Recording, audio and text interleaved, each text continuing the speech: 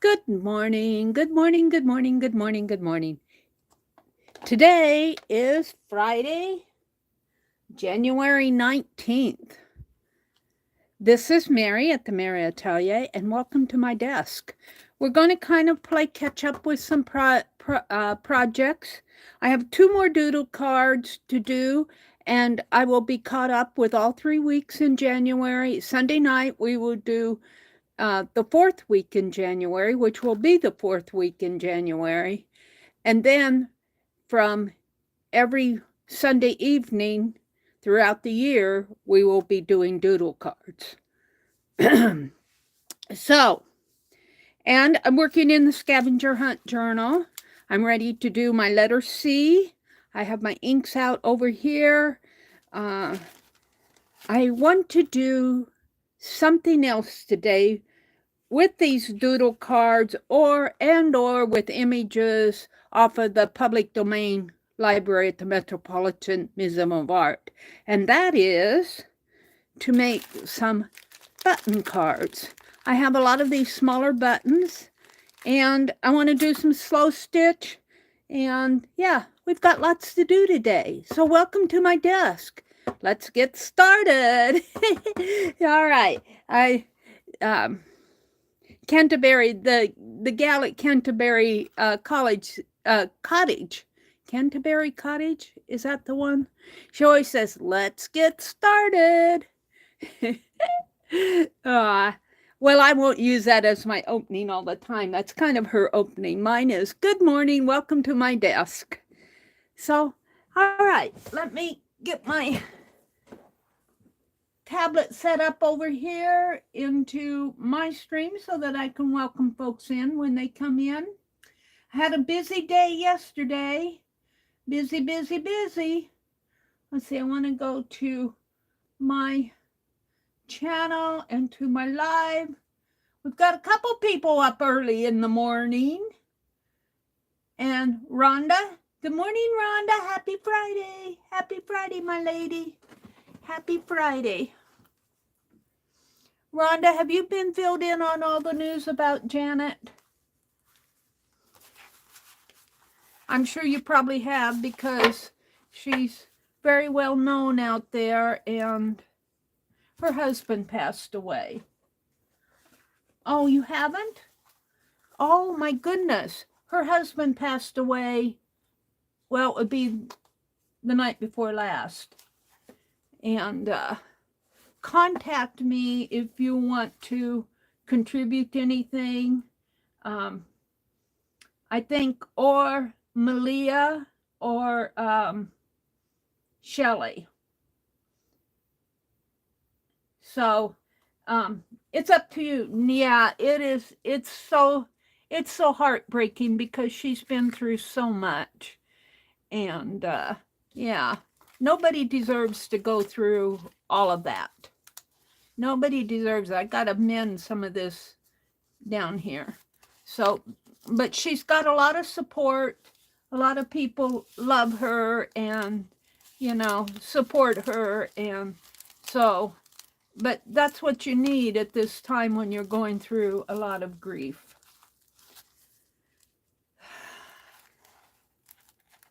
So, yes, she is one of the sweetest angels we have. Do you know what's going on? Well, Malia has set up a Facebook group, and they are setting up. They aren't quite set up. I think they're going to have a sale to contribute. I'm going to, and they're not doing a GoFundMe or any type of thing like that because they feel like those places take a part of the money. But you can contribute to Janet personally through PayPal. So, and, but to get more information about all of that, I would contact Malia or Shelley, Crafting Mamas, and they can fill you in on all of it if you're interested in contributing, you can get her address and her PayPal. I can give it to you, but I'd rather have you contact Shelley and Malia because they're kind of the ones who are the organizers behind all of that. I've doing my part, but you know, I'm not trying to step in and lead anything because that's their job. So, but I am spreading the word. We all love and support Janet, and she needs that more than anything else at this time of year. Yeah, people are sending her cards. They're contributing to her PayPal.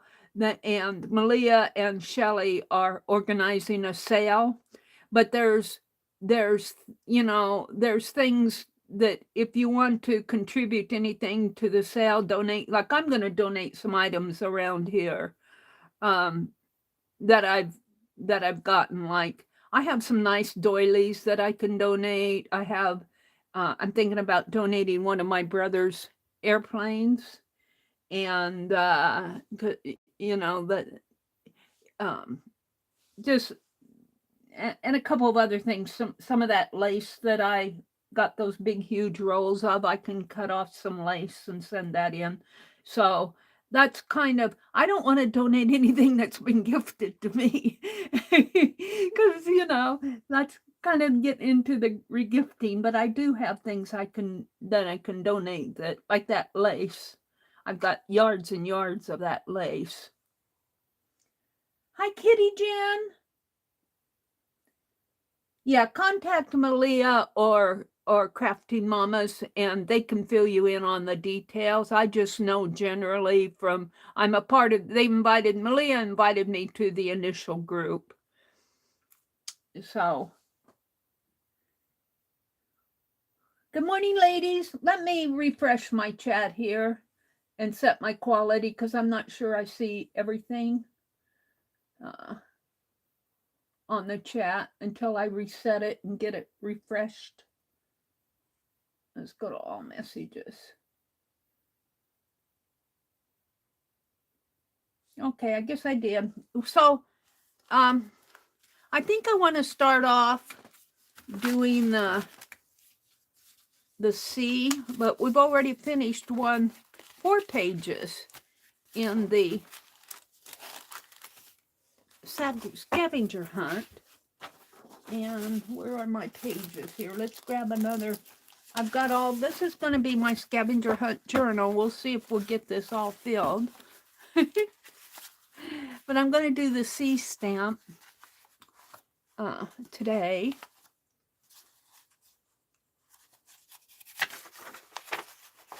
And I think I'll do it on the grid here.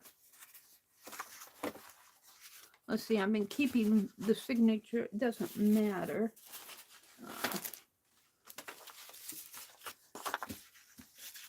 And that goes for anybody who wants to contribute. Just contact Malia or Crafty Mamas. They're the organizers of that.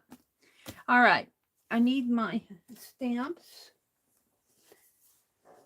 And I wanted to put the B on here too as I go.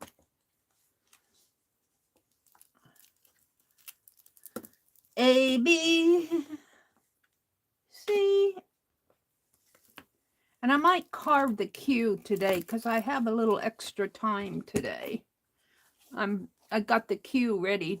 I don't have the word on the back of it. I'll have to check all my words, and I want to put small words like art and ink, but I have words on the back of these, so I have to make sure that I don't duplicate my words. Time. All right.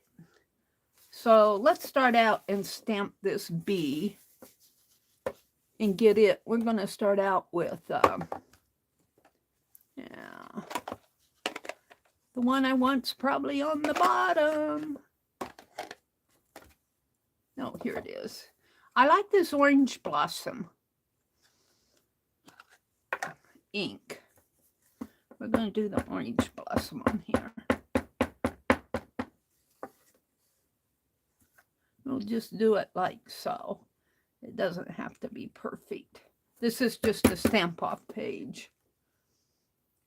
And I guess this is just my drop sheet here. I guess you guys can see what's going on.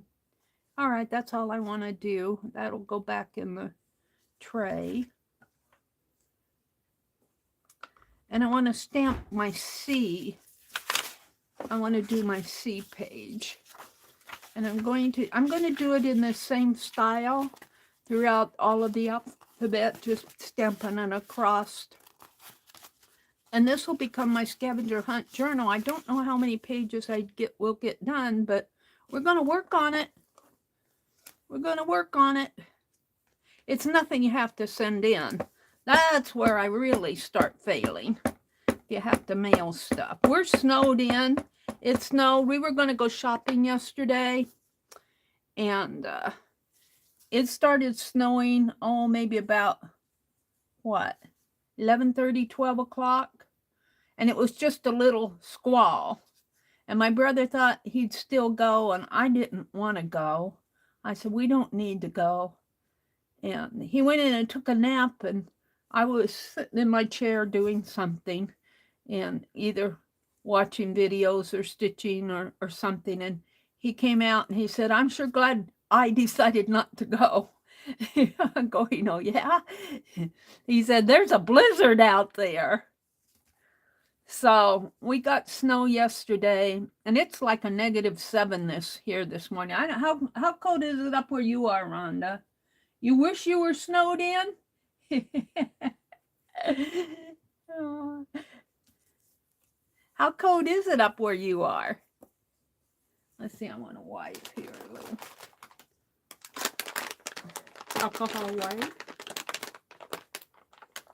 Yeah, we're snowed in. My car is totally snowed in. My brother keeps his car in the garage, so I can't drive any place. Any place I want to go, he's got to take me.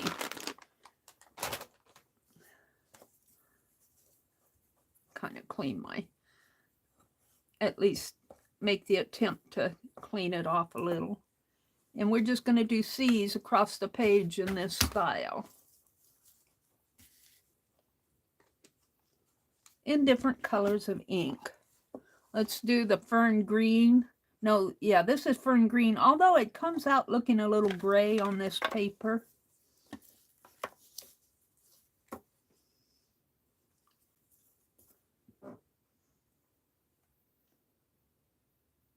It feels like a heat wave right now. It's 22. But supposedly it's going to get really cold tonight and tomorrow. Yeah, we're not done with our cold weather here yet. We're not done with it. It'll be probably a couple more weeks before it's all over with. But even if it gets into like the 20s or the 30s up in there, that would be nice. You still have a lot of winter to go, yeah. Well, generally, January is our coldest month. And February is still cold. And it can be cold in March, but it starts warming up in March. Because spring is on its way, and we'll all be thinking spring. It's 44 where you are, Jen? What state are you in again, Jan? I know I should know, but sometimes those things I forget.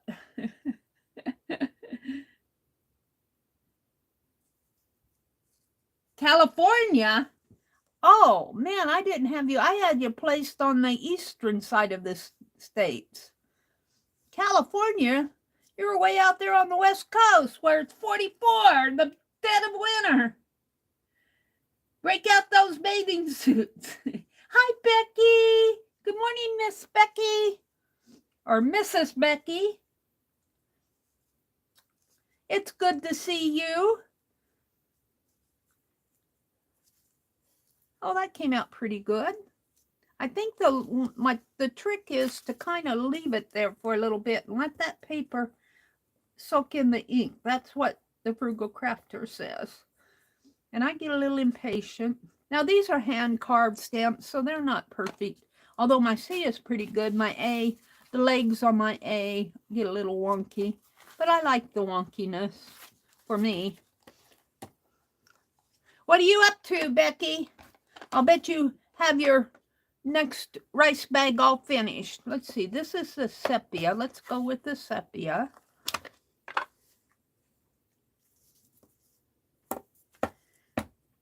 Becky, did you hear my announcing about Malia and Shelley doing some things for Janet? If you're interested, I hesitate in making too much of an announcement or telling you guys privately because, you know, I don't want you guys to think I don't know what I'm thinking, but contact Malia or Crafting Mamas if you're interested. I was talking about it earlier. You're just doing more stitching. 10 till 6 a.m. 10 till 6 a.m. What do you mean? Were you up all night, Becky? Okay. Yeah, contact Malia or Crafting Mamas. And I'll just say there, well, you can, and you probably already have it because you and Janet communicate, I think, back and forth, but they have her address if you're interested in sending a card. And this is kind of an announcement generally, again, for folks that may be listening. Oh, Rhonda just asked me, oh, it's 10 minutes until 6. Oh, Jinx asked what time it was. And they have her PayPal address that, you know, they can't show that stuff publicly. And they're organizing a sale. And you can either be a part of the sale as far as, well, see, this is where I want you to contact them because I think they're planning on going on StreamYard and either inviting people in to StreamYard, which I can't do because of my equipment setup, or you can donate and send things to either one of those gals. And of course you can go buy. But if you want to be a part of that, contact Malia, lovely Malia, or Shelley at Crafting Mamas.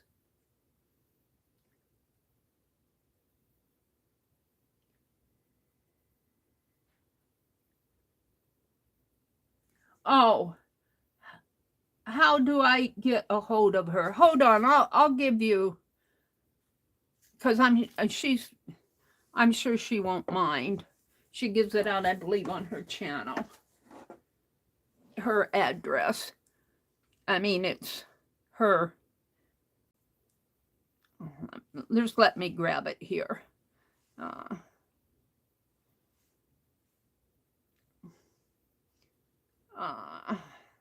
It's a pretty general one. It's. I need to go to my desktop. Where is everything on here?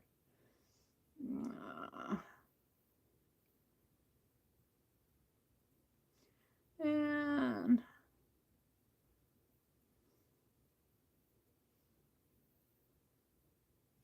let me find it.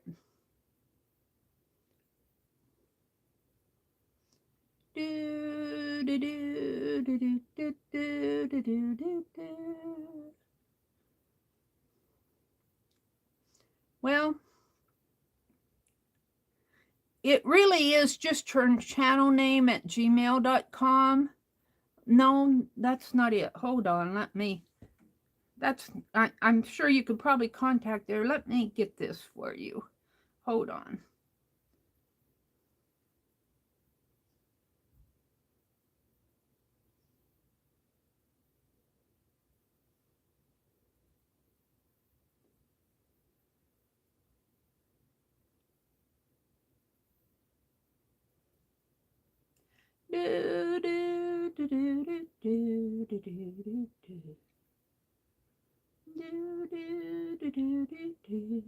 And I'm sure that's not it.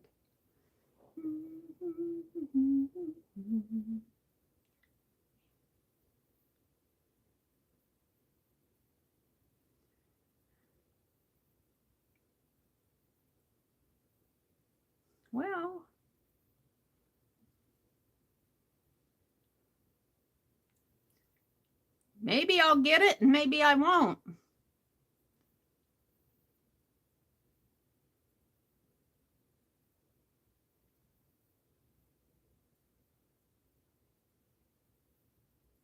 Here it is. Here it is. Hold on.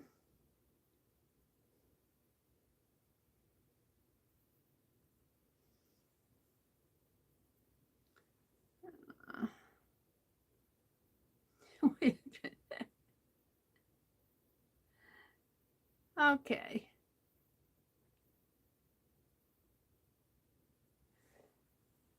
Oh, I have to come in here to give it to you. Hold on.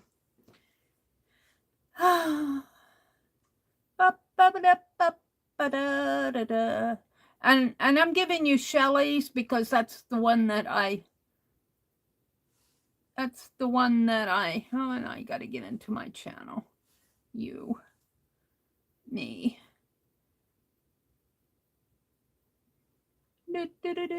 Got the ads. Got the ads. Skip the ads. And go into chat. Oh, she's on Twitter. Did you find her address while I was bopping around in there? Whoops. Yeah, there's her here. This is her email. And I'm sure she makes that public, so I don't think she'll mind if I give it out. So contact her at that email address.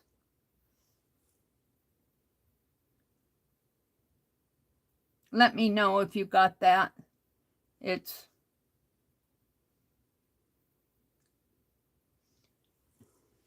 I'm sure she gives that out on her streams and things, so I think I'm okay doing that. If I'm not, I'll get cussed out by her. What do you mean you gave my email address out? I'm sure she gives it out. Thank you, Becky. She's also on Twitter. I didn't know she was on Twitter. I can't handle going any other place other than YouTube. It just gets too much for me. I barely get my YouTube stuff done. I get so interested in stuff and I get so sidetracked. This is the watering can. That's kind of a gray again. Let's go for the coffee. Let's go for coffee. I'm trying to limit myself to 1 cup of coffee. I make a cup of coffee in the morning. Well, it's really 12 ounces. I'm using Keurig now. But I bought some of that Green Mountain hazelnut. And boy, is that stuff strong. Oof. But I try to, it's a 12-ounce cup. And I make it in the morning, early in the morning when I get up, and then I just sip on it. And I probably drink about half of that, which is 6 ounces, which is almost a cup. 8 ounces is a cup. And I'll just sip on maybe half of it. And like I say, that coffee is really stronger than what I normally would make for myself. But I bought it, so I'm drinking it up. And then it'll sit there all afternoon. And I don't I don't drink it all down. I'll take a sip on it occasionally. Sometimes I don't even drink the full cup. But I'm trying to cut down on the amount. I mean, like 5 cups of coffee a day is too much. Of course, I never drank 5 cups of coffee, but I'm just trying to limit myself to a cup of coffee. They say 1 to 3. Oh, and Becky, since you're here, I looked up on the kidney disease because I wanted to make sure I was understanding it right for myself. I looked on their National Kidney Foundation, their website about potassium levels. And they say that the potassium level, your potassium, you need potassium, you need all your minerals. But they say that it's like between 2.5 and 4, I think, what you should normally have. And I think what I was seeing, and you really have to have your levels checked to find out where you are. But if you're low in potassium, then you need more potassium. But if you're high in potassium levels, then you need to cut down on whatever you're, in your diet. So I'm thinking, because we had that discussion yesterday about potassium levels, and I wanted to make sure for myself that I was understanding me, or understanding that my understanding was correct. And I think I was probably reading the information for the high stuff. I don't really know if I'm high or low. I need to check all that stuff out. But still, it never hurts to watch. I'm not as concerned about that, but we had that discussion yesterday about potassium levels. So you kind of have to know your own numbers. Kind of have to know your numbers and work accordingly as far as the kidney health goes. And I think it's the same for, what is the other one? Phosphorus. Phosphorus is also, I want to say it's a mineral, but I don't know for sure if it's a mineral. I think it is. But it's something you have to be aware of, all of those minerals.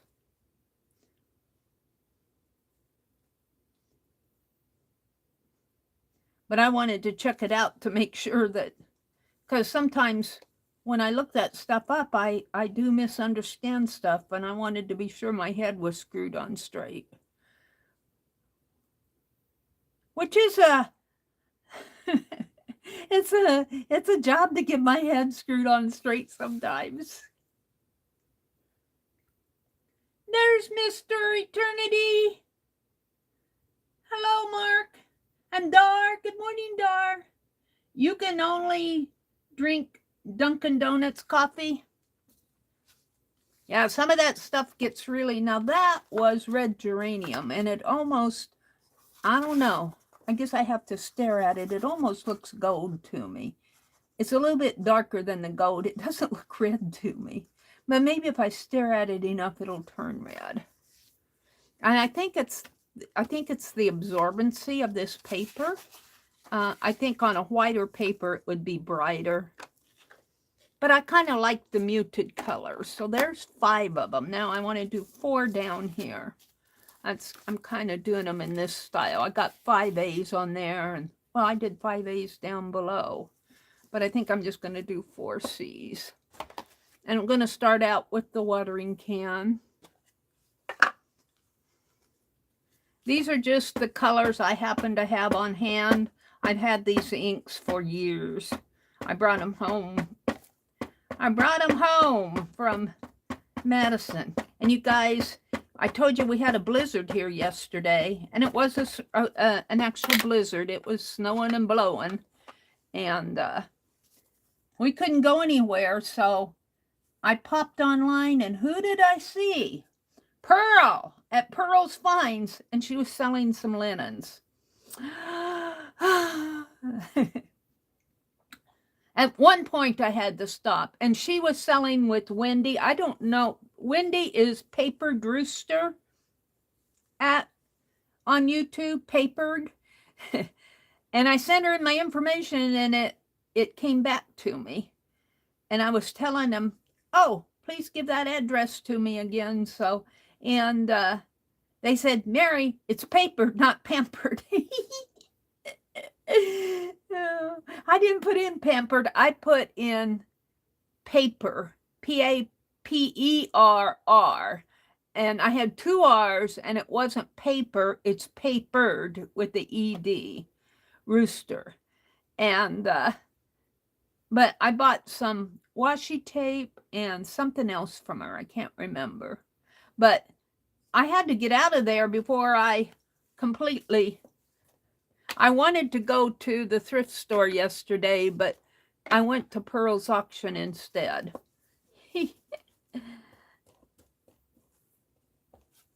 So that was fun. I'll probably skip the thrift store now. And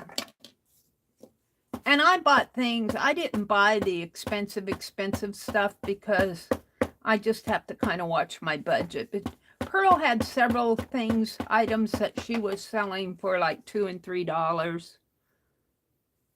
Oh, I'm going to have two grays together, but that's going to be okay. On this gridded paper, I can kind of fit my 1 inch into the little grids here. I should have done the blue next.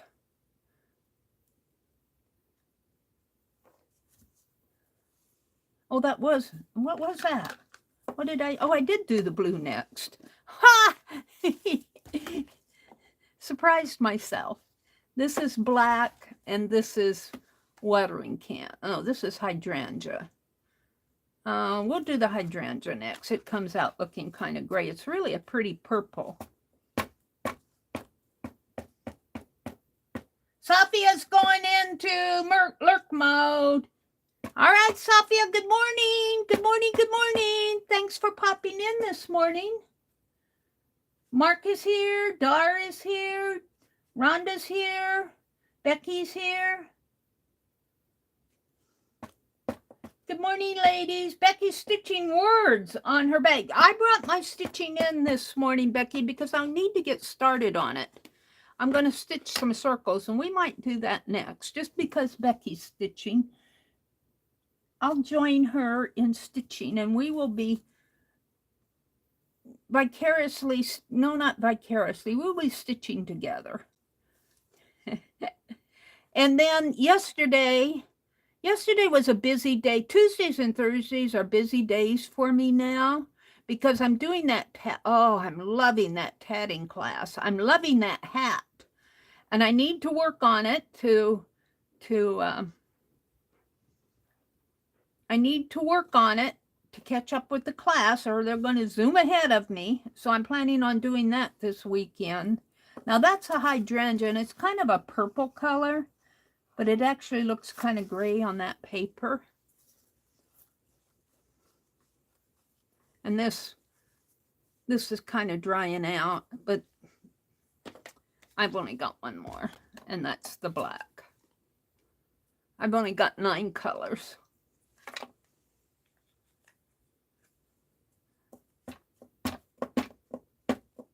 And the black I have a refresher for. I should get refreshers for these other colors. You can get archival ink refreshers from ranger.com because these are Ranger inks. You can buy the refreshers. I don't know if they have all the colors, but I would think that they do because these are put out. These are Wendy Becky colors. I like to go to ranger.com, and Tim Holtz has a new color out. Is it called Timber? The word timber is in there. I don't know if that's the only word or if there's another word to it, but timber, and it's a dark brown, almost black color, somebody said. I haven't seen it yet. Becky says she's using a letter stencil to create the words in pencil, and then she's stenciling over, and then she's stitching over the pencil lines. That's cool, Becky. That would be nice on an art journal cover. See, well, that black's a little darker. And this is hydrangea and blue. And I think that's watering can.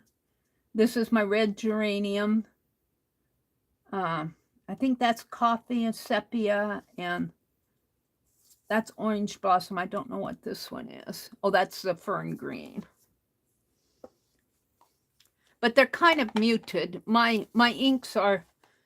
They're not juicy, but I kind of like them like this. I do kind of like them like this. They're an older set of inks, and I'm just going to leave them out here. And every day, every time I have a live stream, oh, let's put a C. Let's put some C's on here. I got a B. We'll put a couple C's on that. Maybe I'll do another B too. Let's put some C's on here. This is, I'm going to kind of put in my art journal that my 2024 art journal. I'm not going to do it every month this year. Last year I separated my signatures out into months. This year it's just going to be, when I do it, I do it. Okay, we'll do another B. By the time I get the entire alphabet on here, this page should be pretty full. Maybe I'll have to do the back of it too.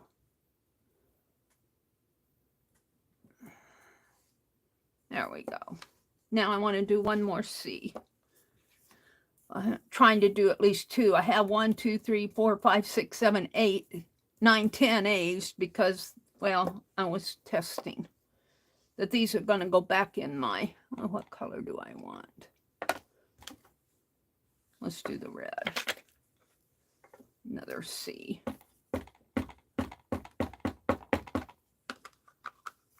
C, C, C. I'll do it over here. And I have the Q out ready to carve, but I'm not going to carve it right now. I'm going to move on. I might just get out that stitching and stitch a little with Becky. That was red. That sure doesn't look red to me. I think it needs a refresh. All right. So these go back in, and this one stays out to carve. A, B, C.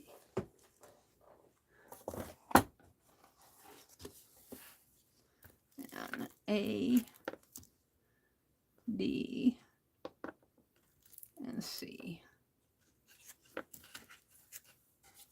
This is my set here. I'm up to Q, and then I got all the erasers here for the rest of the alphabet.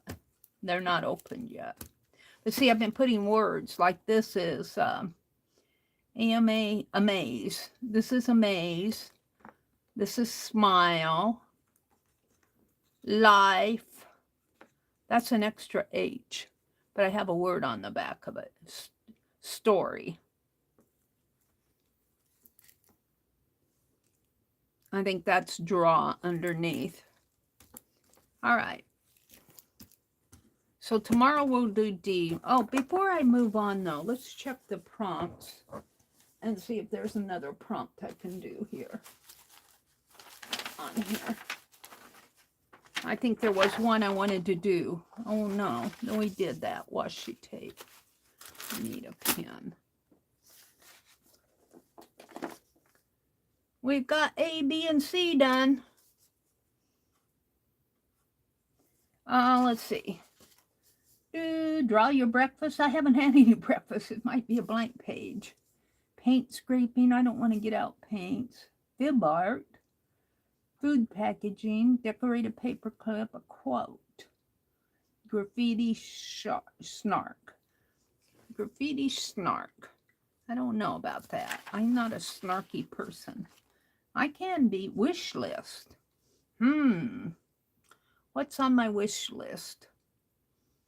Well, you could get like world peace, or I could either want world peace, healthy friends, well, healthy people around me, or a brother scan and cut. Oh, there went an ink thing. I'll have to get out Becky's gripper. I knocked it right off my desk. I just went poop. I don't know what color I knocked over, but it's over underneath. Went over the cliff. Tissue paper, Valentine, botanical gratitude page, a book page. A book page. Oh, I've got all sorts of books.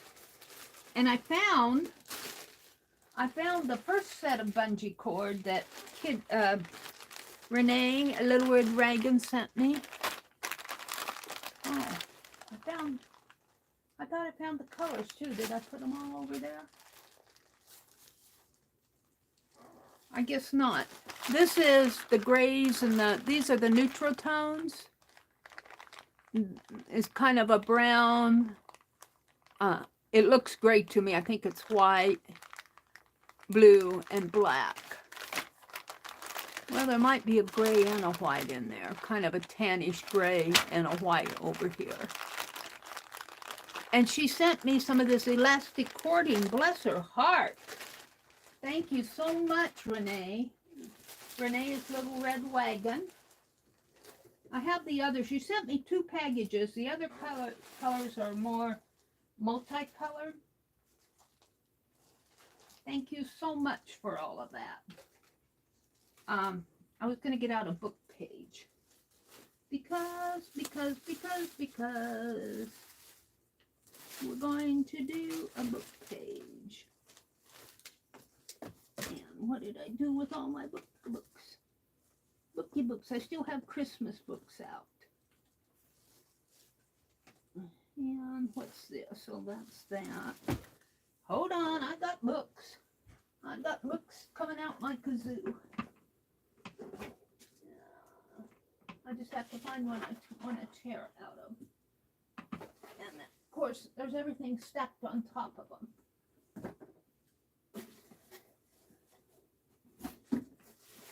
There's everything stacked on top of them. What's in this sack? I think it's still Christmas ornaments. Oh, it's those little, got that Dollar Tree lights. Hold on. Hold the phone. I'm getting down to my books. Oh, you know what I have?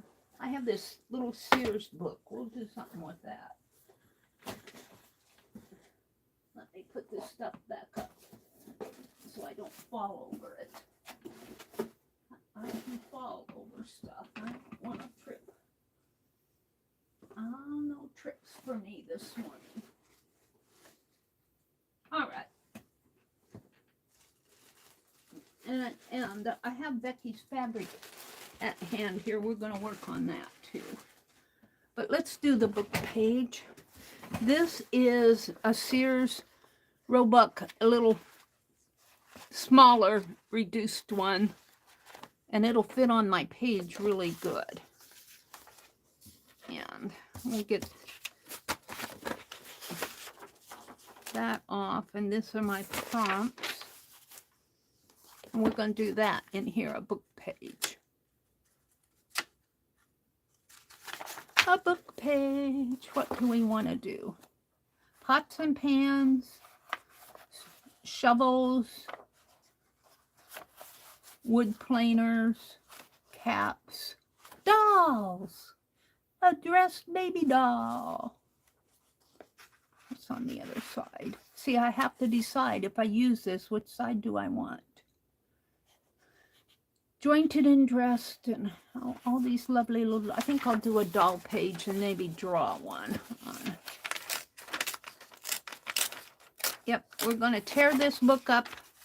We'll be using it for, I bought it for Ultrine Art. And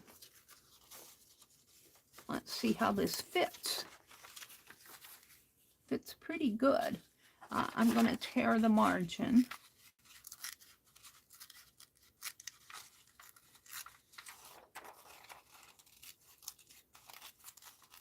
Wonky style.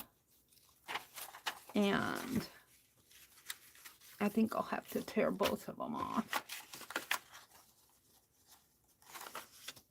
Yeah. We'll just put it like this and tear down here. You need my ruler.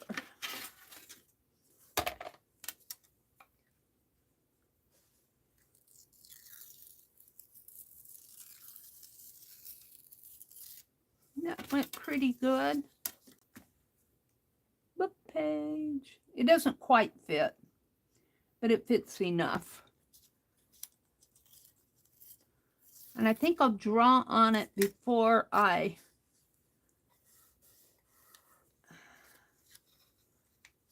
glue it down. Might be easier.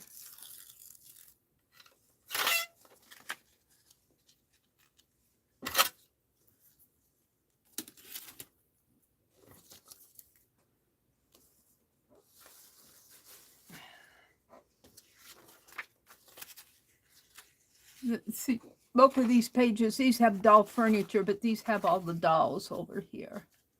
So I'm just going to draw one of these dolls, maybe right in here where there's more white space. Boy, I need a magnifier to see them. They're very tiny. One that's not too hard. I'm thinking that one. I like that one too. Let's go for that one. So I'm just going to, maybe I'll color it in. We're going to draw her out here. She's got kind of like a little skirt in here. Like that. Can you guys see? Yeah, I think you can. You can see, I don't want to zoom in too much. There. And then she's got two little legs coming down here. And little feet. And she's almost standing on the top of this lady's head. And then her skirt has little bands in it like that. Two of them. And little pleats.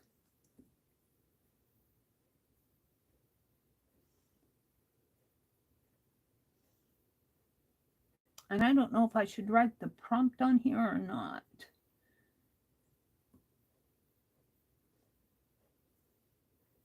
Maybe I'll write it down here, book page.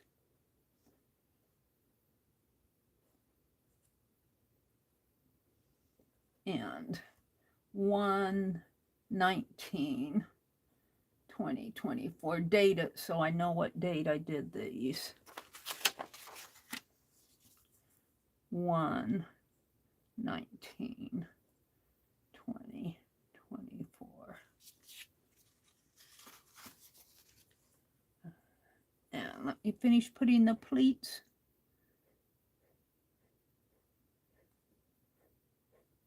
And this is all solid, and she's got two little arms coming out here.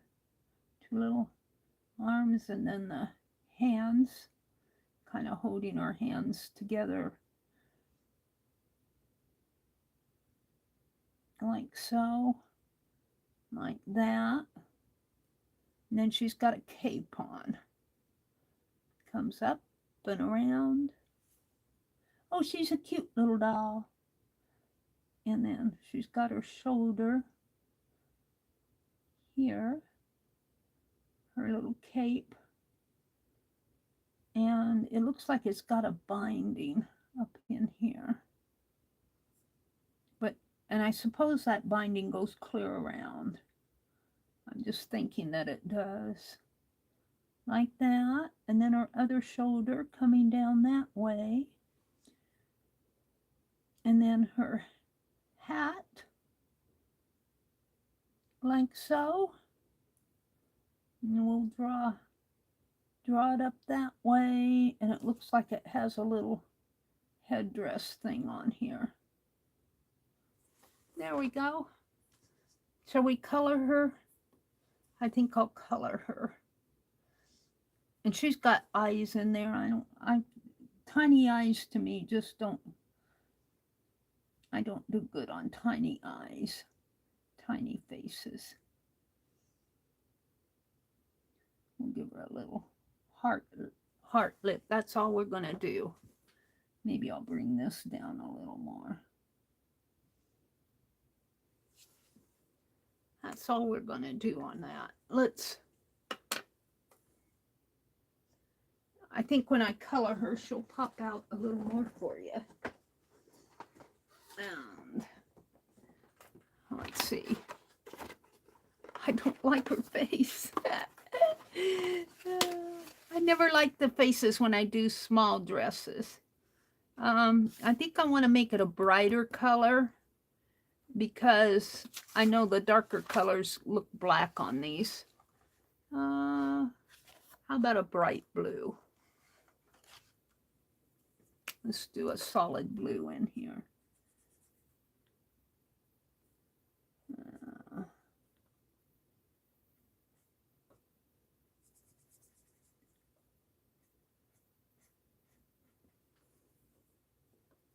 You see where I'm going.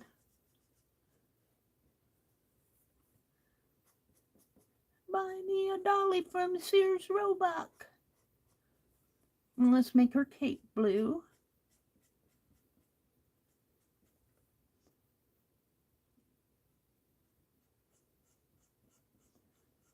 And I suppose these pleats down here will be blue.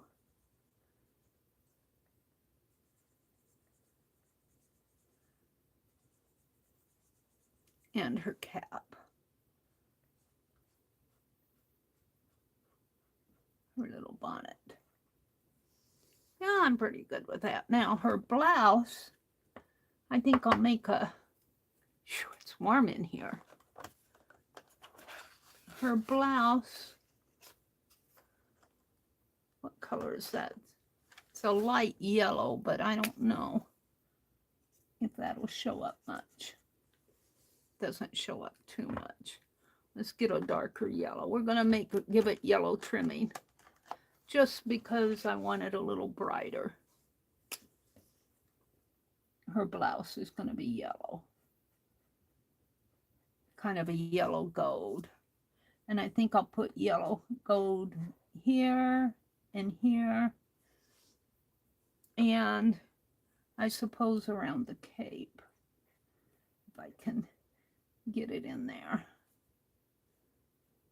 Yeah, I'm pretty happy with that. Now her feet. Her feet, I suppose, should be brown. Whew, it's warm in here. Woo! I'm gonna have to turn on the fan. I'm sitting right above the furnace, right above the vent. And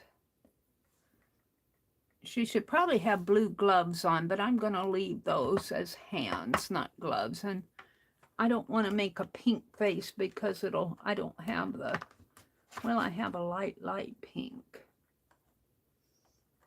And lightest pink is probably too dark.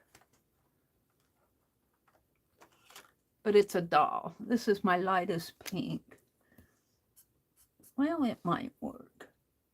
Let's give her a, well, I've got that black. Well, I drew with in Sharpie. It shouldn't. We'll just put a little pink tones in there. It shouldn't blend with the Sharpie. There we go. There's my dolly. Yeah, I should probably zoom in or hold it up so you can see it better. And is that all we want to do on there? I feel like getting one of those word stamps out and stamping. I don't know if I have doll. Doll would be a nice prompt. I could write dolls on it. I don't think I have doll. I have life, smile, amaze, story. Did I do amaze twice? I think I did amaze twice because of my Z's. Draw, look.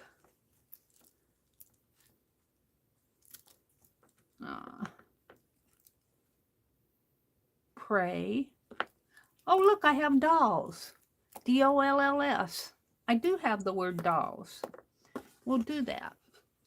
Let me set these over because I don't want to. Yeah. We'll stamp the word dolls on here. It's on the E. And I think I'll stamp it with this orange blossom. I could stamp it in blue, but let's stamp it with the brighter color. And I think I'll stamp it off here. See what it looks like before it might be backwards, I don't know. Let's see, dolls. We'll see how my S looks.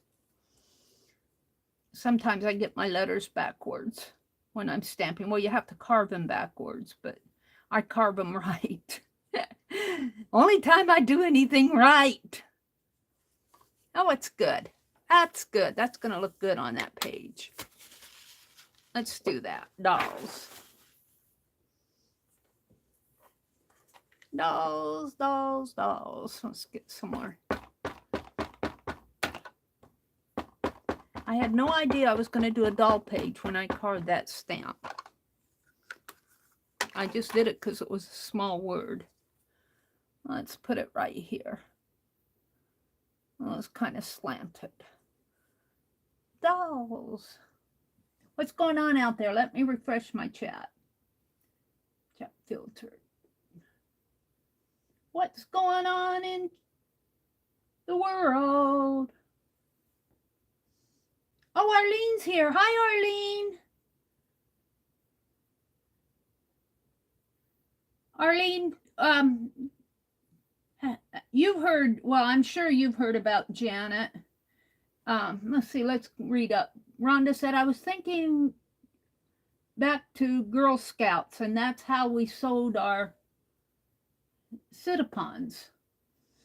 Mark said, I'm about halfway done with my Lost. I'm amazed. Becky said, you marked a couple to do. Huh. You had marked a couple to do. On my prompt list, let me look at my prompt list while my ink is soaking in. Oh, use watercolor. Use watercolor. And I think watercolor splatter were the ones I was thinking I would do next on here. Got coffee stain. Create a border. I could do that with my doodling. I'm not going to do all these. I'm just reading. Use watercolor was one I marked. Swatches. Swatching and using watercolor. Let's get out Becky's gift to me and do some swatching. Of course, I'd rather swatch on a doodle card than in here. Because these are, oh, that didn't show up too well. Let's outline it in black. Dolls. I should have used a darker color.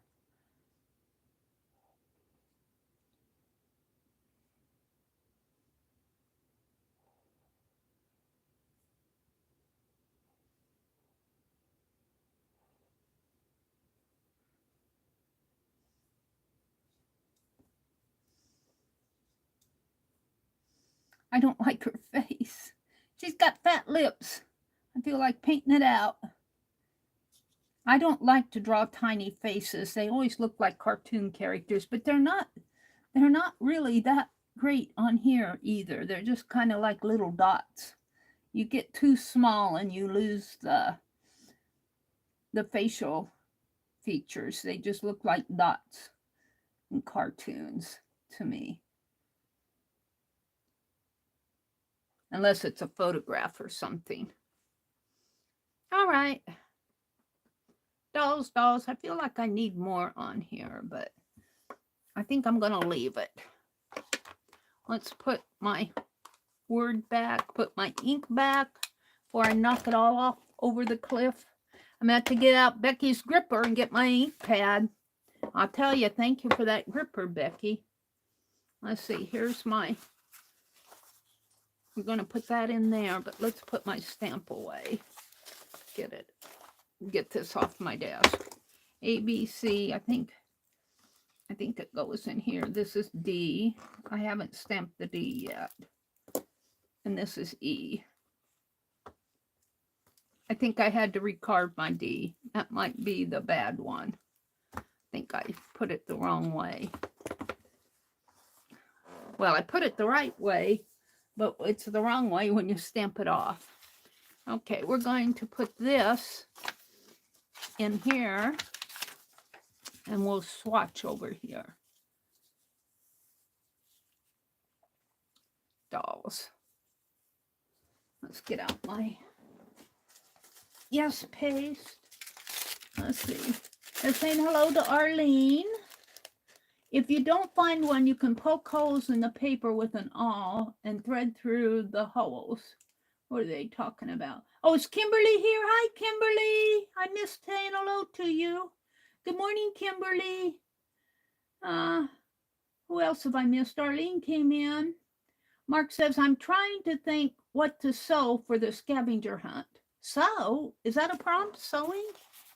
I'm trying to think what to sew for the prompt. I don't have a needle that I can find anywhere. I know I had one at one point. Is sewing on here? I missed that. What do you need to sew? Are you doing, you mean for binding the journal? Let's see. Kimberly says, I'm there. I'm in there cleaning the kitchen. I didn't even check to see if Meri was on.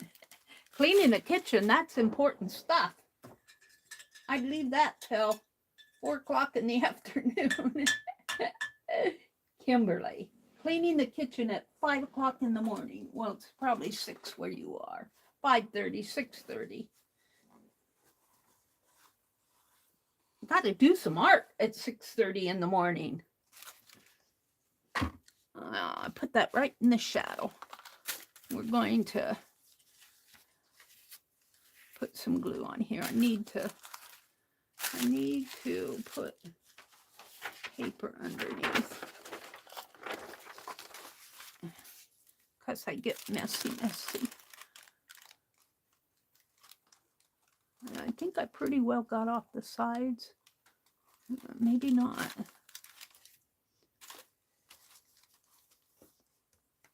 And we'll fix the other signature while I have my yes paste out, because some of that washi tape didn't get glued on the bottoms, and it's starting to curve up on me.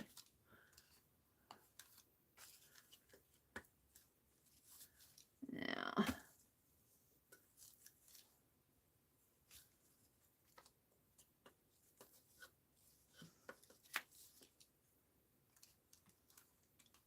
If your paste starts getting a little thick, you can just sprinkle a little bit of light water on it in there, but you want to be careful. You don't want to leave this paste open in the air. I mean, while you're working on it, it's fine, but don't walk away and leave your jar open because it will get gummy.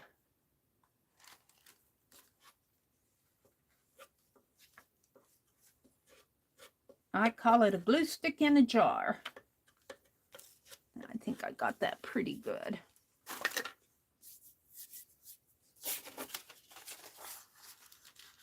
A glue stick in a jar. How is this? Over just a bit here, if I can. I think that's pretty good. Now, let's go in here and put a little. I like to check my corners, but I'm still doing corners. It seems like I'm always doing corners.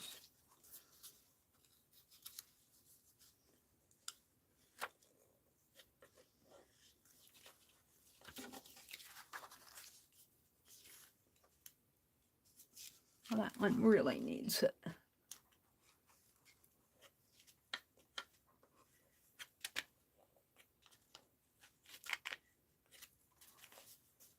And let's check this one. Not too bad, but we'll put a little on it. There we go. Now, while I have my glue out, let's, down in here, this washi was peeling up a little for me. Put a little glue in there.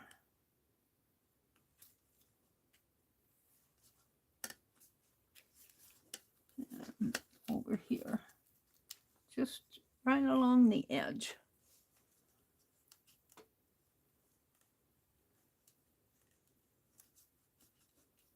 And up here. These others are pretty good. Let's do this.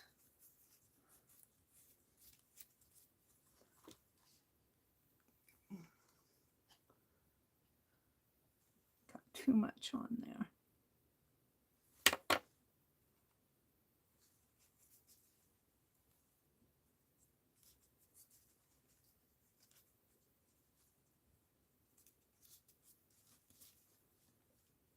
Alrighty, we'll see how that lasts me. I'm just going to put that in the water, let it put this away.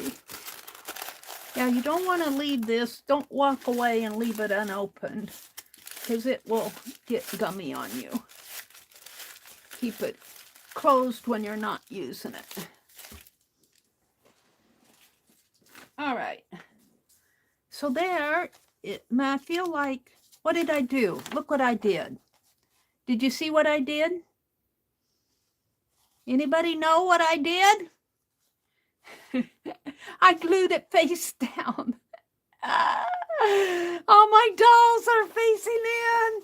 Oh my gosh. Well, I guess I can do my little doll. I didn't like her face anyway. Let's draw her out again. Oh!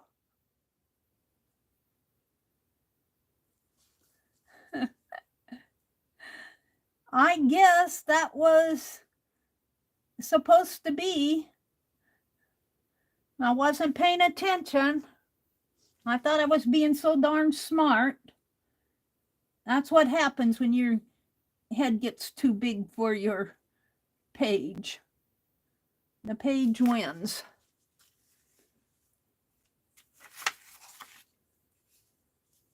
Doggone it. Doggone it. Meri, you do the stupidest things sometimes.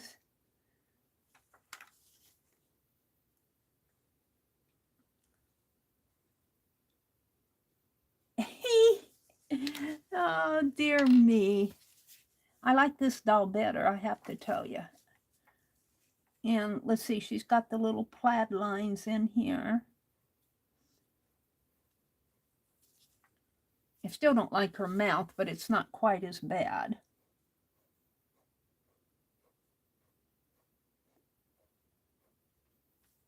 And her little feet down here. Alrighty. And then I'm going to have to restamp dolls on there. Stamping, the ink didn't come through. I think I'm going to put the prompt down in here, book page. And 1/19, 2024. Oh, that's okay. I've got the dolls and the doll furniture in here. I've got two little dolls and the one I redrew. And there's a little doll sitting in a chair there. Ha! Oh, Meri, Meri, Meri, you are so not fully awake on a Friday morning. Gotta yell and wake myself up. Let's color her dress blue again. Blue, blue, my heart is blue. We'll go with this one. It's probably a little darker. I don't know if I want that one. I think I'm missing a couple colors out of here. They're probably around here someplace. Let's go with this one.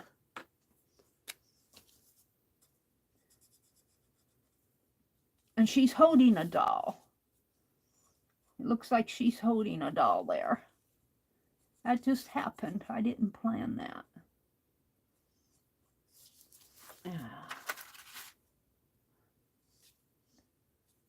Honestly, Meri. Glued her face down. Wasn't paying attention to my work and just plopped it right down. Head down, face down. All right. So she's got a blue cape on and a blue hat here and blue in there. She's holding a little doll. If I can get in there with my super tip. And she's got a yellow gold blouse on. A gold blouse. If I can find that yellow gold color that I was using. Was it this one?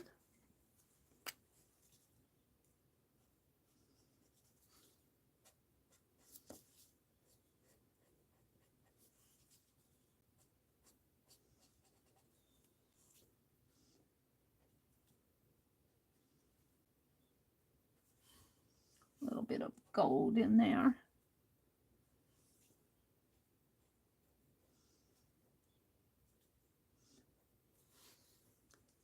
Okay. And I'm not going to color her face. I used a light pink on it before, but I didn't like it. All I need to do now are the brown shoes.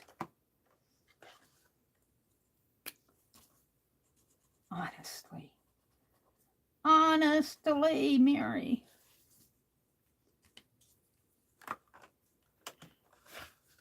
And we'll stamp it again. Nothing like redoing a page. All right, stamps. I put them away.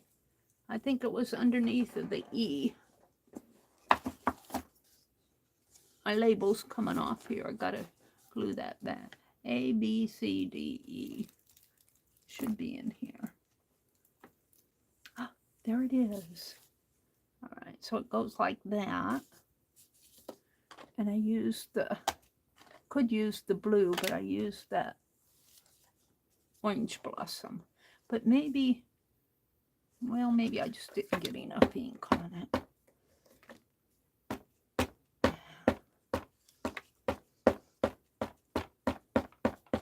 So if you're interested in participating or contributing to what Shelley at Crafting Mamas and lovely Malia are doing for Janet, contact them. I put Shelley's address above because I have it. Don't know if I have Malia's. Contact them and they'll get you all informed about what they're doing. They want to contribute to Janet's. They're raising some money for her. They're having a sale, an online sale. So if you're interested in contributing, and I'm sure they'll be announcing the date. I don't know if there's a date yet. They're just in the organization stage of it.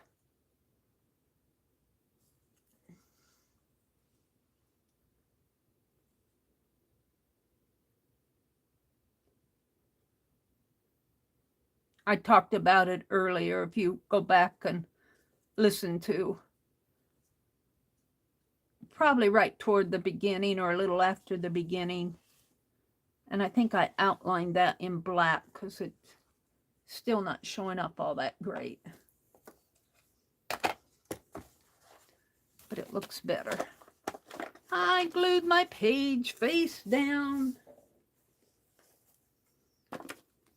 Where's my Sharpie? Here.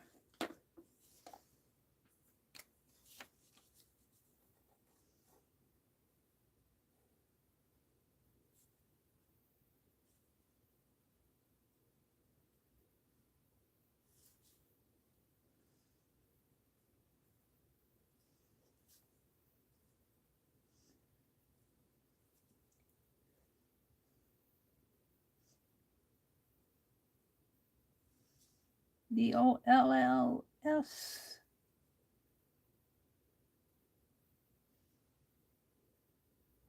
There we go. Feel like I should be doing something else on this. I'm afraid to do too much. What's on the other side are my C's, but I don't think it'll, if I kind of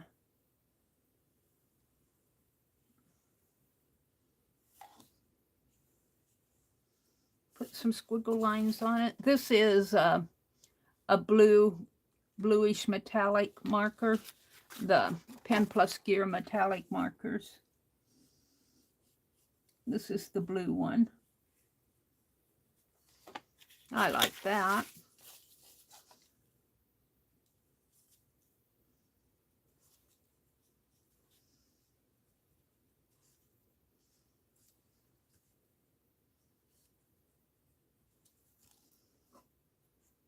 There we go. Now call that done. And paste it in. Right, properly, the right way. Now we're going to do some watercolor swatching over here. And I think let's get out the watercolors. I have them behind me. I put them in that box. But I moved my boxes around this morning. Where did I put the box? Right here. I have it. I have it. And I'll need my little cup.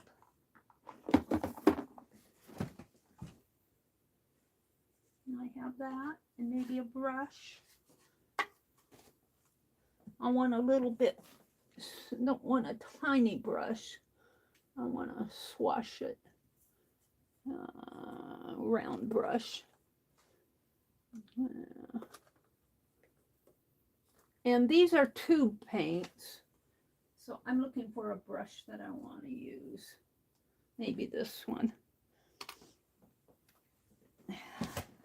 So I'm going to just take and squeeze a little out. But let's see what I want to do first here. I got them, they're separated. I think I'm going to do, because they're out, the Winsor Newton Cotman. I call it Cotterman, it's Cotman. And there's 12 of them. So I might have to swatch on two. Let's see. There's 4. Let me get them out here. And I'm not going to squeeze a whole lot out.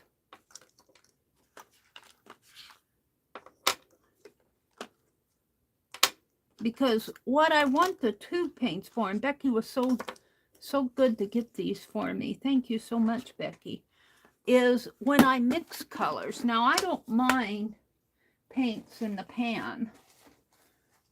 But when I mix colors, it's so hard for me to drag. I have to load my brush and then move it over to the palette and then rinse it out. And then I'm losing color when I rinse it out. And if I can eliminate that step of having to come from here over to here, I think that'll be much nicer. So I'm going to, this is a 10. Let's take this side, put it over here. And let me get up further on or tip my camera a little here, so you can see more of the pages that I'm doing. How is that? Is that a little better? I'm waiting for my camera to catch up with me. All right. So I have 12. And I'm just going to swatch them. And I think I will draw lines with my ruler. This is the swatch page. And maybe if I do 1, 2, 3, 4. And we'll leave 4 times 3 is 12. Let's move this out of the way. I haven't put water in there yet. Put this back in the box. Let's draw my lines. And my paintbrush. And I'm going to use my Sharpie because I don't think it will. And we're going to put, don't have enough room here. So today's Friday. The weekend is here. I'll bet those of you who have to get up and go to work in the morning are very happy. All right, I'm just going to make 4. I think I can get 4 on here. The last one might be a little wonky. 4 this way. 1, 2.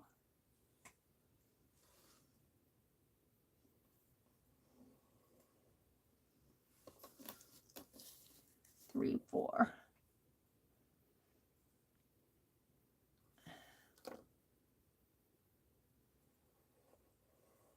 Last one's not quite as thick. Let's draw. Hold on.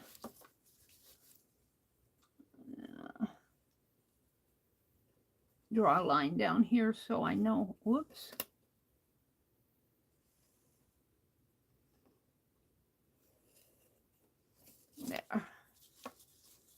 And then I only need 3 this way, but I'm going to leave a space for my,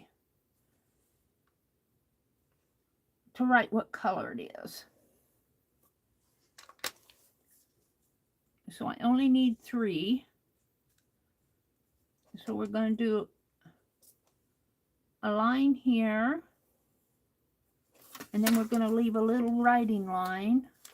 This ruler's too big for the space I have on my desk. Let's get a smaller ruler out.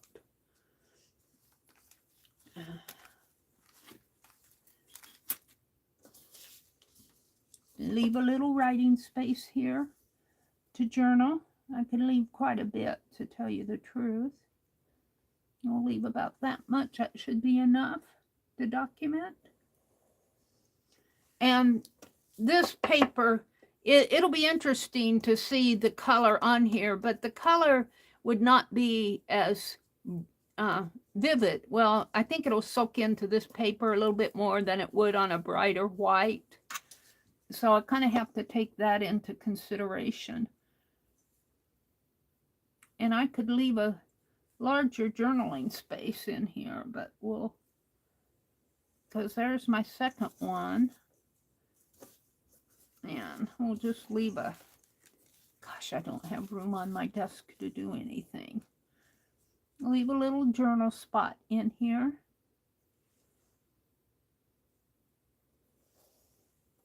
And this will be my third one, I guess. And then I'll have space to document at the bottom. My lines might be a little crooked because Meri has a crooked eye. And we're going to write the word watercolor up here.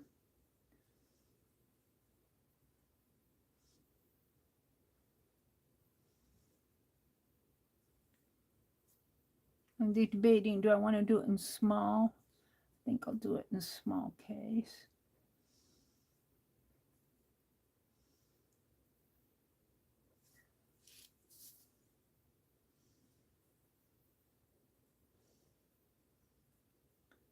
Water.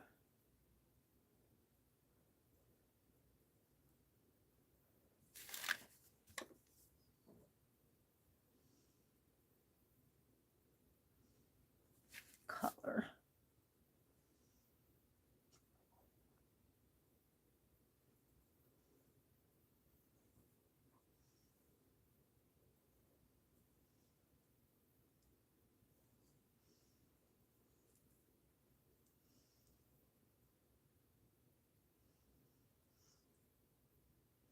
And then down here, I can write that they're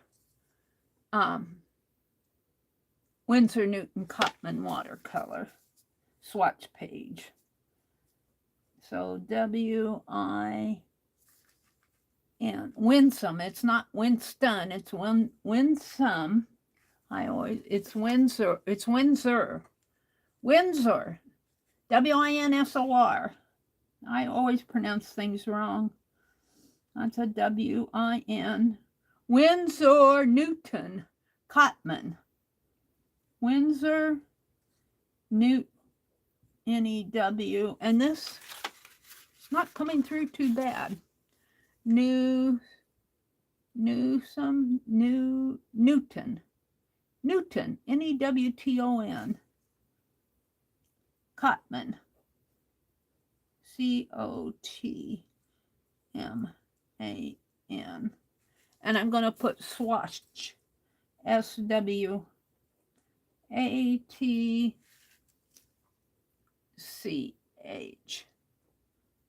Swatches, is there an E-S? Swatch, I'll just put swatch page.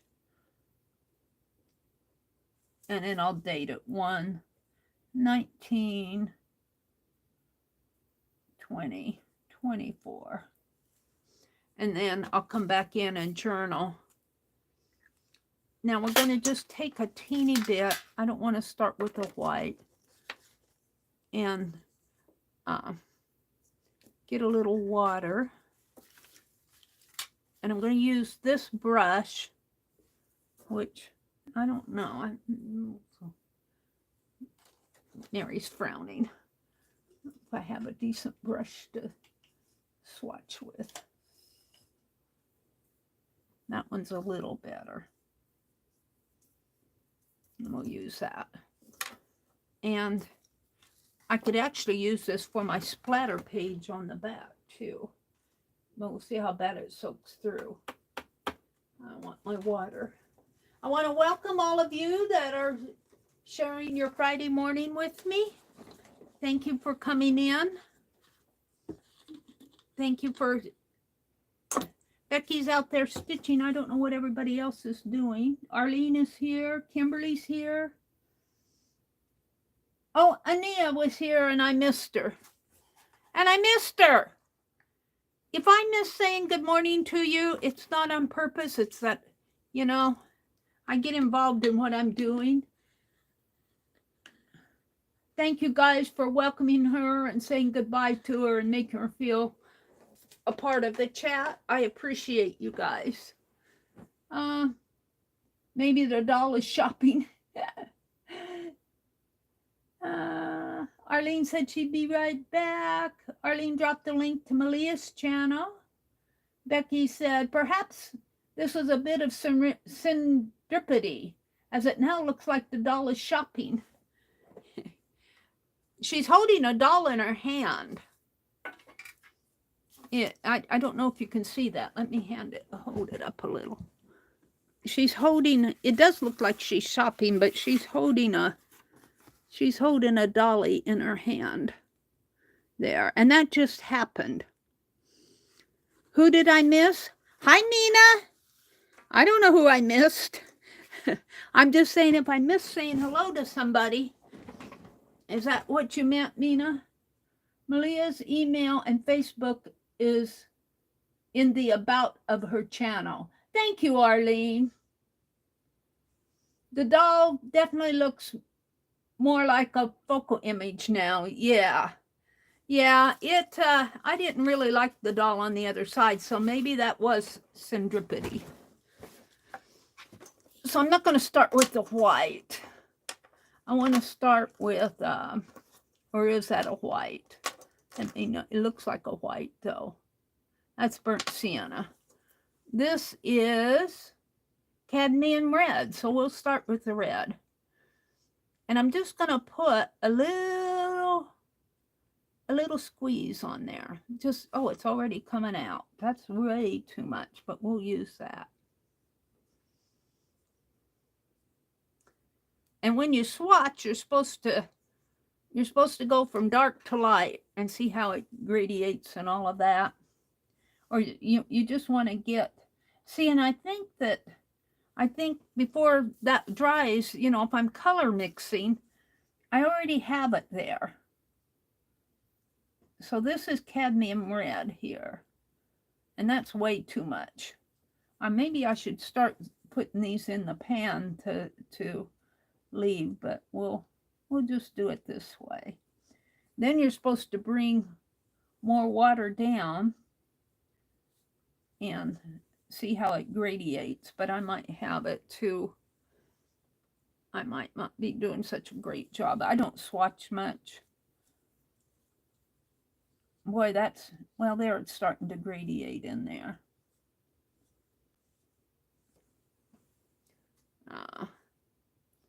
We'll let that dry a little, and then I'll put another layer of red up above.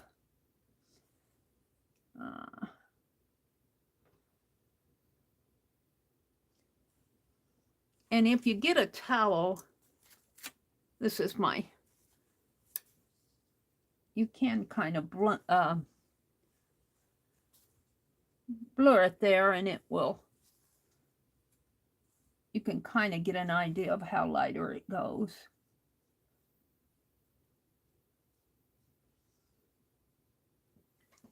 And I want to save the back for my e-page. So I'm going to, I think I'll use that for some splatter. Let me because the other prompt, there's a watercolor splatter page prompt here. Use watercolor and swatches. I thought there was a splatter page prompt.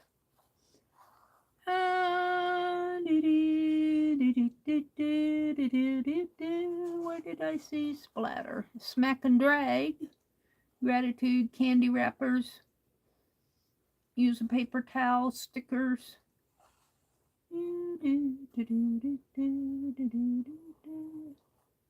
Create a monster. Well, I don't see splatter here now. I saw swatches and use watercolor. I thought I saw splatter. Maybe that was in my head. Paint splots. There's splots. Splots are a little bit. Spot is when you. Splatter is when you splatter.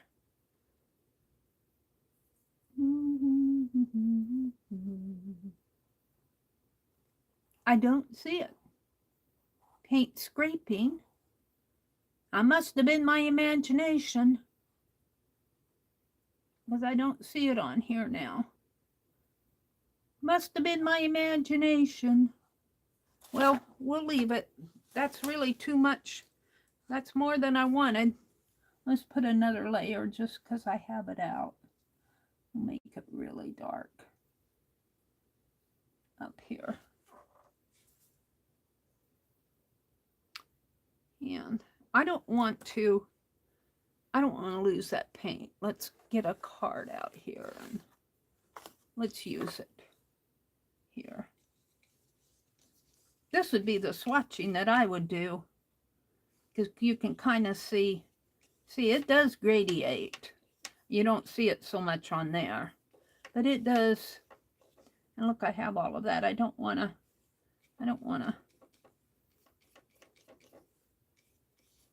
We'll just do this on it, and we'll just add colors as I go. This will just be a. I don't want to lose my paint. I want to use it.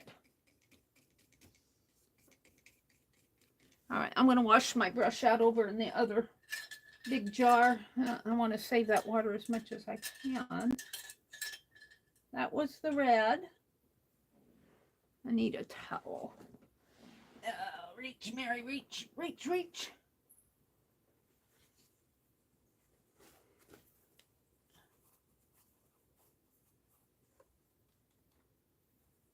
That's pretty good.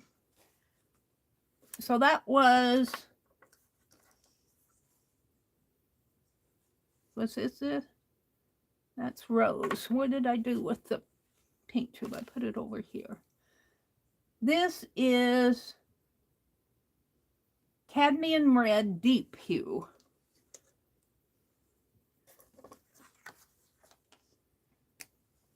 And it's still wet there.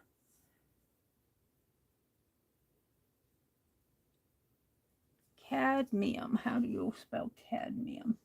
C-A-D-M-I-U-M. M-I-U-M. Red. Deep hue. I'll just make deep. All right, so next to it, I could put this rose, but I think I'll put this is cadmium orange hue. I'm not going to put the word hue on it. And I just need a little drop of it. And it wants to ooze out on me when it's new. That's way too much. Ah.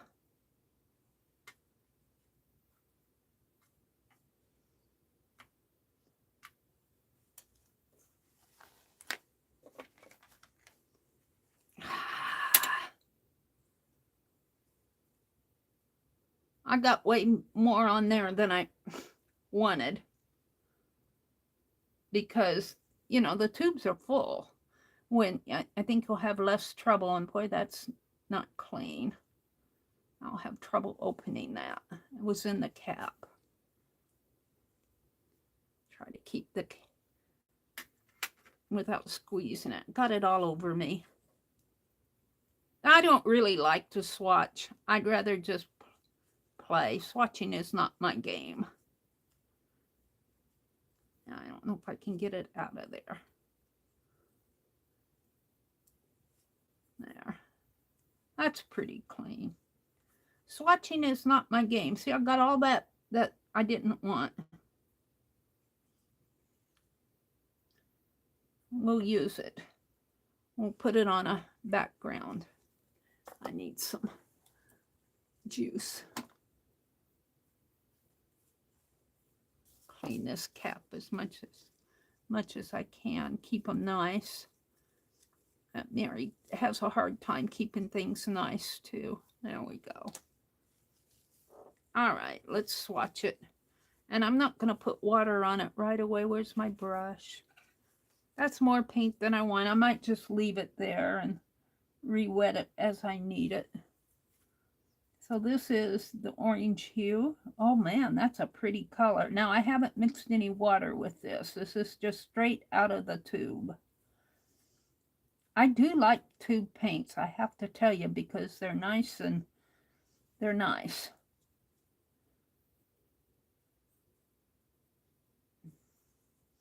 They're nice. So that's straight out of the tube. Now let's mix a little water. Get a little water on my brush and bring it down. It's really, really pigmented, to tell you the truth, because that still has a lot of pigment on it and it's very juicy. Now we'll see how that paper absorbs this and what happens on the other side. And I'm going to take and blot that a little just so I can get a little gradiency in there. And we'll grab some more and put up here. I'd have to say these colors are nicely pigmented. And I'm going to leave that in the pan. Let's see, I'll wipe my brush off on here. And we'll just wipe off my brush.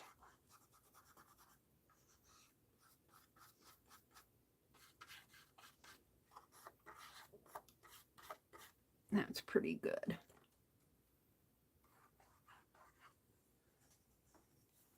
All right, so that is cadmium orange. Cadmium. Am I spelling that right? C-A-D, that's rose. C-A-D-M-I-U-M. C-A-D-M-I-U-M.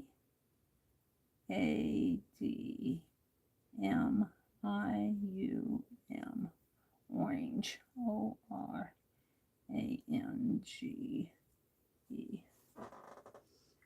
All right. And I think I'll stay with the red tones. And that would be this one. And it's rose. Permanent rose. Rose permanent. And if it oozes out, I'm going to leave it on here. I'm not going to try to... When you first open these, there's so much in there that they like to ooze out. But I think as you use them, if I can get this off.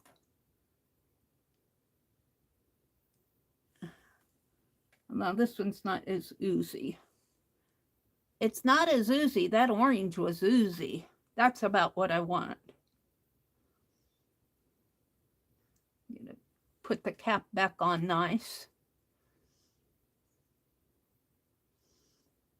All right, and I'm going to do it with a damp brush first, with no water. Just swatch it here, and they're nicely pigmented colors, I have to say. Now this, to me, on this paper, the permanent rose and the red almost look the same to me, but it could be my lighting too. If I had daylight, I'd probably see a rosier color. And boy, I'm using a lot of my paint here with no water on it. It's pretty dry.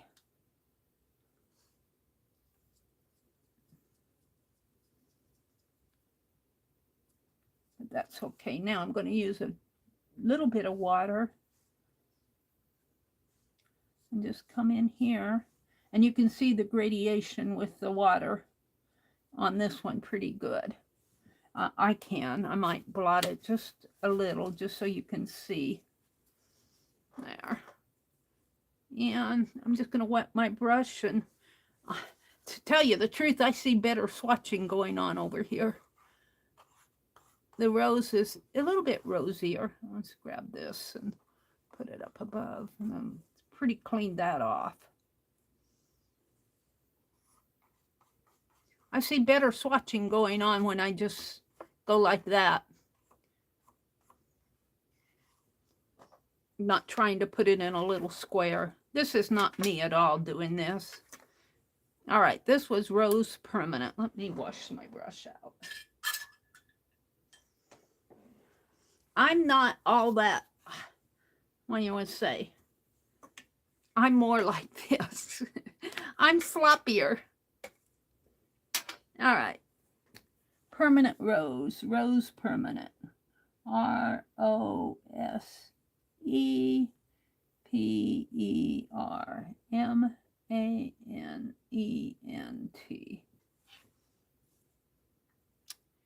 And, okay.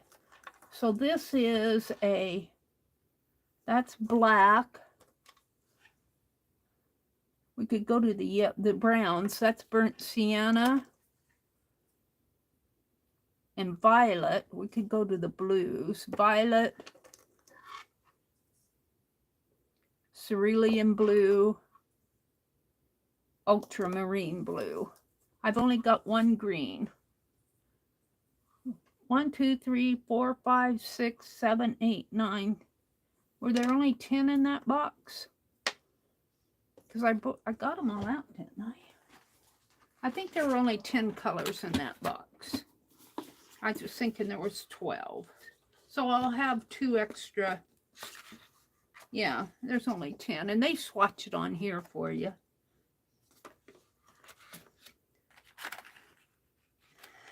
We'll do the kois another time if I swatch them. I'm not one for swatching. So let's do the 1 green and 3 blues and a lemon and a black. We don't have a white. Let's do the green. We'll do the green. Hooker's green, light. Hooker's green, light. And we just want a drop of it. If it's, don't squeeze the tube, Mary. And just put a dab on there.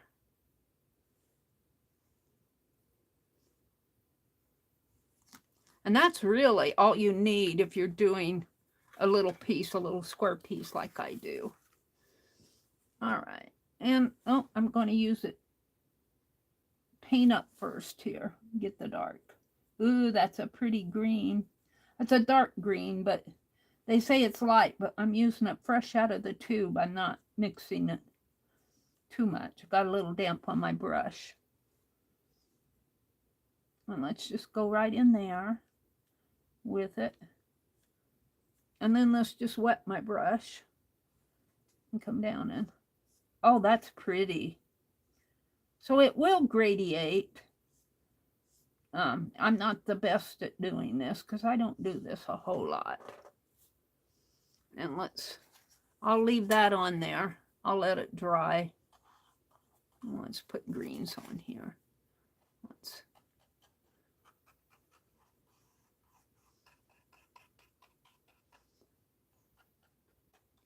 put some happy little trees, as Mr. Ross would say. Bob Ross, happy trees. Get my brush cleaned off.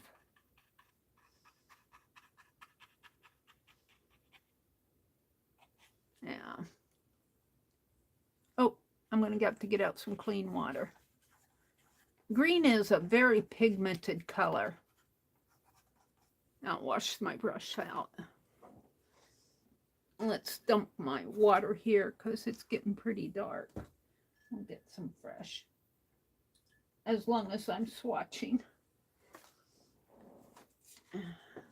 There I've only got one green, and it is a Hooker's Green Light. And you can see that gradiated naturally. These I kind of had to blot. But I'm sure if I was doing it on watercolor paper, it would probably be different. But I'm not. I'm doing it on my book page.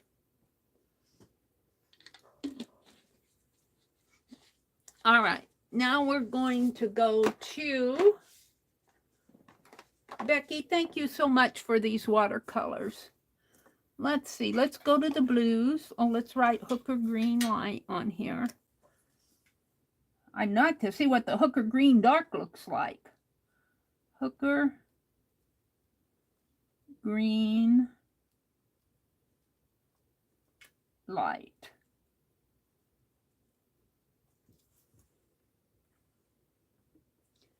Because that looks pretty dark to me. All right, now we're going to go to the blues, and we're going to start out with this ultramarine blue. Ultramarine. Oh, and look, I dropped it right. Well, thankfully it didn't go in any of them. Dropped it right on my pan. And oh, maybe I'll mix a couple of these colors while they're still damp, just for the fun of it, because that's really what I want these for, is to mix colors. That's why I want my wet color. And I didn't get a whole lot there. We'll see if I have enough. I might not have enough. Let's get my brush out. And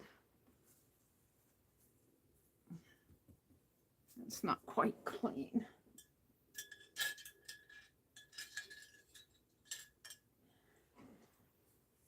There. That's better. And we're going to use it right from the tube there. Yeah, I don't know if I have enough here. We'll see.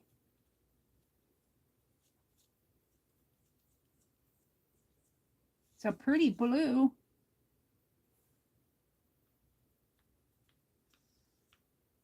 Yeah, I'm going to have enough.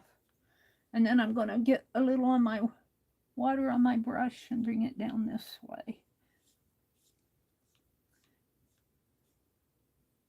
And kind of gradiate it. There we go. And I blot this a little. It did gradiate, but I like to blot it a little to bring it out a little more. And let's clean my brush. Blue. Let's do this in here. Maybe some blue mountains in the back. Yeah. Why I do landscapes, I don't know why. It just naturally happens. We got a red sky.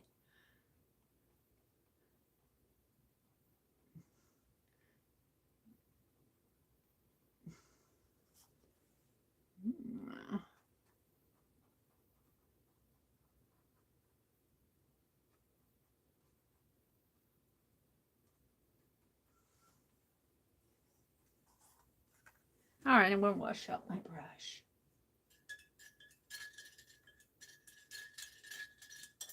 I hope I'm not boring you guys. I'm having fun. We're doing a swatch page in the Scavenger Hunt Journal, and that's ultramarine blue. Make sure I'm naming it right. Oh, it's not on the back. It's on the front. It's interesting. Ultramarine. It's not even called blue. It's called ultramarine.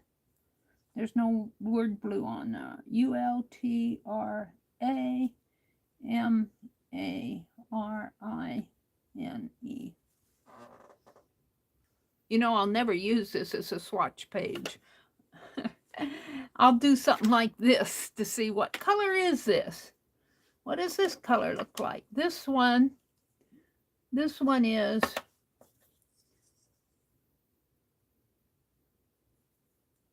purple.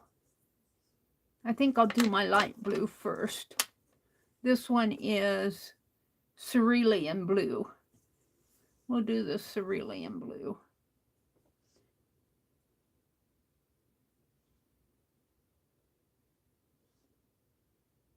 And it kind of oozed out. Not too bad.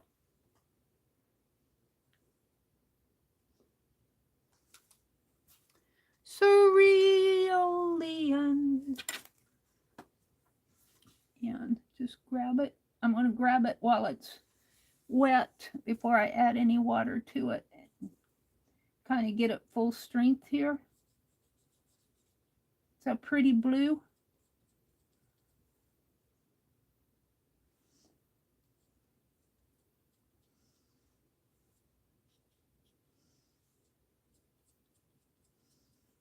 Add a little more. And then just take a little bit of water and swash it down. It radiates nice. It radiates real nice. Didn't even have to blot that. Wash. Oops. Let's do my sweet swatch card here. Should we put a little blue up in there? Ooh, it'll make it dark again. Let's put it down here. Very light. I didn't have much pigment on my brush.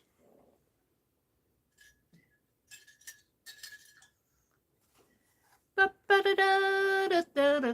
want to do a little stitching this morning on my circles with Becky's fabric. Cerulean. C-E-R. Mary's not good at spelling. C-E-R-U-L-E-A-N. C-E-R-U-L-E-A-N. And they put the word blue on this. They did not put the word blue on that. All right. Now we're going to do the violet. I should have done the lemon up here, but I wanted to do the green.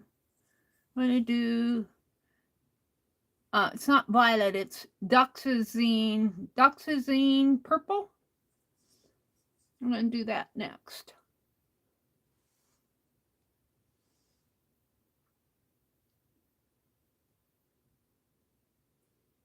Do a little squeeze.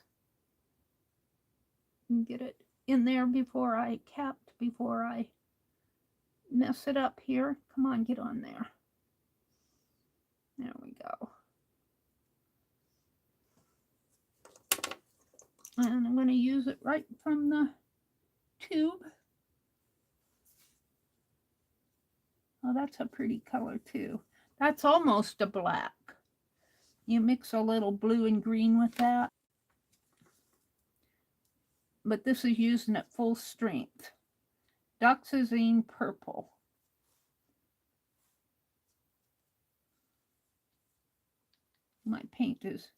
My brush is a little bit of dry.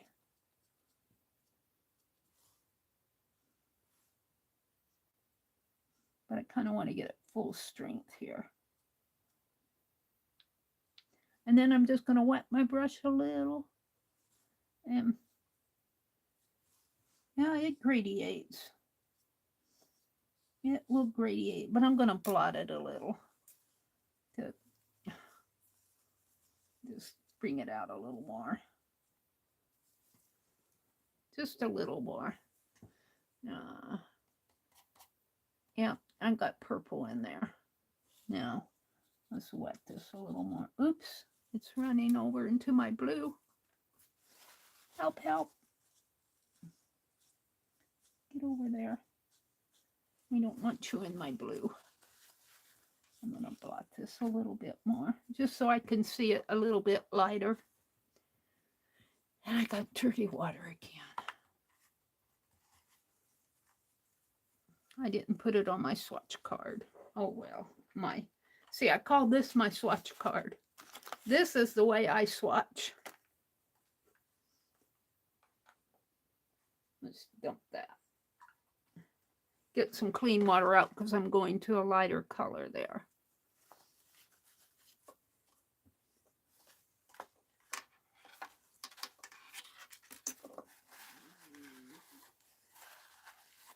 I'm going to get some more of these little paper cups at the Dollar Tree. I'm going to buy 2 or 3 packages if they have them. But don't tell them I like them, or they'll quit selling them retail. I want my water brush, my water spritzer.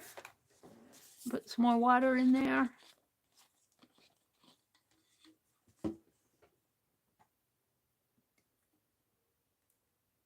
I find things I like and then they quit selling it. It's not just Dollar Tree.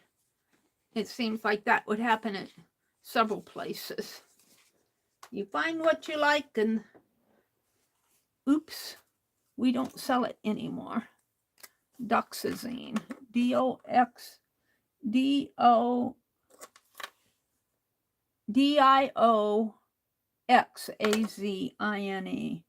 D-I-O-X-Z-I-N-E.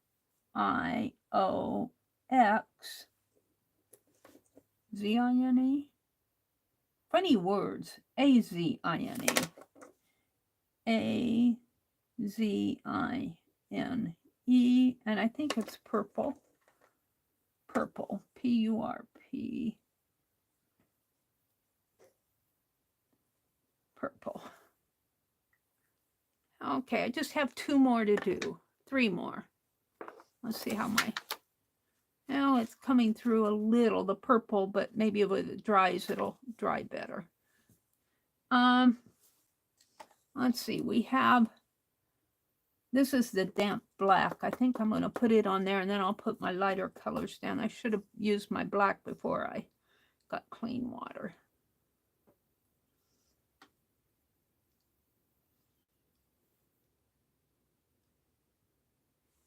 Now, see, that didn't squeeze out at all. Thank you for not oozing out on me. Ooh, it's kind of thick.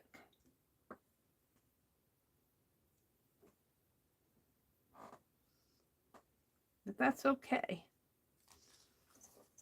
It doesn't ooze. That orange really oozed out on me.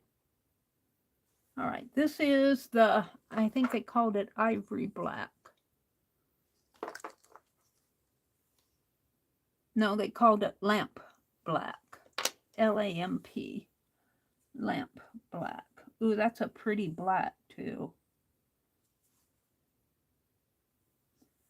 So if you're out urban sketching, this would be a nice color to have, to tell you the truth.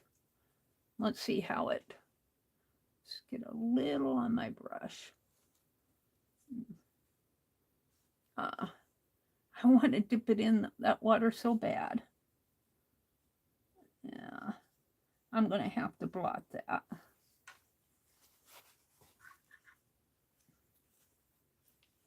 Yeah, it's pretty good. I think I could get it to blot better on my sheet. I mean, to gradiate better over here.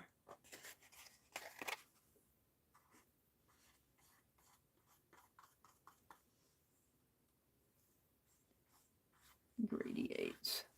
Not too much, though. It's still pretty dark. It's still pretty dark.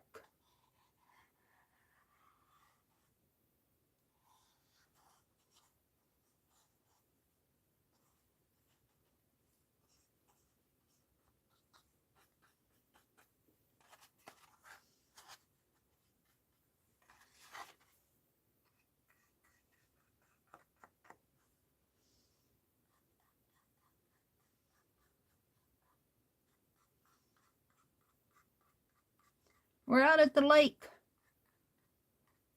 at sundown, I guess, or sunrise. I guess it's sunrise because it's Friday morning. And we're not out at the lake. We're in a small town, really.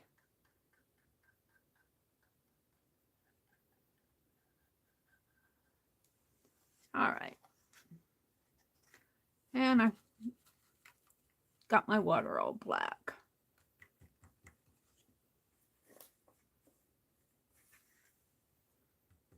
I think my brush is pretty clean.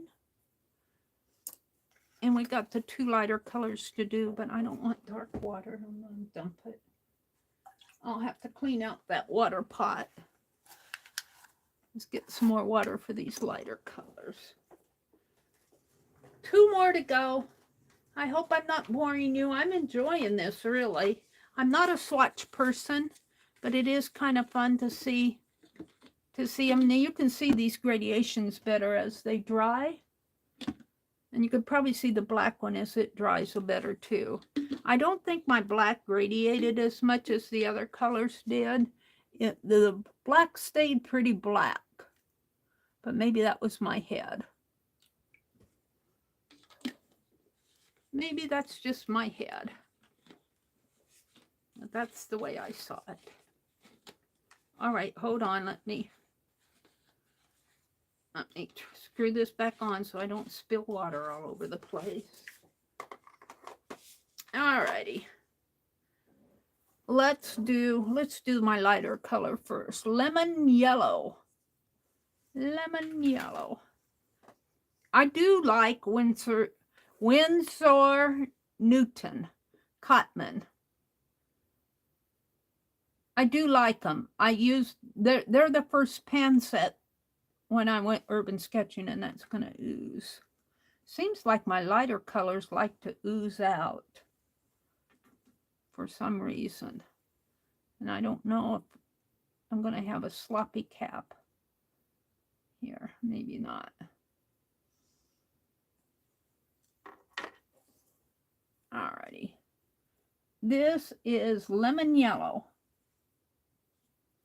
And it is light. On this paper, it hardly shows up.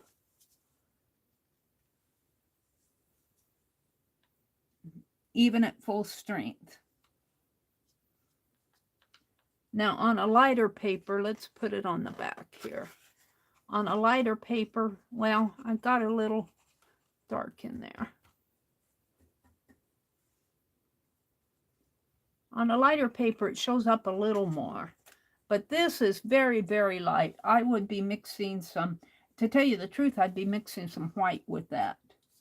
It's just almost too light for me. Almost too light. But I guess if you're going for a very light, light, this would be exactly what you want. And I don't see much gradation. A little. I see a little gradation if I add, of course, I mixed water with this up above. But add a layer up here. And when it dries, it'll probably show up a little bit more. But you know, I noticed that in my markers too. The yellows just don't suit me. I like a darker yellow. A dark yellow like this, only not orange, a dark yellow. This is a light yellow. It is what they said it is. They said that's what we were giving you. That's lamp black. Let's write that. Lamp black. Lamp black. And this is, got one left. This is lemon yellow light, and it is very light. Lemon yellow light.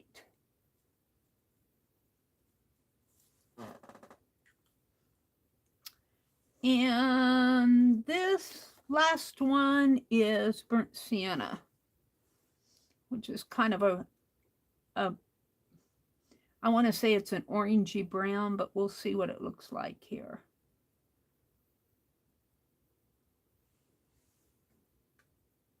And that did not ooze out too bad for me. I like them when they don't ooze out of my tube, because I can control how much I put on my, this is the last one. This is burnt sienna. Is that what they called it? Burnt sienna. It's kind of a medium brown color. Oops, I did it right over the yellow. Doggone it. Messed that up. I don't think that I can fix that too much. I'll just leave it there, because my yellow will never cover over that.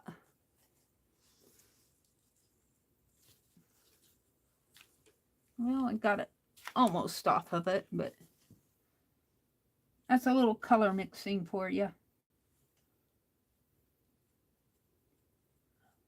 This is a pretty color for a brown. It's a pretty brown color.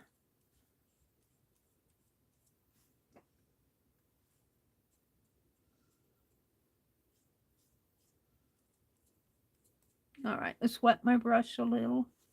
And oh, this gradiates very nice. You can really see the gradation there. Very nice. And that's burnt sienna.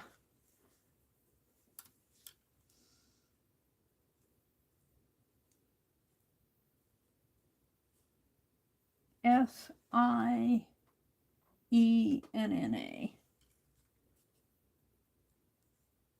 And that's the last one. Now, let's wash this brush off over here. These are mostly the colors. I don't have the yellow on here. But these are mostly the colors in the whole set that I would have here. Very nice. And they're very vivid colors. I do like that. They're very vivid. All right, so now I want to go to a smaller brush. And we're just going to grab one of these colors, maybe that orange, because I have most of that. Let's try this brush. And we're going to go into that. Probably have to wet it a little now. Yeah, you'll have to wet these after they dry. But that's okay. That's what watercolor is about. And I'm going to do my towels. I don't know if I want to use that. Let's use this paper. And just put it there. So I can put my hand down. We're just gonna, but look how vivid that is. Now, I don't mind using them after they have dried, if I'm using them like this, but it's the mixing out of the pan sets. I have to pull one color over to a mixing spot and load my brush. And then, of course, when you move that paint from one spot to another, you never get it all off of your brush. And so you're washing out your brush. Then you're going for the other color. Unless you don't wash out your brush, then you get the other paint dirty. But if I'm using it out of the pan like this and just using it like this, I don't mind it so much.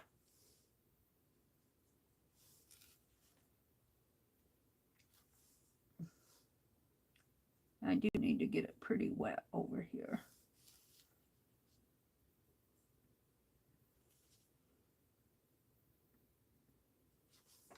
Water, water everywhere and not a drop to drink.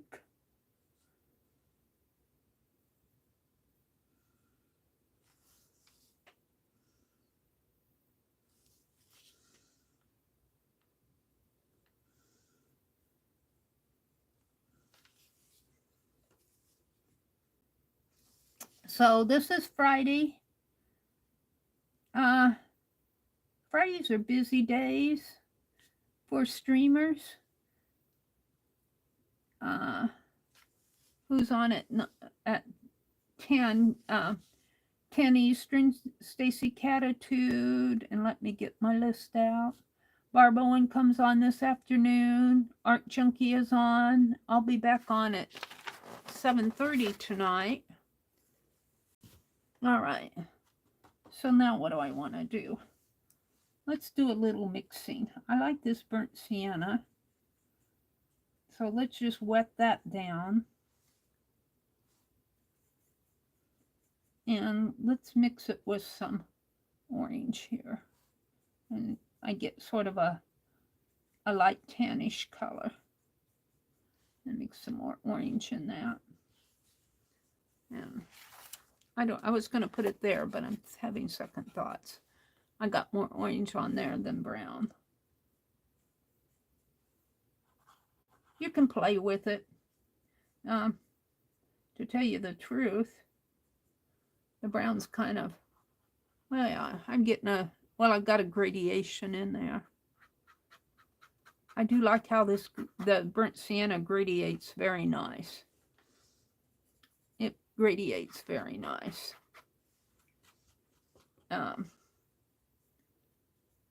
This orange is called cadmium orange.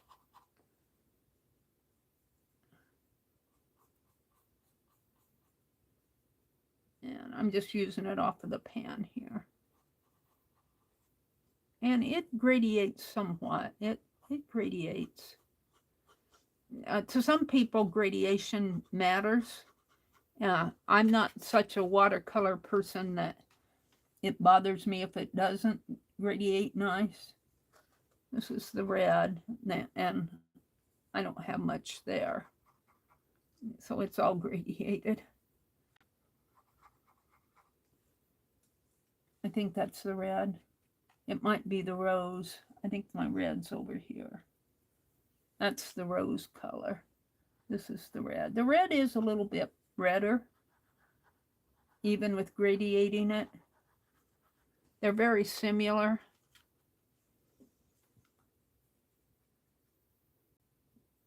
The cerulean blue is a pretty color. And of course, I've mixed water with it, so it's going to be lighter than just taking it straight out of the tube. It's pretty dark.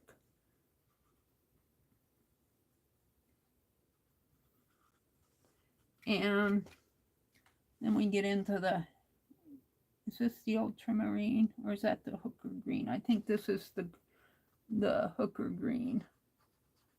And it gradiates nice. And see, when you add more water, you can go from dark to light. It gradiates very nice. And I imagine these other colors would too if I had more paint on my palette. This is the ultramarine blue, or just ultramarine they called it. And it's very dark.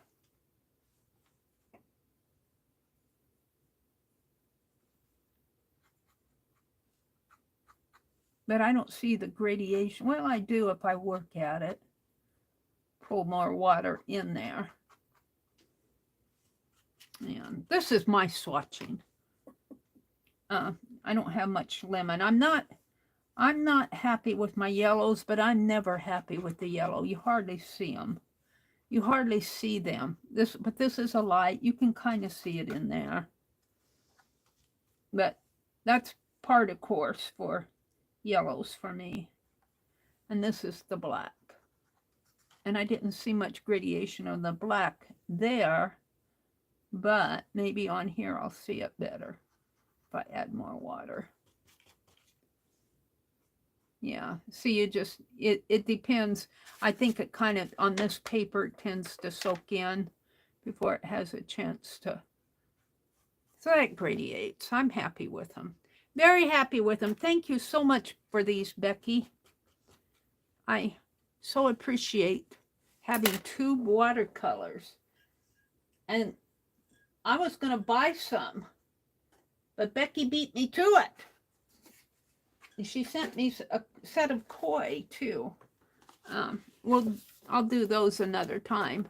There's 12 of them here of koi watercolors. So those I'm going to try to keep in the clamshell, and that's how I'll keep these separate. These I'll just put in here like this. Now I think I have a set of Daler Rowney ones somewhere around here that Lala sent me several years ago. I have to find those. I haven't used them much. Not that I don't like them or anything, it's just that. So I think I'll just set this like this and in here, and it'll dry. It'll dry fine, I think. So we did 3 pages today. We did the C, the book page. See, even on this was that orange blossom, and it's stamped out yellow because I don't have a yellow stamp. That's orange blossom. And I don't know, these colors, they don't jibe, although that's a darker one, but that doesn't look like orange blossom to me. That looks yellow to me. It looks like an orange blossom over here, but it's a dark yellow. Meri says. So I'll just let this dry, and I'll let this dry, and we'll use this as something or other someday. I'll just put it over here and let it dry out a little. So now, after all that fun, let me come out and look at chat. This is the first page. The first folio. That's all done. So we have 7 pages done in our, let me put this in the water. 7 pages done out of our scavenger hunt journal. That's more than I've ever got done. So we did use watercolor. Well, no, we didn't do that. That's still not. We did swatching. We did the book page. Where did I see the book page? And we did the letter C. Where's my book page? Book page. So maybe tonight, I don't know, it's night. I don't know if I want to make any coffee at night. I'll drink it and then I'll be awake all night. Well, my next morning stream that I have will be Tuesday morning. I might do the coffee stain. I've got coffee out there now, but it's cream, and I want dark. I got cream in it. I've got milk in it, to tell you the truth. I've used all my half and half. Include sewing. There's the sewing prompt. There's the one. Maybe we'll do that one next time. And the coffee stain. And we really haven't used our watercolor to do a watercolor page we swatched. All right. Unless you want to call that. But I'm not happy with that. It's just a wipe-off page. I'm going to throw my towels away. And I'm going to come out and look at chat. See what you all are saying out there while I've been yapping away. I'm going to put this back over here where I know where it's at. Huh. And I'm going to use my phone to read chat here.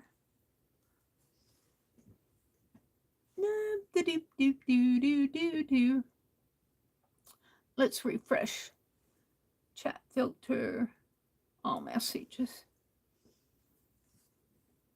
Kimberly says, hi, Ann. You made me giggle. Ann's Art and Crafts. Good morning, Ann. You're new to me, at least. Some people might know you in here. I don't. You're a newbie. Thank you for joining us this morning. Mark said he just found some art prompts book at Walmart. Oh, really? Oh, that's interesting. Art prompt books at Walmart.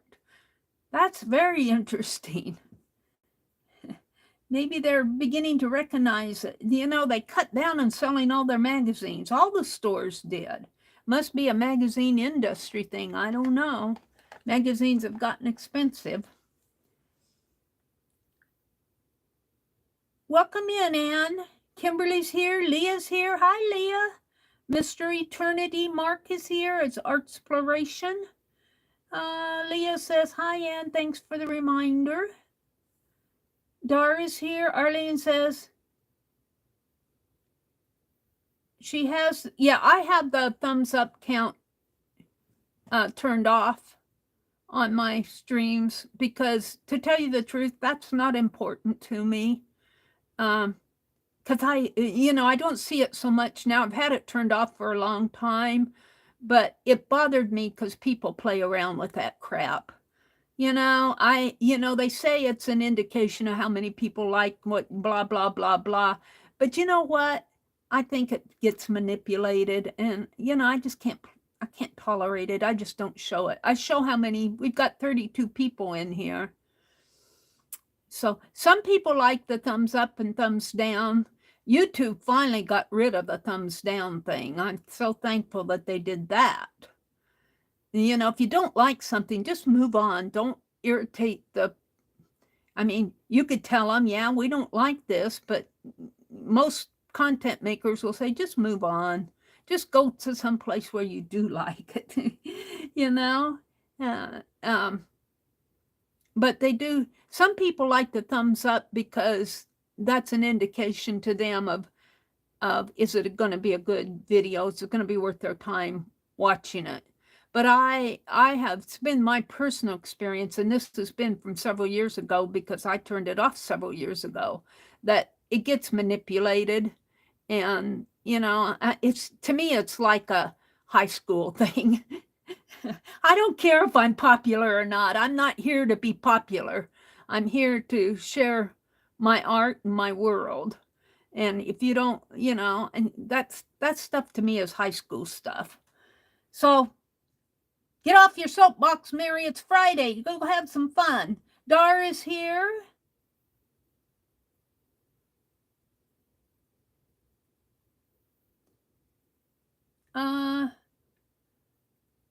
Roy, be careful. I found that as I get older, I don't bounce as well. Brenda. What was Brenda's here? She's saying good morning to everyone. She says, Leah, it was a long night, up and down all night, like having a new baby in the house. Aww. There's Roy. He said, I just took a header into a snowbank in the driveway, putting out the trash bag. Oh, Roy, be careful. Thankfully, the snow cushioned my fall, and I got up without help. Oh, no residual pains or sprains. Phew. Well, Roy, be careful. You know, I'll tell you, I took a fall last year sometime, maybe the year before, and I've noticed that it's pretty well healed up, but man, I hurt my shoulder. Oh man, but it's pretty well healed up. Every now and then I feel a little, but it's a dull. But you know, I thought it was. I was afraid it might be the rotary cuff, but I don't think it was. I think I just pulled one of those major muscles, arm muscles up there, and but it's pretty well healed now. I have pretty good range of motion with it. Becky says, good morning, Brenda and Roy. This is where Roy came in. He's waving to everybody. He took a dive into a snowbank this morning. Oh. Brenda says, good morning. I slept late if 6 a.m. is late. New rescue for a dog. Oh, is that what kept you up and down? And the old dog not real sure of each other. They had them separated by the baby gate, and they would rest a bit and then growl a bit all night long. Getting used to each other. This is where they're saying good morning to Roy. Roy says, thank God it's Friday, Meri. And a big group hello to all you amazing Ateliers. Dar says, healing vibes and prayers going out to Leah. Let's see, what did Leah say? Leah says she loves to swatch and blend colors to see how they react to each other. You know, I notice that more while I'm working. I don't intentionally swatch and blend. I'm just not into all of that. And color mixing, I don't know why. I'm just not into it. Now, I like to play like this or like this. That's where, you know, I say, oh, you know, that made that a little darker. Or, but one thing I noticed in their set of watercolors here, now they gave me 10. So, you know, you can't expect the whole range of watercolors in 10 tubes. But I only got one green, and it's a hooker green. So I guess if you want green, you can mix yellow and blue. Now, that's not the yellow. That is the orange, and it's gradiated. It's not full strength orange. The yellows were very light. You can't even see it. I have a little bit of yellow right in there. And that yellow is very light yellow. Now, some people may like that very, very light for whatever they're doing. But I can see a lot of gradation going on in here. That's kind of how I do things. I And I guess maybe that's what Leah's saying, playing with it to see. But I don't intentionally. I guess I did a little intentionally here, but generally I don't do that. I just let it happen. Prayer for Leah. Let's see, what's what Leah's saying here. Oh, there's Teresa. Teresa, if you're out there lurking up in the balcony, good morning. How are you doing today? Are you going to show them, Becky? Let's see, I want to see what Leah's saying here. Leah says, Arlene, that makes sense. No need to waste it. What is everybody doing this morning?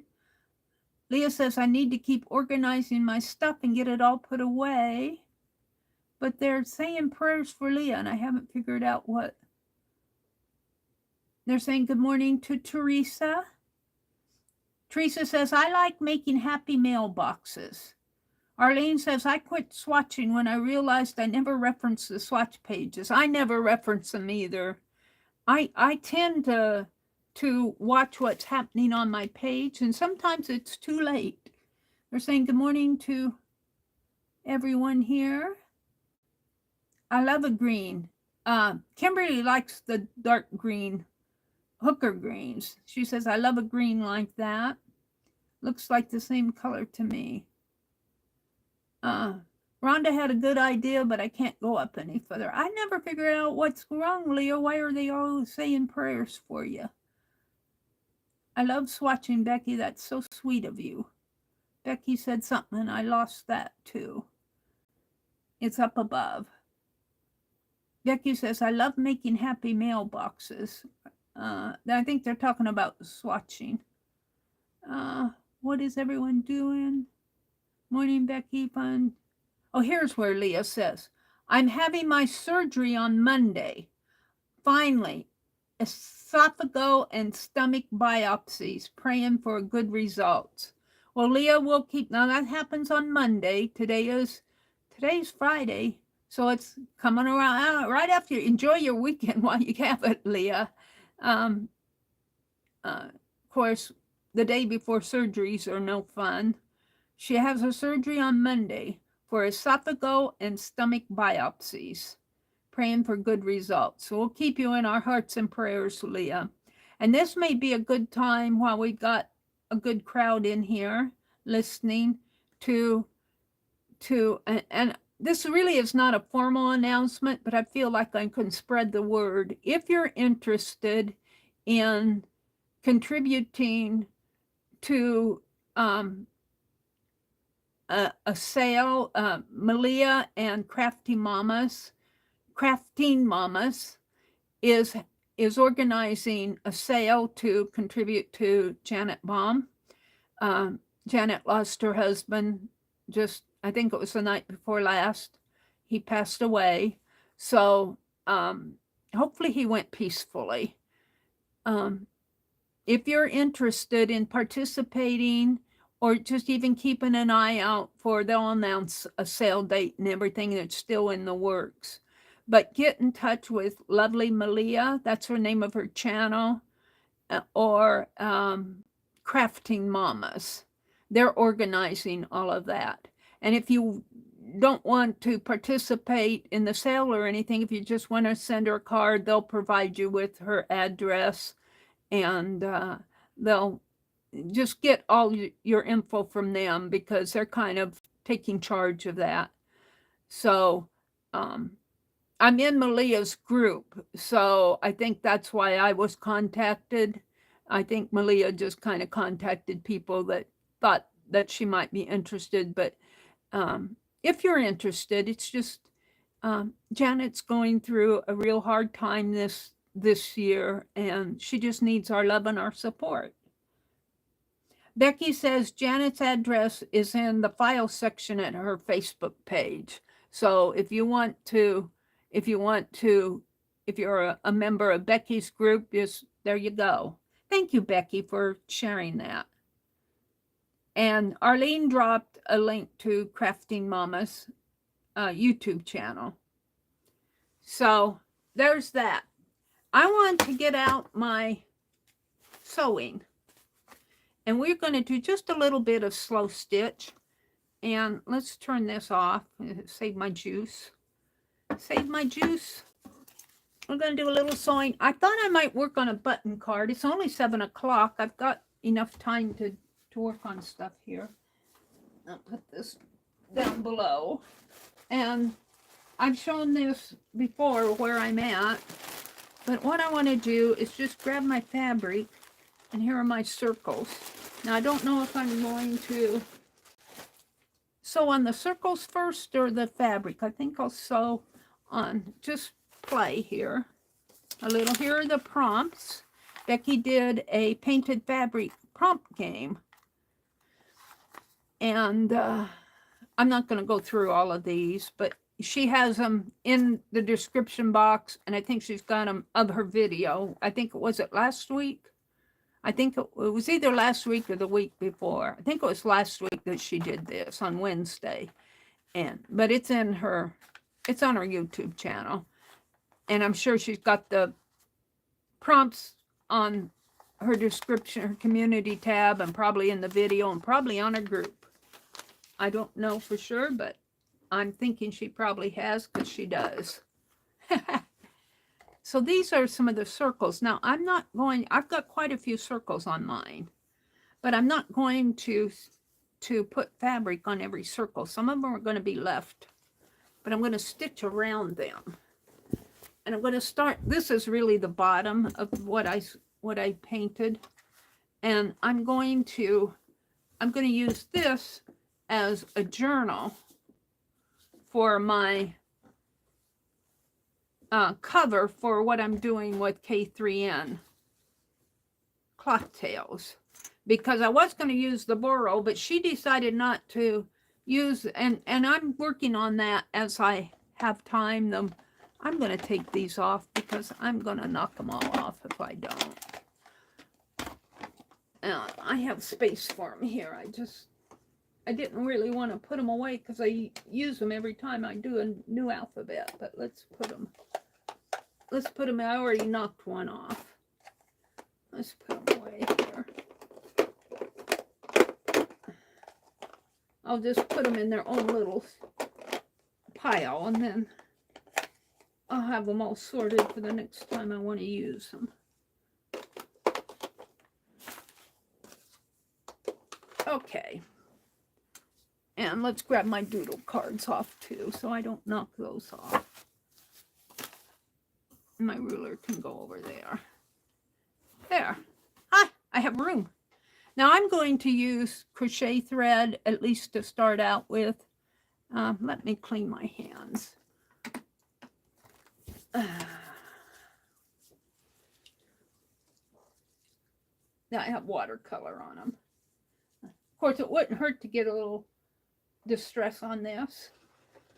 But my Japanese burrow fabric, I thought I'd do a separate journal with that. And yesterday, I'm also doing the Pentangles Take a Stitch.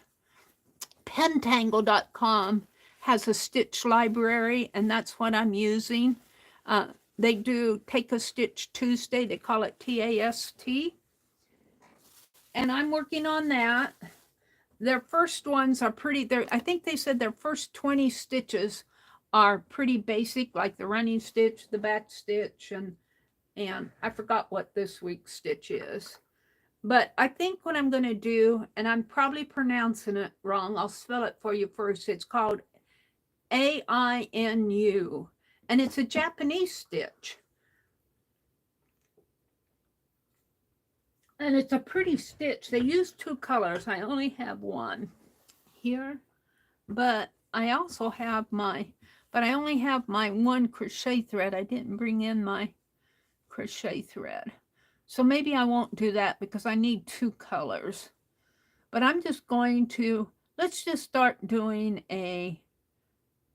maybe a blanket stitch around one of these circles, just to start out with. And I have to tell you, I'm not so great with blanket stitches either. They're all uneven. I'm going to use this needle if I can get the threaded. Sometimes these eyes are a little small for me. They're small for the thread. You want to use a needle that you can thread easily. And then if you do that, you get a larger needle. My needle threader's out in the other room. This has a larger eye, but it's got a thicker shank too. And K3N always goes like that. See, it makes a pretty thick.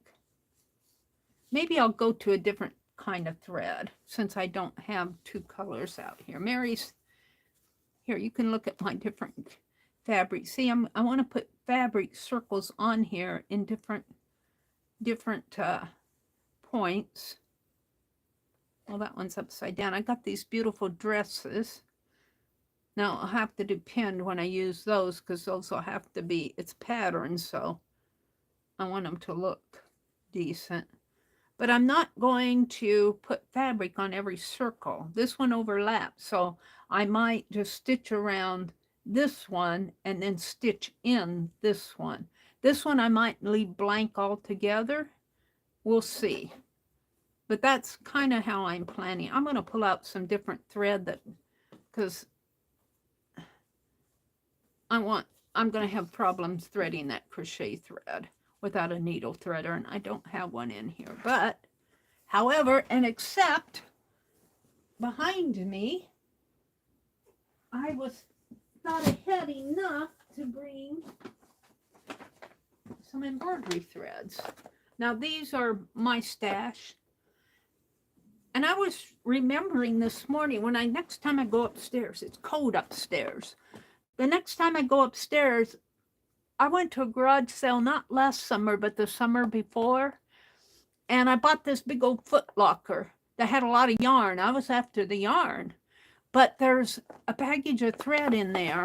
And I really kind of ignored that. But I'm going to go up there and get that out. Let's pull some colors here. The gold, and we can do that Anui stitch, Anu, I don't know how to pronounce it. A-I-N-U. It's Japanese, and I thought that would be, maybe I'll do gold and blue. It's Japanese stitch. And that will go nice on, and it's a linear stitch, so it'll go nice on my Japanese Boro fabric. But I'm going to do it here. And I might zoom in so you can see this better. I'm going to set these down. And we're just going to, these needles I can thread a little easier. Let's pick this one because I want to load up my needle. And I'll just put it through there. And this I got from Ruth. I use a bobby pin to keep these. I got some. I used to buy this silk ribbon here all the time. And they don't sell it on this Bucilla, Bacilla. Anyway, I used to buy it all the time. They quit making it. Silk ribbon. You can buy silk ribbons now, but they're a little bit more expensive. The Yarn Gatherer or Thread Gatherer or whatever it is. Hold on. I use a bobby pin to keep those from falling out. And I want to zoom in a little. And we're just going to stitch around one of my circles here. I'm just going to choose one. Let me zoom in so you can see it better. Because I really haven't slowed stitched much on line. I usually do it offline. Because it can get a little boring to watch, but this is going to be a running stitch, so it'll go faster. And let's see, I think I'll do the blue. I don't have a whole lot, but I think I have enough. I think I'll do the blue as the main stitch and the running stitch, the other stitch in gold. They're both running stitches, but this one you do a little, kind of like a little couching stitch on it over the blue. But, and let me roll up my sleeves here. They're getting easier to handle. And this thread has a start point someplace. I should put it on a card. Where is the start to it? In here? where did you go? Right here. Hopefully I can, yeah. Now they say to pull out, the needle workers will use thread lengths of about 18 inches. And that's about what I use. And my little scissors, we'll use these. Snip that off. And I'm only going to use, look, I got an extra gold one that I pulled out this morning from somewhere. And we'll put this behind me, take it back out in the other room. And I'm not going to spend a lot of time on this because I also want to do something else this morning. And you kind of separate your threads by tapping on the top. And I grab one thread at a time. And it's easier when you're not online. But just grab one thread. Put it out there. Grab another thread. Pull on that. Pull it out. Now this, if I was out in the other room, I have a card that I put my extras on here, but we might need that again. So take these two threads, put them back together, and I do a little DNA on it. I confess. Some people don't like when you lick the ends of your threads. And this needle might be a little big, but I can load up my stitches on it. Get this out of the way, get that out of the way, and put this all over here.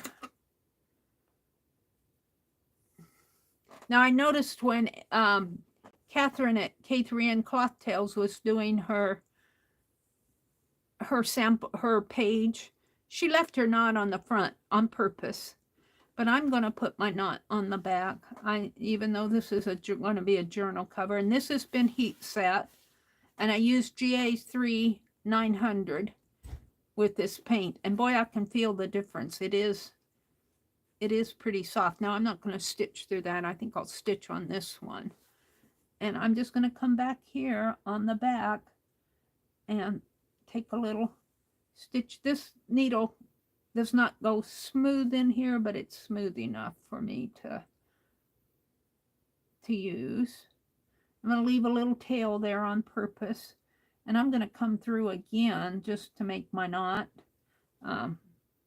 You can do this in various ways. However you do it's fine with me. And I just like to get a knot. I got that tail mixed up in there. Get out of there. Come on, tail. Nah, he's in there, but we'll just go through it that way. And if I can get a hold of him here.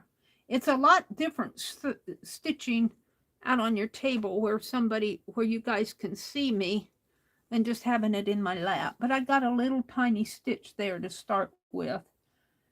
And I'm going to actually go over that. Well, let's see. Yeah. I want a tiny stitch at the front. No, I don't for this because I want running stitch. So I am going to go. You can hardly see it. You guys can probably see it better than I can because you're zoomed in. But I'm just going to do a running stitch around this circle. And if I can see where I'm going here, and I'm going to try to make them about the same size. They probably won't be exactly. That one will be smaller if I'm not careful. Right about there. And I do this better in hand, sitting in my lap, rather than trying to do it out on my desk. I'm only going to I'd like to load up my needle, but it's not going to be very easy here. And I'm going to go around the circle, which means I'm going to rotate my fabric, because that's what I'm going to do. So about the same, maybe about oh, 3/8 of an inch, I'd say, of a stitch. And I'm using a blue, which kind of blends in, but that's okay too. We're going to use a gold to coordinate with it. And this is a very simple stitch, but it gets prettier. I think I would enjoy stitching on those little circles on line here more than on the fabric, because the fabric gets kind of bulky. I could measure it out in my journal. Maybe I'll do that. And then I won't have as much fabric to deal with. I'm not sure I want to do that because I'd like to get it all done before I cut it. So we'll just deal with the bulk. But all I'm doing is a running stitch around here. It might be easier now to load up my needle. Got that bulky fabric out of the way. Just kind of load up my needle here. Oops, let's come closer on that line. And my lines are showing through from the back. I drew with a permanent marker on the back. For my art journal, if I was doing this for something else, I may not do that. But this is for an art journal cover. So if a little black shows, it's not going to disappoint me. Just kind of loading the stitches on my needle.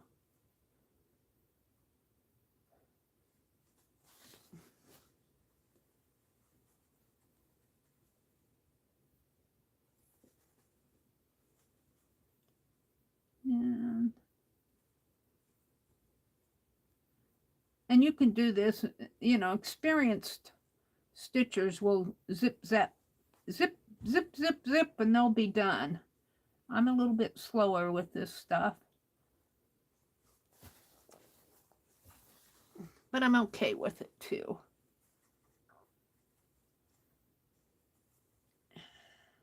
Oh, I've started to tell you, yesterday was a busy day for me. Tuesdays and Thursdays are busy days. On Tuesdays, we have our online tatting class. I'm so enjoying that class. We are making a hat, and our instructor found an old pattern, and we're converting the instructions are written kind of old style. Like instead of double stitch, they say double knot, and some other things that they say in there. I can't think of anything right offhand, but their technique is a little bit different, and I pulled that right off my needle. Their technique is a little different, and we're kind of converting it to a more adaptable for us design. I mean, the design's still the same, but the instructions are written a little bit different. And then it's kind of, the motifs are tatted, but they're tatted square. They almost remind you of granny squares, but they're not granny squares. I'm going to wet this. Sorry about that. It's just going to be used for me. So if my DNA gets on this, it's probably all over it.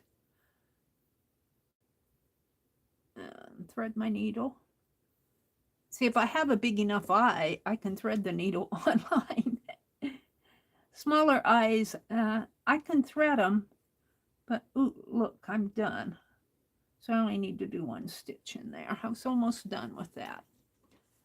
So I have done running stitches all around blue. They're hard to see because if I used a brighter color, you would see. Well, I'm going to use the gold next. So I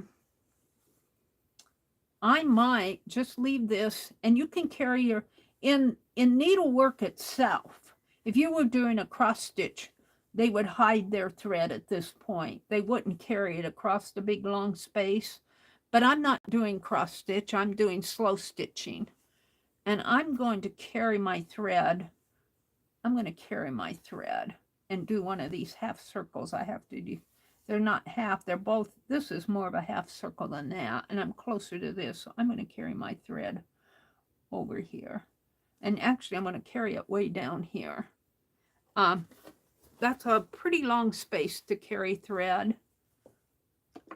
I could knot it and start over again.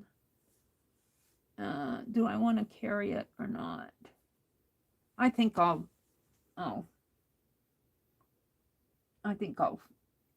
knot it off. That's a pretty big space to have a thread carrying, but if my circles were closer, I could just jump from one circle to another. But I'm just gonna, and I'm gonna pull it through like that, and you can hide these tails if you want, but I'm just gonna clip them off for me.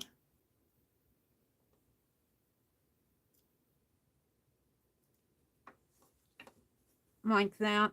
Now I got this much thread. I don't like throwing that away, and I got thread out in the other room, and I noticed K3N used a word that we used to use all the time with the stitchers, but they kind of got away from it. The stitch group that I'm in, or was in, I'm not in it anymore. I moved on, just because I was loaded down. But they're extra threads like this. I learned it in the stitching, probably in the 90s. They call these orts, O-R-T-S, orts. And they're just little loose threads. And this is still usable. Now, I could, if I was sitting out in my recliner, I'd probably wrap it around. I've got a little chewing gum cardboard that I wrap this on, but I'm just going to drop it in here. And I'm going to take this out to my recliner and start throwing all my loose threads in here. I was going to put my watercolors in there, but I like them in that other box better, my tube watercolors. And so I'm going to put my loose threads, I'm going to put this behind me to take out to my recliner. And let's do the gold. Now the gold is where this stitch gets pretty. What did I do with my needle? I put it here. The gold will be where this gets pretty, this AINU, because you don't see much of this stitch here. It's pretty well blended in. But what happened to my gold? I put it over here. They're about the same color here. But we'll use this one because it looks like it's been used more. Where did I put that needle again? Put it right there so I know where it's at. So I'm going to pull out another length of thread, and I think I might, well, I didn't use all that other. So about the same length. Let me find the beginning here. And I'm saving the thread Kimberly sent me for something special. I don't know what. I don't know what yet, but yeah, I must have pulled the wrong end. Let's pull it out. I got another one over here. Let's pull on this one.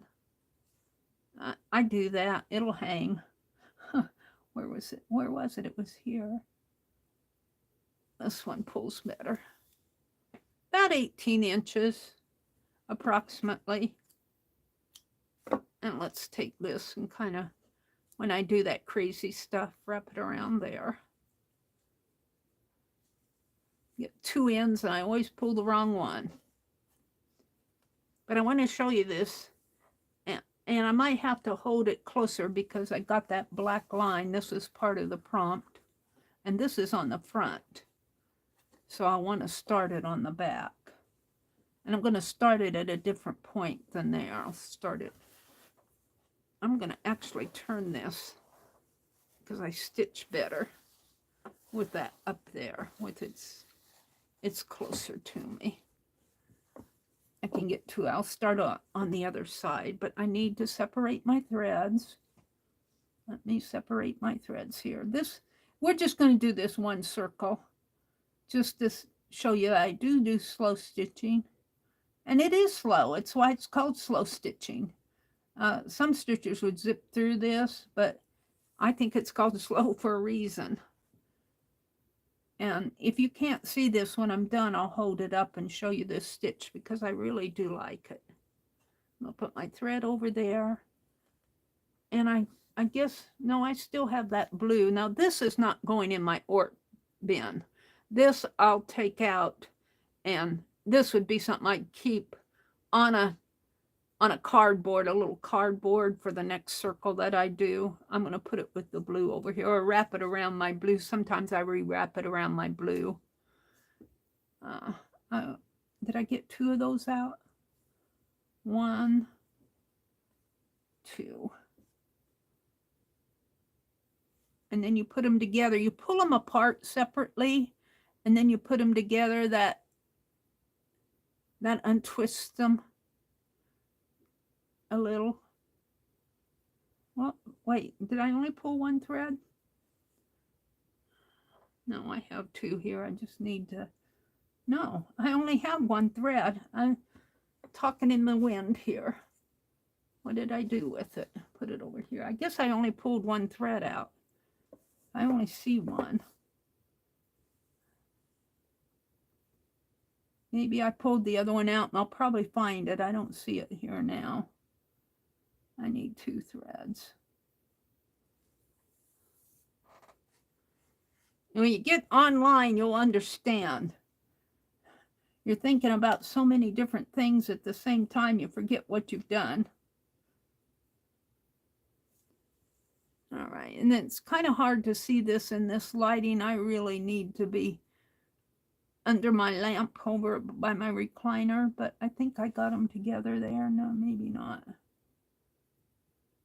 Pull this up a little bit more. And you get them close together and put them through your needle.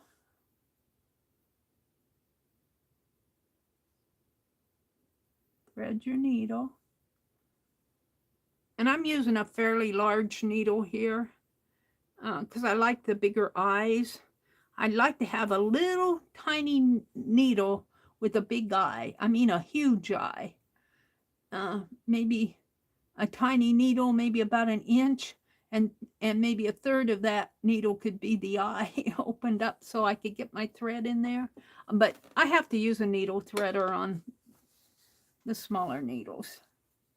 All right, we're going to start down here. So I'm going to make a little, I'm just going to pull it into this blue. I'm not going to go through the fabric. I'm just going to make a little knot here. A little knot. In here. So how much thread do I have?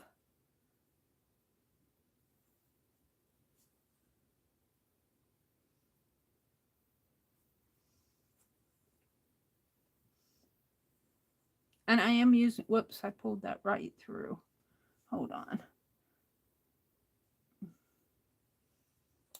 I got my thread uneven now.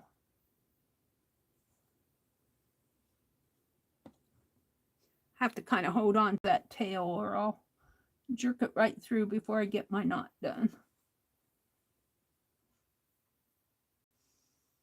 And I'm just making a knot over the back of the thread on the back.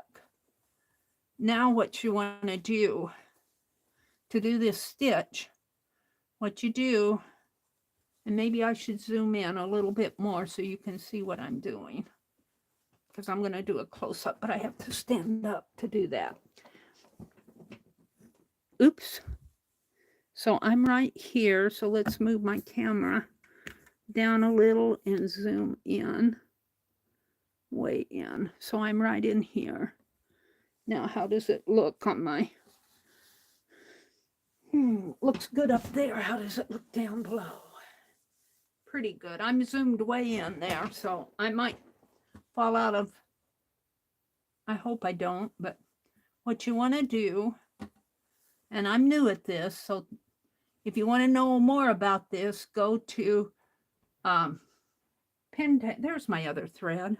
I'll put it over here. Go to pintail.com and look at their stitch library, and it's all alphabetical, and look at the AINU stitch.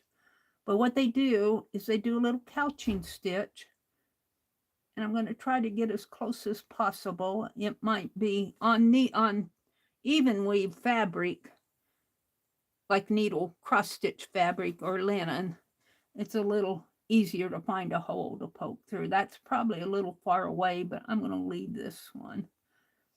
And then you bring your needle down at this point from the top of the couching stitch. You bring it to the end of that running stitch and you put it through and you make another running stitch, I believe.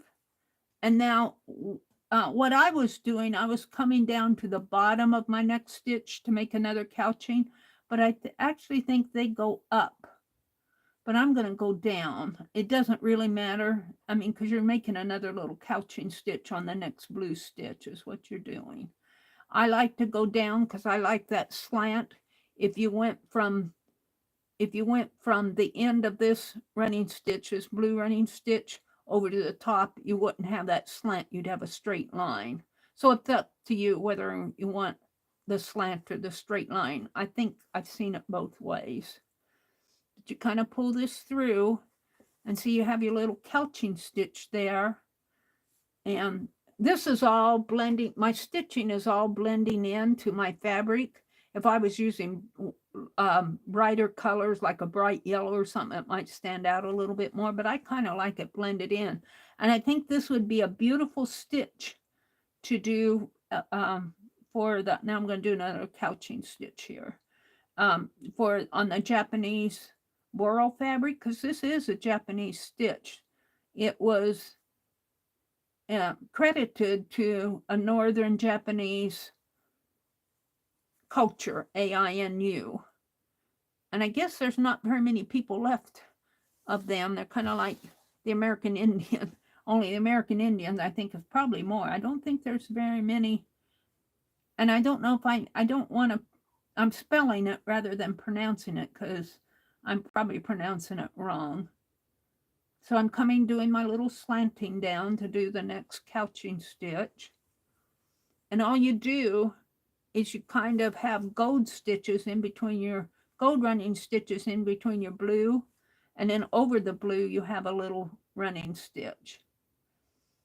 And I learned that in the Take a Stitch Tuesday. I've learned it. Take a Stitch Tuesday is where I learned. Whoops.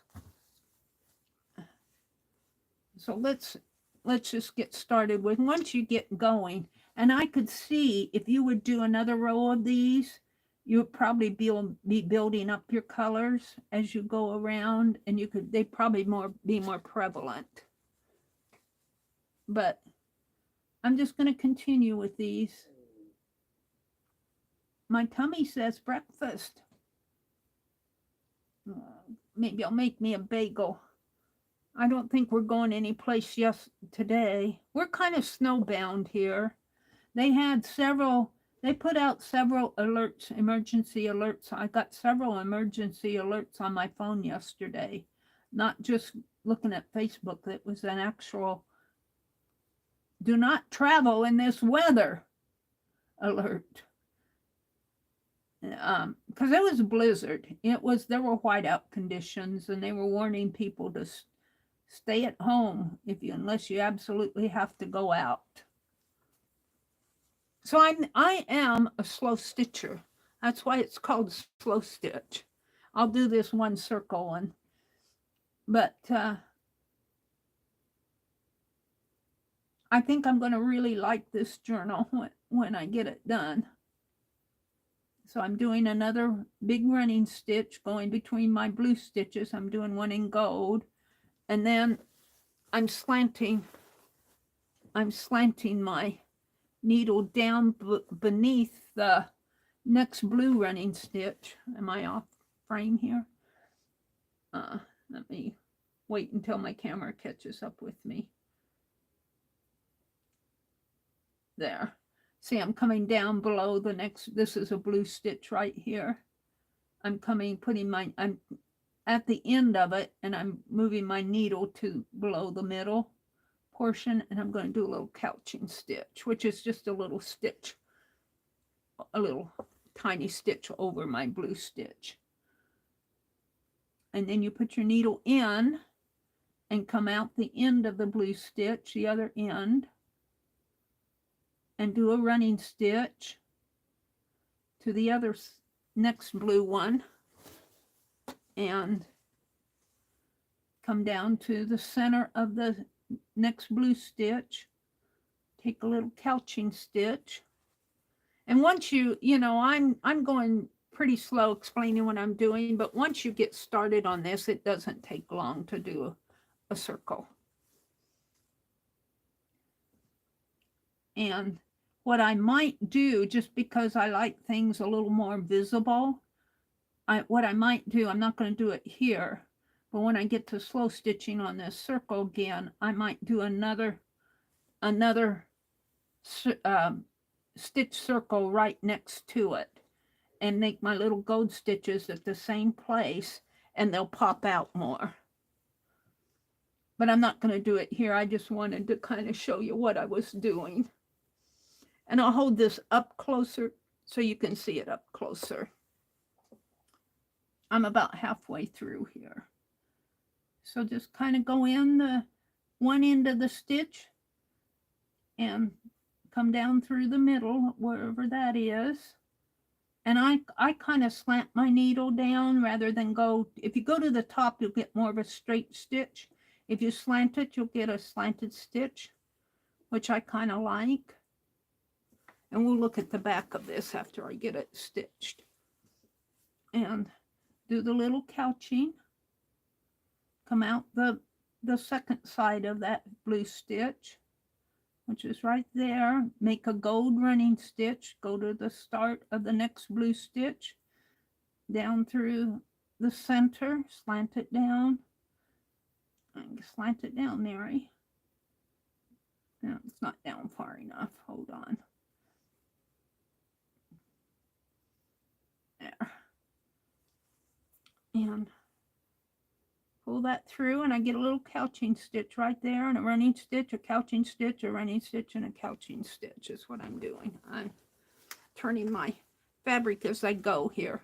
The fabric, I don't think I want to cut it until I get it all stitched. But stitching on a larger piece of fabric like this gets a little cumbersome. But you'll get used to it. A running stitch. Now we're going to do another little couching stitch here, if I can find the center. I'm not quite in the center. Right about there. And I'm no expert at this. This is just what I understand. We're going to come clear around the circle here. Check to see if I'm in frame. Hold on. I have to let my tablet catch up with me. Am I in frame? Yeah. Move that out of the way a little. All right. And then I'm doing a couching stitch. And I'm not trying to teach this. I'm just trying to show you what I'm doing. And this is not a tutorial. If you want a tutorial, go to one of the, like Pentangle, or even Catherine, I think, does stitch tutorials. I don't know. I haven't. I watched her do. She's kind of new to me. I watched her do that blanket stitch, and we're going to do one of these, or maybe a couple of them, the way she did it. It was kind of a free-form blanket stitch. Very pretty. And I'm almost back. I've just got 1 or 2 more stitches here to get to the top, and then I'll hold it up close. I need a drink of water.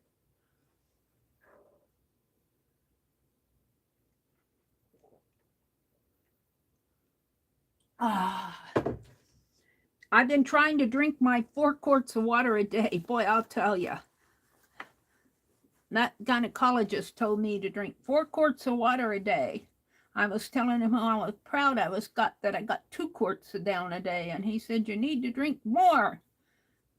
So when I take a drink of water, I try to take 6 big swallows of water, and that's almost probably about 2/3 of a cup. Let's see. I'm not right. I need to go down to a couching stitch here. And I'm trying to, I'm working hard on drinking more water. It cleans out your kidneys. Meri's focused on her kidneys this year. Trying to be good. Trying to be good, avoiding all the bad stuff. All right, and just about there. And then I'll hold it up, clip it off, and we'll look at the back and we'll look at the front. I've got one more little stitch here to do, and a running stitch. And my running stitch ends right there. And that's my first blue stitch with the couching. I'm going to move this over a little and go in there. And go to the back. Pull it through. Make sure I'm okay on the front. And we'll tie this in a knot. And this one will probably go in the orts because it'll probably be easier to use in a smaller needle. I'm getting pretty much to the end of this gold thread. I'm going to tie a little knot in here if I can. Bring it around this way, tie a little knot. And then I like to hide it. I don't think I hid those others. I do like to hide my ends. If I can get under that blue one. Come on, let's hide it in here.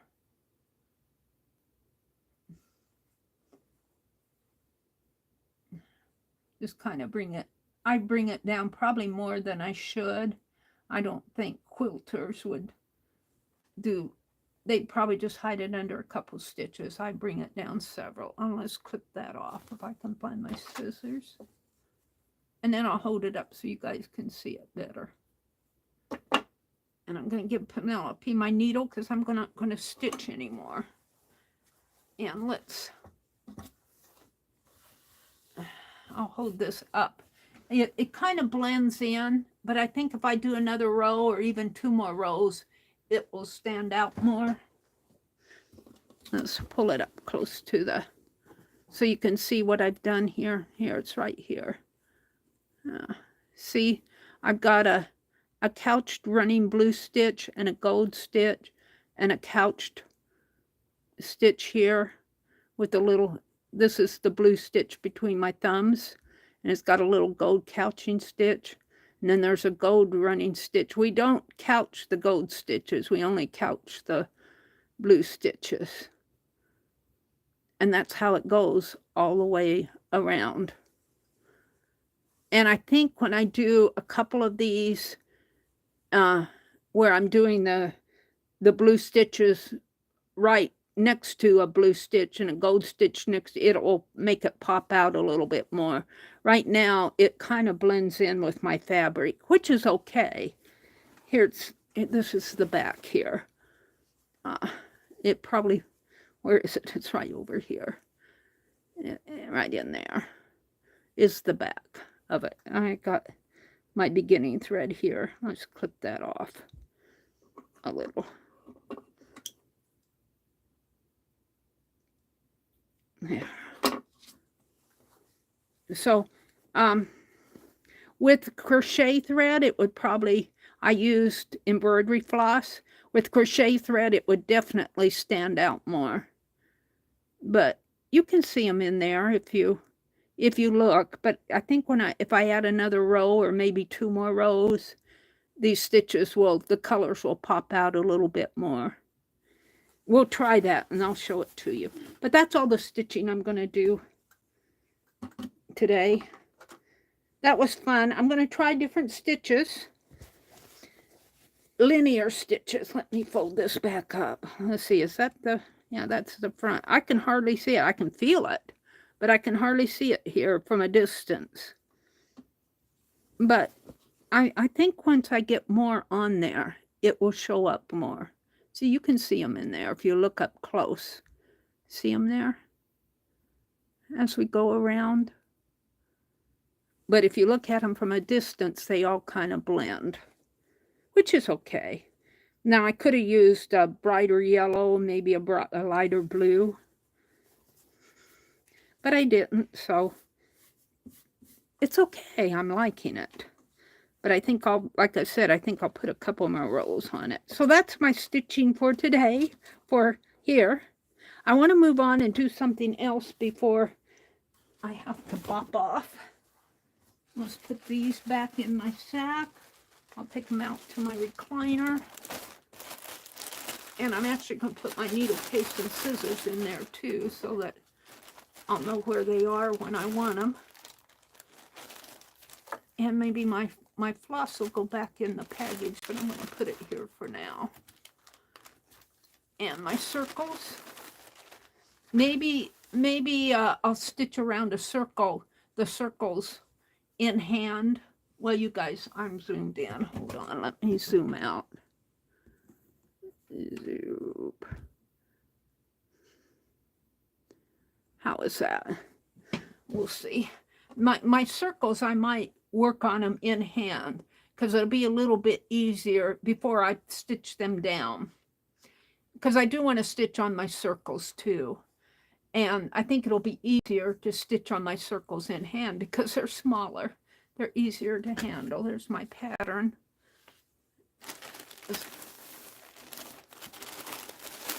And what I want to do next is I want to make some button cards. And I'm going to make them the same 4x6 size as my doodle cards are. And let's see. Look, I found this strip of fabric. I would love to use this as a doodle, but I'm afraid I'll violate copyright. But although we did do a stencil from it, wouldn't it be fun to do a doodle of this elephant and do an elephant? And we did the, oh, this one isn't the one with the bird on it. This is not, we have another one that we used that we did a bird off of. But I was thinking it would be fun to do a doodle of that.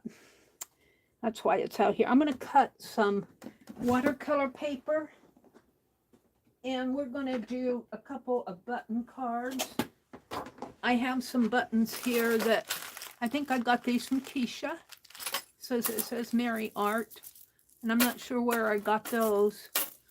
But these that came from Keisha, these might just be some I bagged up, or I might have bought them from, I don't know. I got them. And we're going to cut. I'm just going to do one sheet. That'll give me 4 cards.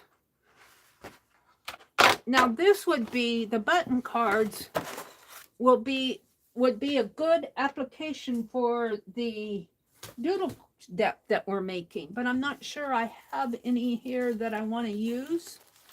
But as I build my deck,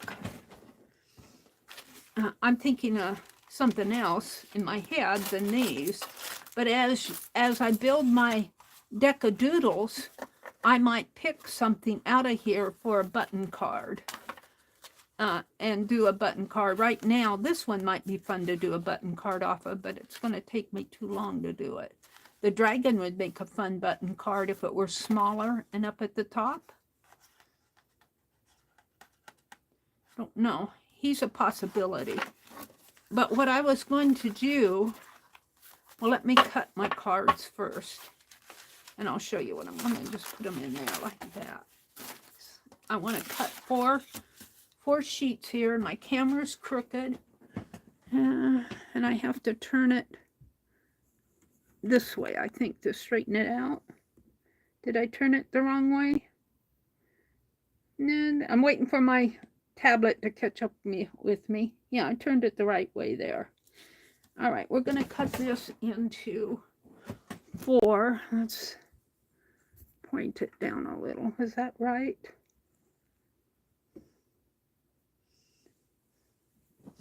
Might be too much. We'll see what I did. That's good enough. Okay. We're going to cut these into 6 by 4 inches, and we're going to make 4 button cards here.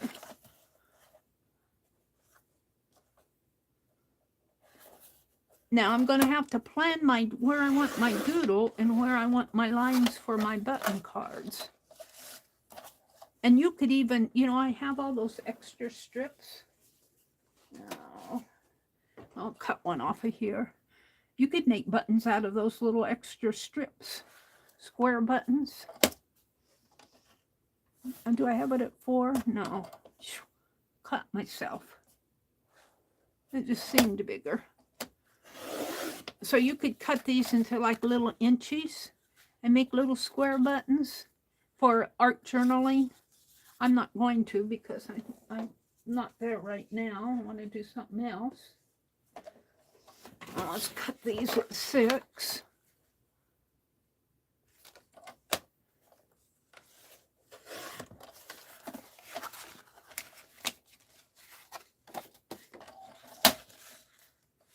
And all right. And maybe, well, no, I think I'll do my drawing on it. I'm going to draw on it. But what I want to do, let me put this down below or I'll lose it. I want to go out to, and I don't have any links ready. This would be what I would do if I was online by myself. I would go out to my last, and I haven't put my week 2 doodles up because I still have 2 to do. But if I was sitting here by myself working, I would go out to my notepad, which is right here, and I would go to my doodle folder, which is down here.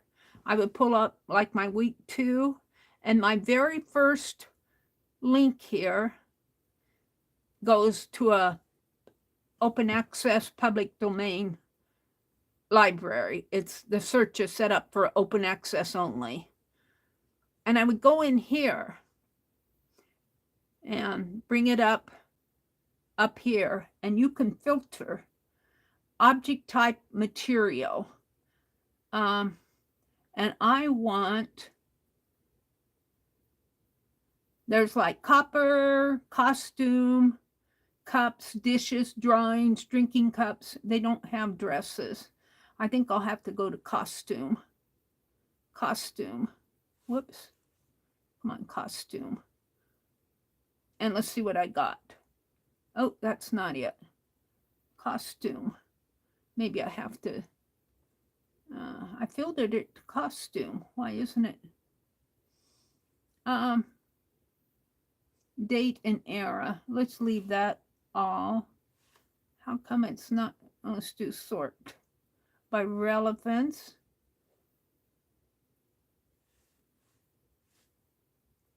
I got out of it. Open access. Object type material.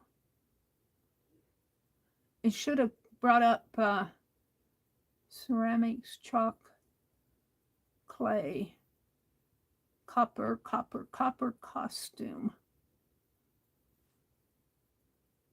Costume. Well, for some reason, that's not costumes. I don't know. Here, they're getting into them there. All right, see, I want dresses. And this might be a fun one to do on a button card. Let's go in there and see the little open access there. Now I'm going to expand this, and it's very much black and white. Let's go down to the bottom and see if they give us any others to look at here. Ooh, that one's showing the, ooh, this one's pretty too. These are more robe thing. Then they got that corset. That one's pretty dark. That one's pretty. So let's see if I can do this on here. So I'm not going to bring it down. Well, I guess I'll give it to you guys. I'll copy the link and show it to you. Copy link. So you can look at yourself if you want. Let's see. I want to go to my, did I close my YouTube? No, I'm still there. The live chat. See, my chat goes away on me sometimes. I don't know why it does that. Chat. And I'm in top messages. Let's go to, whoops, got out of it. Let's go to all messages here. They put it in another world, all messages.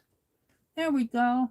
Becky says, I need to go to the grocery store for tea and milk at some point today. She's off and laundry has to get done. Oh, I saw it as, I'm reading from a distance. It's, oh, and laundry has to get done. Let's put, I'm going to put just dress in here. And I'm going to drop this link of what I'm going to put on the button card here. Paste. And there it is. And this is all in the public domain at the Metropolitan Museum of Art. And we can expand this. I can save this image, but I'm not going to. I'm just going to work on it like this. And I am going to use my Sharpie, whatever I did with my Sharpie. I'm going to use my Sharpie to draw it because it's pretty permanent. I'm going to pull my sweater sleeves up. They're getting in my way today. All right. So we're just going to draw this, and we're going to make a button card. So I think I want to keep my image pretty much on this side, and I may make it smaller so that I can bring my buttons down this way. That's my thought. And you could take your copy paper, and if you're wanting to do this, what did I do with that sheet of copy paper? Where did I throw it? Oh, I don't want to use that. Let me grab a sheet of copy paper. Hold on, because I want to show you guys this. Oh, I put it over here with my prompt pages. Hold on, let me get it. This was the one I was using. Let's just do this real quick here to show you what's in my head. It's already torn there. Let's just do this. I want to tear this to size if I can. Doesn't have to be perfect. It's just going to be a mask. It's going to be a mask. But I want to mask out. See, I'm thinking that this dress, I just want to show, I want to put buttons in here, and I probably want to have a heading. I'm making a button card. So let's see. When I do this as a mask, let's just say I want my heading here. I want my heading in here. I want my buttons. What did I do? Put that out of the way. I want my buttons to kind of, now usually, you know, button cards come in, the buttons come in a row. And I could put these in a row. I could put a row down this way. And I want it to kind of sweep down like that. So, and I could probably even have 2 rows of buttons. And so my dress, and I'm just going to do a quick kind of a scribble drawing there. My dress could come in this area in here. My dress that I'm doing could come in there. So what I want to do is cut this out, just this area here.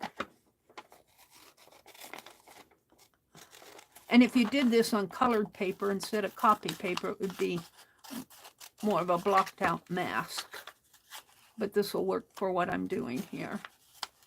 You could use anything to make your mask. And then use a little painter's tape that I got here. And we're just going to draw in this area. And this will keep me from wandering over into a space that I don't want. Because I can wander. I can get off track. Pretty easy. And I kind of want these to be sort of nice. You know, yeah, that's what I'm going for, sort of. Sort of nice. They don't have to be perfect. But let's just kind of put this down in here, just masking it off. I'm not going to draw around it. I'm just getting me a little area that I can draw in. Boy, I'm getting thirsty again. What did I have? I had brown rice and cranberries for supper last night. A yummy supper, brown rice and cranberries. Now, let me pull this up and kind of redo that. Now this is my mask that I'm putting on here. This will come off. So I know when I get to drawing my little dress that I want to draw it right in here.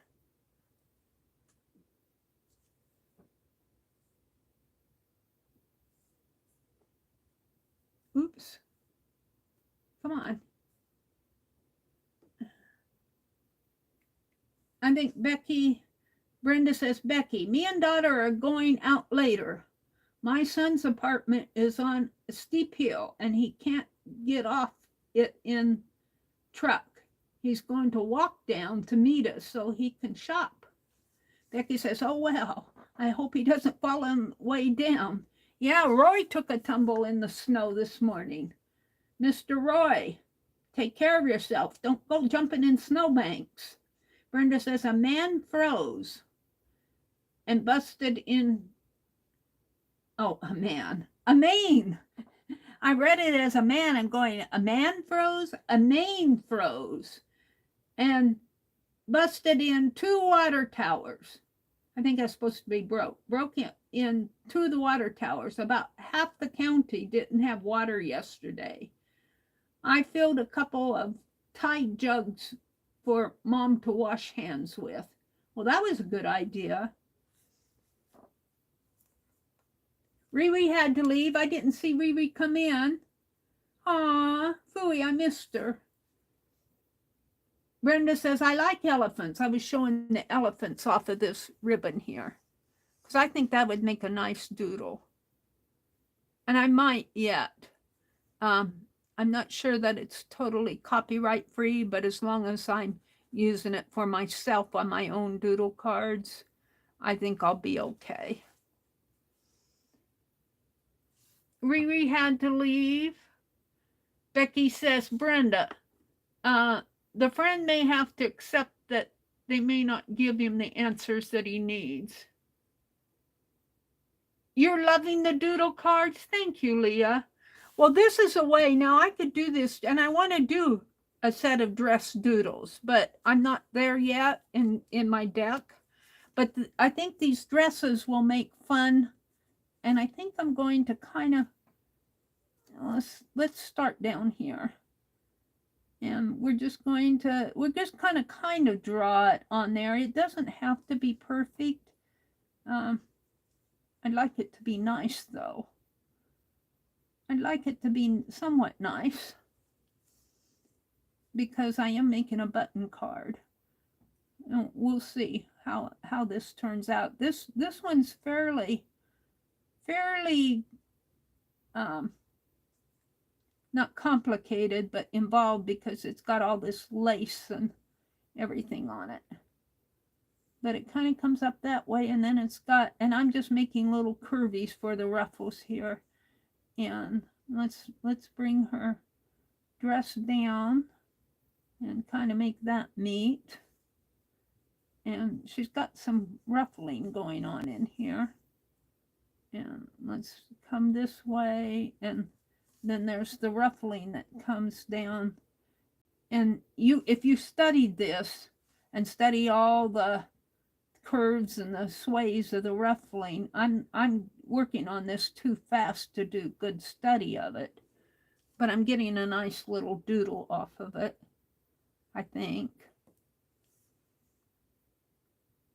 Now, she has kind of a swag coming down on this side, but I don't think that it shows too much over this way. She's got let's enlarge this. She's got a big lacy sleeve going on in here off of her arm, coming in that way.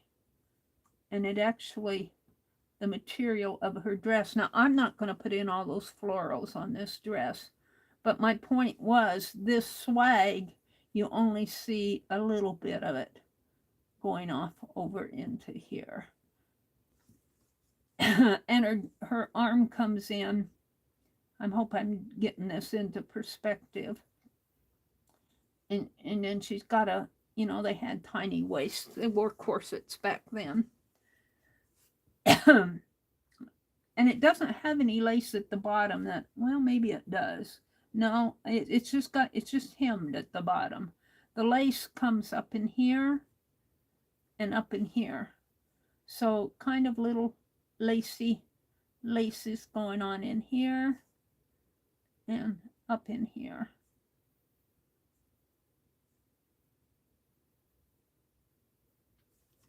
And then the collar, the bust part of it, is kind of a V shape. It's really kind of pretty. I'll move it over and down if I can.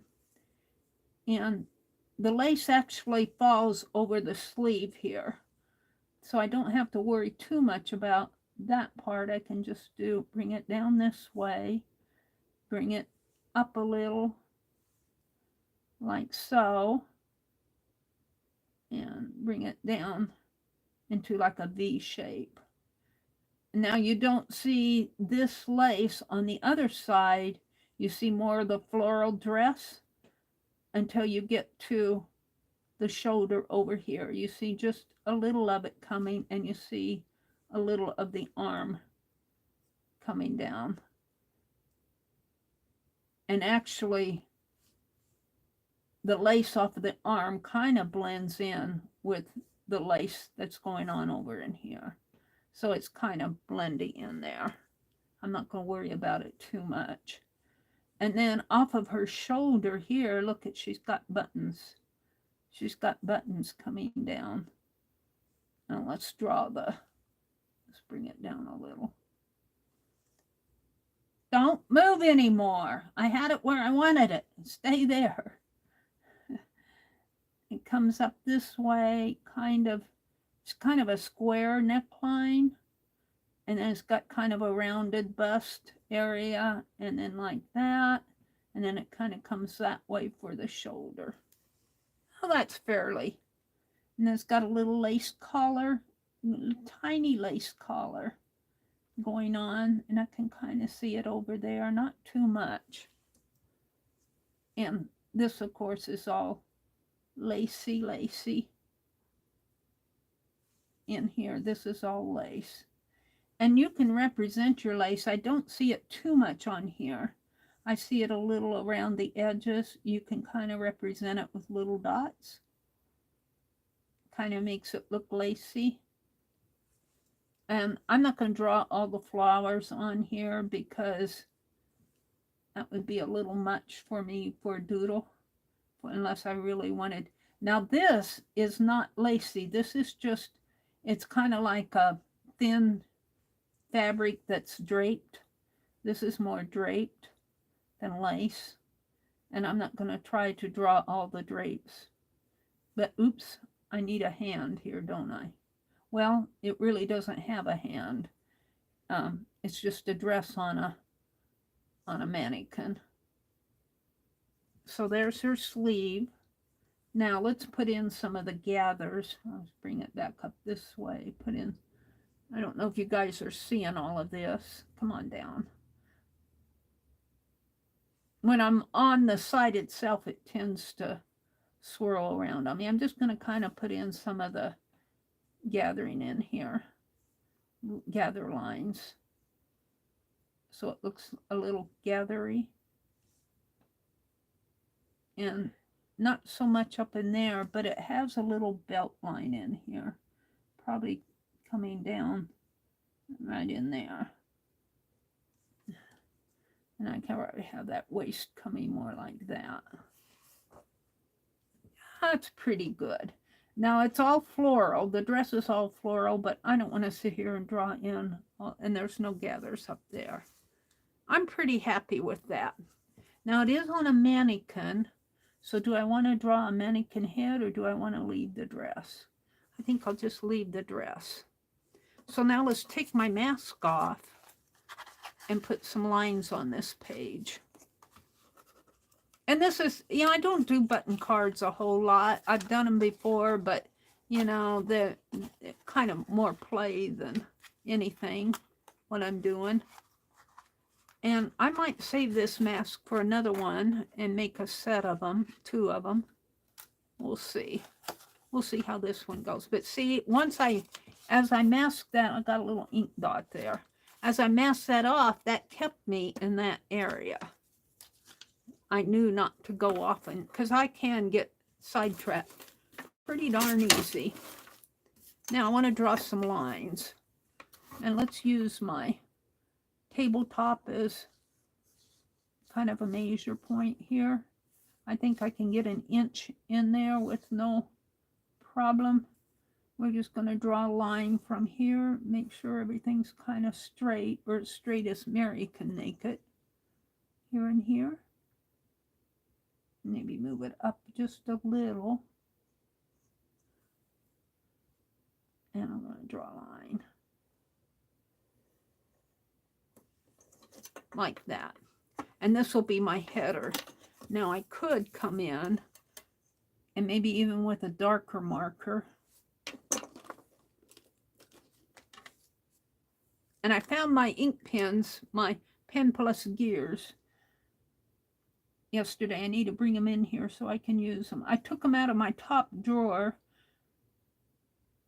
My top drawer broke and my brother had to glue it back together for me. And I took all my pens out and put them in boxes. And they were in a small box. And I found them. So let's make this line dark. And let's do another dark line right at the very top. Just to kind of pretty it out. Sort of. Oops, we need to go up a little more there. Get that. And you can't see it, but you'll see it underneath the paper. And then let's take my smaller fine point and do a fine point around it. Here. And I would imagine they might put flourishes and stuff up at the top. They'll pretty it up. Wouldn't it be neat? I need to see if I can get colored Sharpies, fine point. I'll bet I can. I usually get them in the black to draw with. But you could do little flourishes in there. I haven't decided what I want to put in the header yet. One will be buttons. The word buttons, but my lettering is... Well, I got out of my dress. There. Where's my... And let's do another line. As neat as I can. Right there. Now, we want to do a line down this way. I want to see if I can't cover that guy up. But we don't want to go all the way down. We only want to go partially. We want to keep this bottom here. And I think I'll do it in my darker line. My darker ink line here. Maybe come down just a little, Meri. A teeny bit. Making it as straight as possible. Not sure I'm completely straight. Keep bumping that.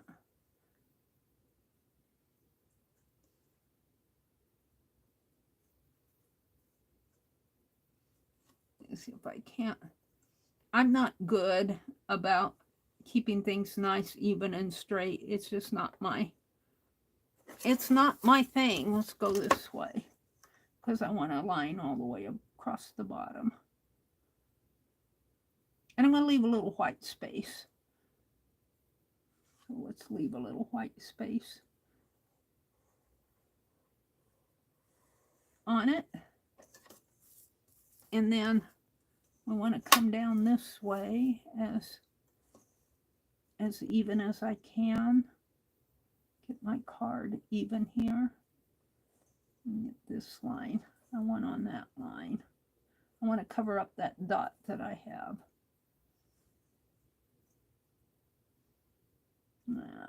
So Where's my line? Right there. And I'm going to draw down this way, down beneath her dress, maybe to there. That did it. And then I'm going to draw, oh look, it almost, I think I can just draw right here. Right there. Now, I've got it sectioned off. Now I'm going to figure out what buttons I want to put on here. And of course, they're going to be odd.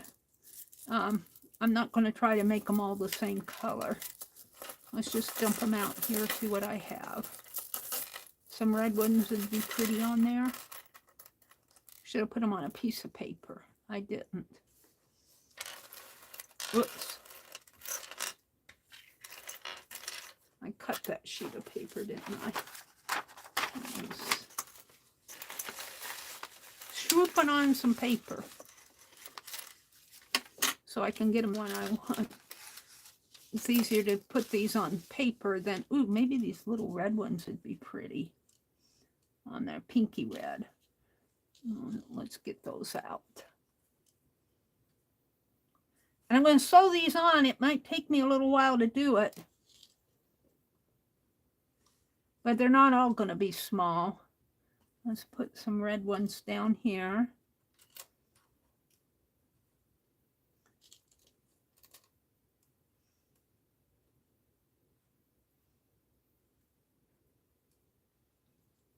And they're not all red. They don't all, I mean, some of them are pinker than red.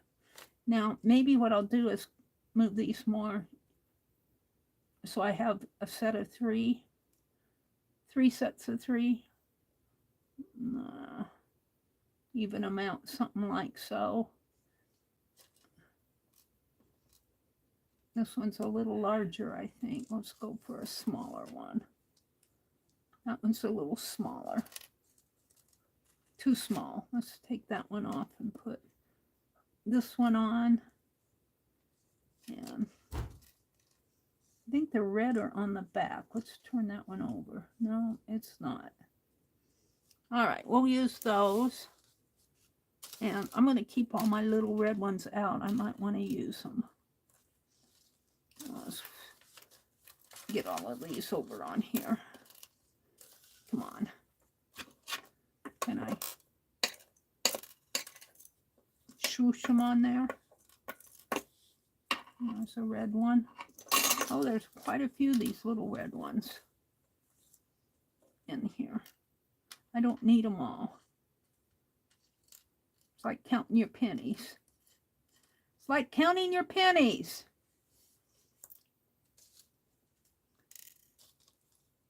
How many red pennies do I have? I've got quite a few lost in here.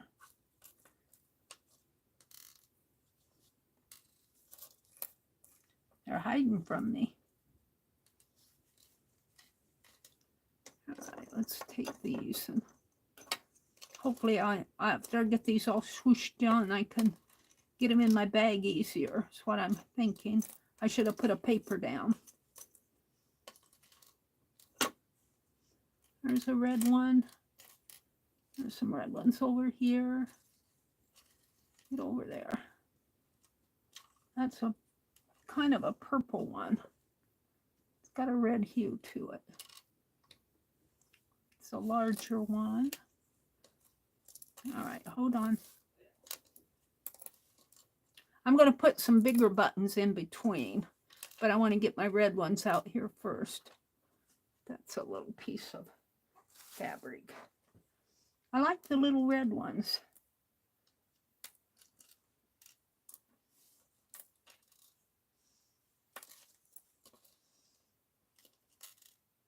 Now, I don't know. I'd like the bigger buttons like this, but I don't know if I have enough of them.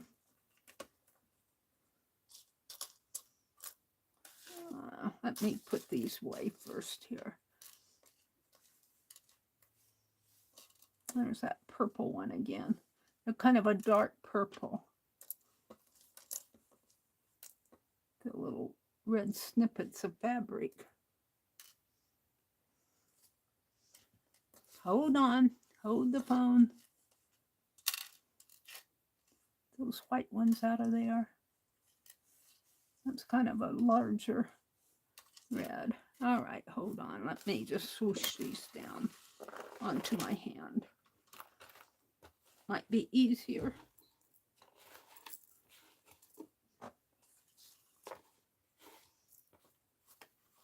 I didn't say it was perfect. I said it was easier.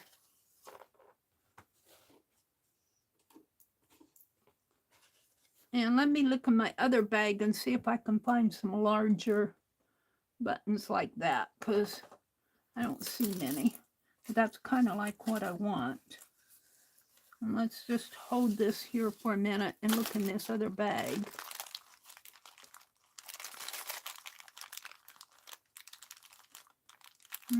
Yeah, I might. Let's see if I can get these put back. I don't see what I want here. And hopefully, if I'm careful,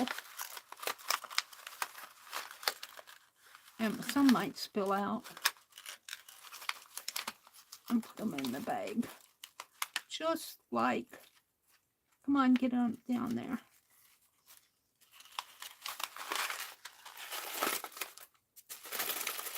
Come on, get in there.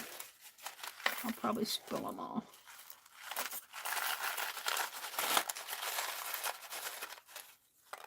Got too many of them in the, there went one. He's off on the floor. Yeah, I got too many in the opening here. Stuff them in there. Oh, I got most of them in there. Not such a bad job, but I ruined my pattern going on here. Got most of them in there. If I can't just pick these up and get them in there.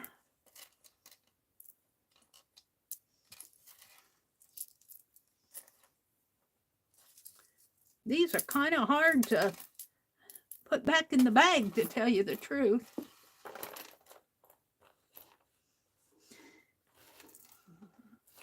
That didn't work so well.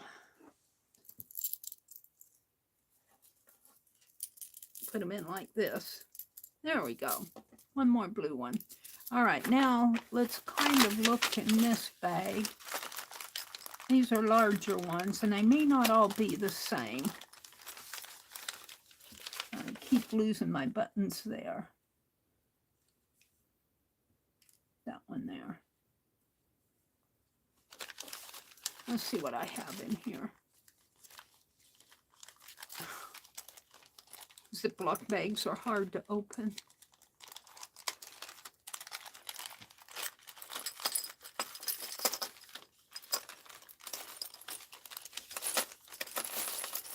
And I've got a big old bin of buttons over across the way, but I'm not going to get those out. Here's some. Those are pretty. I only got one of it. I got two of it. Ooh, here's a pretty red one. That one would look nice on there. And here's another red one. Maybe over here. I think those are the only two large red ones. Maybe put it like this. And they're shank buttons. So I'm going to poke a hole. I'll have them be shank. Some of them are flat. Most of them are flat. Those two are shanks. I don't know if I want them on there. I like them. And I got 3 of those.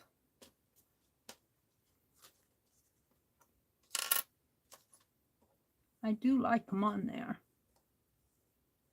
Shanks. And take this one off, put this one up here, and put this one. I don't have any more large red ones, but I could put that one in here and kind of move these up. I kind of like that as a button card. What do you think? I like it. I guess if you like it, that's all that counts. if you like it yourself. Because usually the things you like, other people will. Not everybody will like it, but I kind of like that. So let's put these back in here. I think it works better if I use my hand as a funnel because I can kind of control. Maybe. There went a button again. I'll have to pick it up later. Some of them just want to go their own way.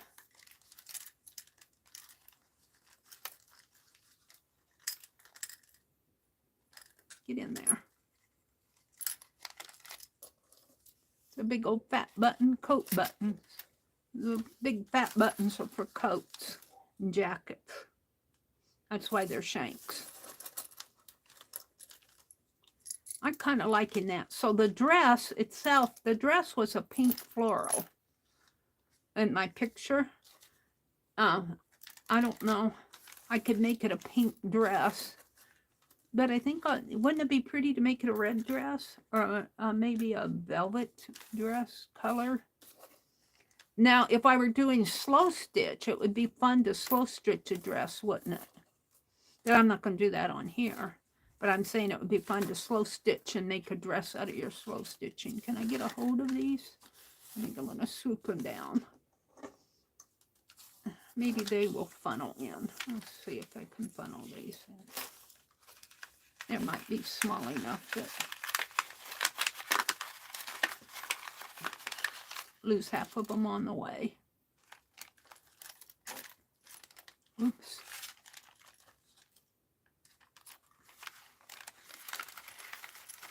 There we go. The small ones go pretty good. That's what you need to do. You need to get the small ones separated from the big ones. The red ones I'm going to keep out for a while. Maybe I'll make another red button card. Oh, we'll see what... Oh, I didn't get them all over here. Hold on. Let's just put them in there. One at a time. Leah has a surgery on Monday. Keep Janet Baum in your prayers. What time is it? It's 8:28. I only have a half an hour. So I'll probably only get this one arranged. This is how I want it. I want to put these 3 buttons at the top. This one in here, this one there, like this. That one there. And I think I want to push these up a little further, closer up, and have a line coming across and have these 3 big shank buttons at the bottom. And I'm going to take a picture of that, because I'm going to have to move my buttons off to work on the card. So let's get my camera out, and we're just going to snap a picture. Oops, let's move that one up a little. Come on. Up a little, up a little. Get in line. Get with the program. Maybe over a little, over a little. All right, you don't have to be perfect. You just have to be there. And we're going to snap a picture of it. And then see what I got here. Oh, that's good enough to tell me how I wanted the placement. So,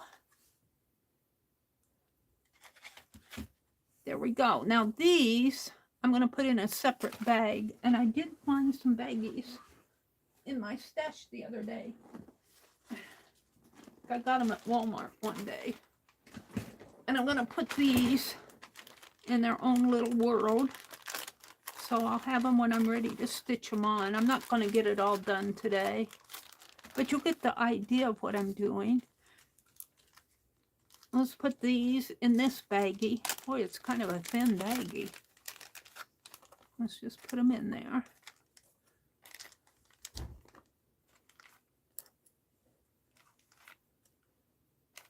Boy, I'm thirsty. Was this an extra one? I'm gonna think that I'd have to look at my picture to see if that guy was just wiggling his way in.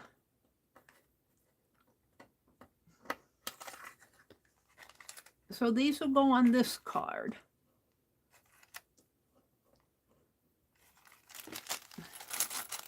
shall I do another dress? I don't know. I think I'm going to put a line across there. It just makes sense to me. Let's do that before I go to another. I'm going to draw another dress and do another card, but I'm not going to color the dresses here. Let's draw a line across there.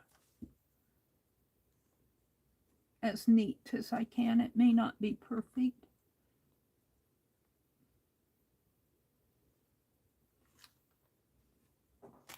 And what did I do with my pen? I'm going to lift up my hand to take the cap off.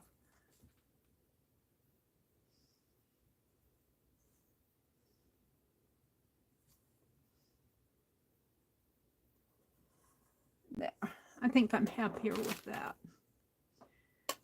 So I could, on my other card that I'm going to make, let's keep these out for a bit. We're going to do another card, but before I do that,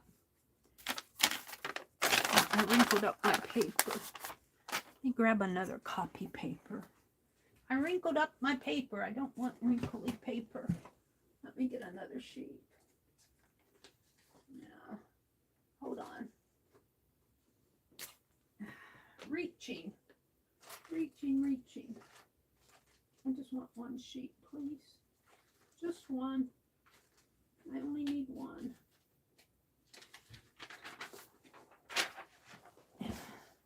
What we're going to do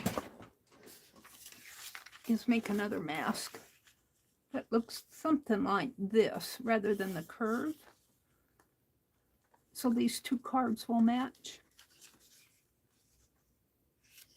And we're going to do another dress, and we're going to use some more of those red buttons. But I don't know. I'll have to look in my big button box to see if I can find some more big buttons to put on there that kind of match.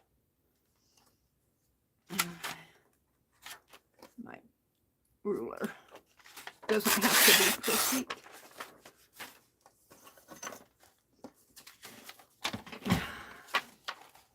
Hold the phone.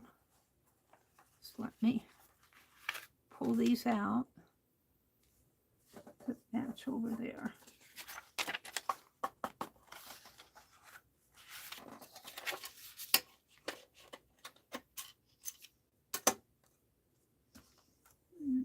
Tear this here.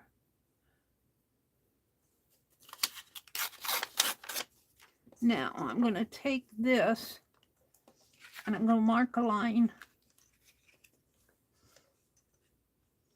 Well, actually, I should do it on this side.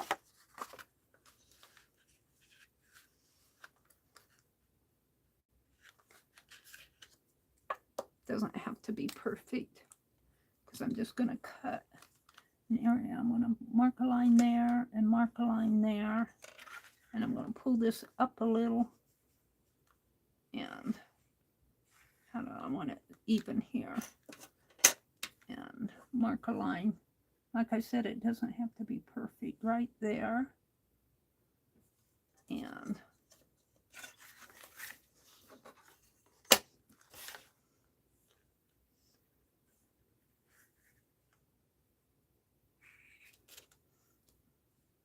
yeah. Trying to be perfect. I'm trying to be perfect. I'm trying to get this straight, and I got so many things on my desk that. But it doesn't have to be perfect. See, this actually is not. Let's put it this way. Let's measure it. Rather than do it that way. Hard for me to see the.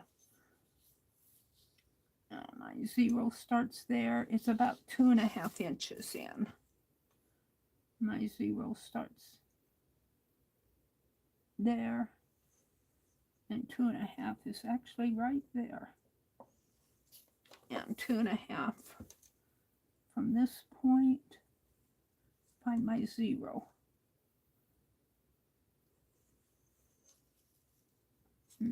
Got it in there. So let's draw a line here. And draw a line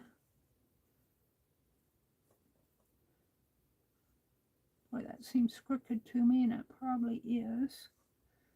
I'm going to straighten it out a little. There. Whoops. Move my ruler. Doesn't matter. It's just the mask. There. And here.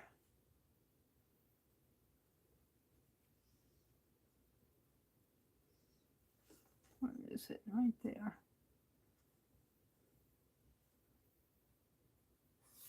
There. Now, I know when I do my second card that my lady's going to go right in there. I'm going to cut this out.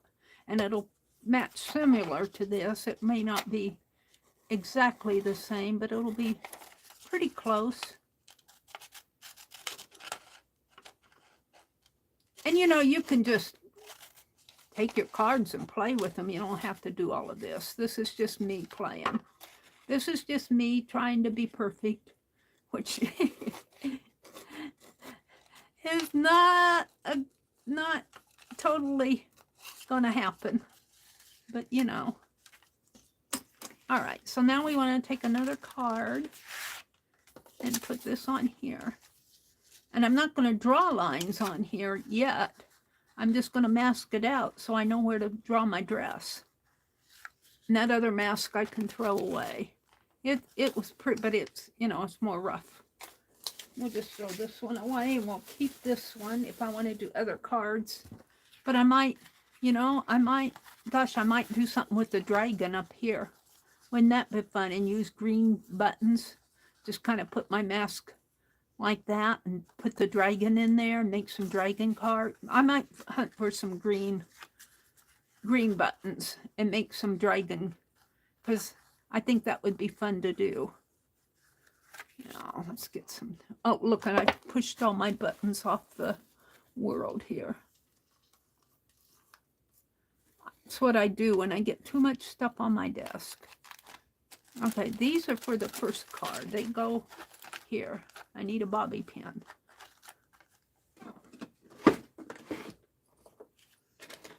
Oh, look, I've got 2 bobby pins. 3 left on this. I'll grab a couple.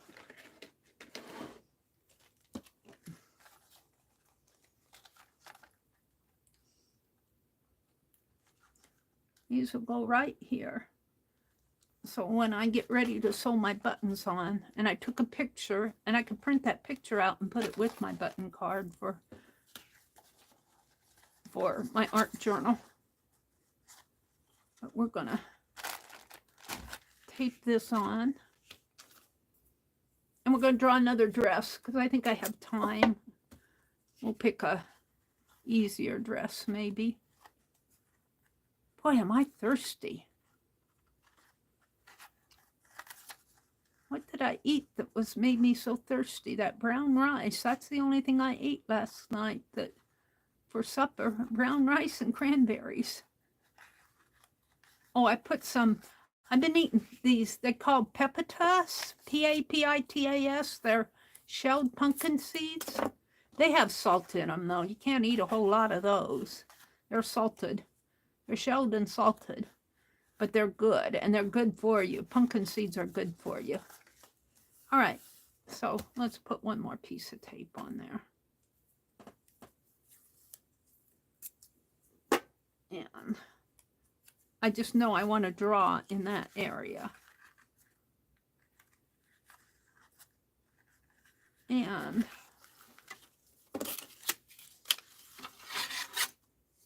let's get out a dress to draw here.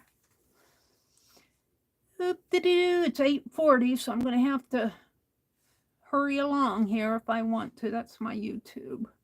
Where's my dress? Come on, come on, come on. And we did the last one here. Let's go back a page.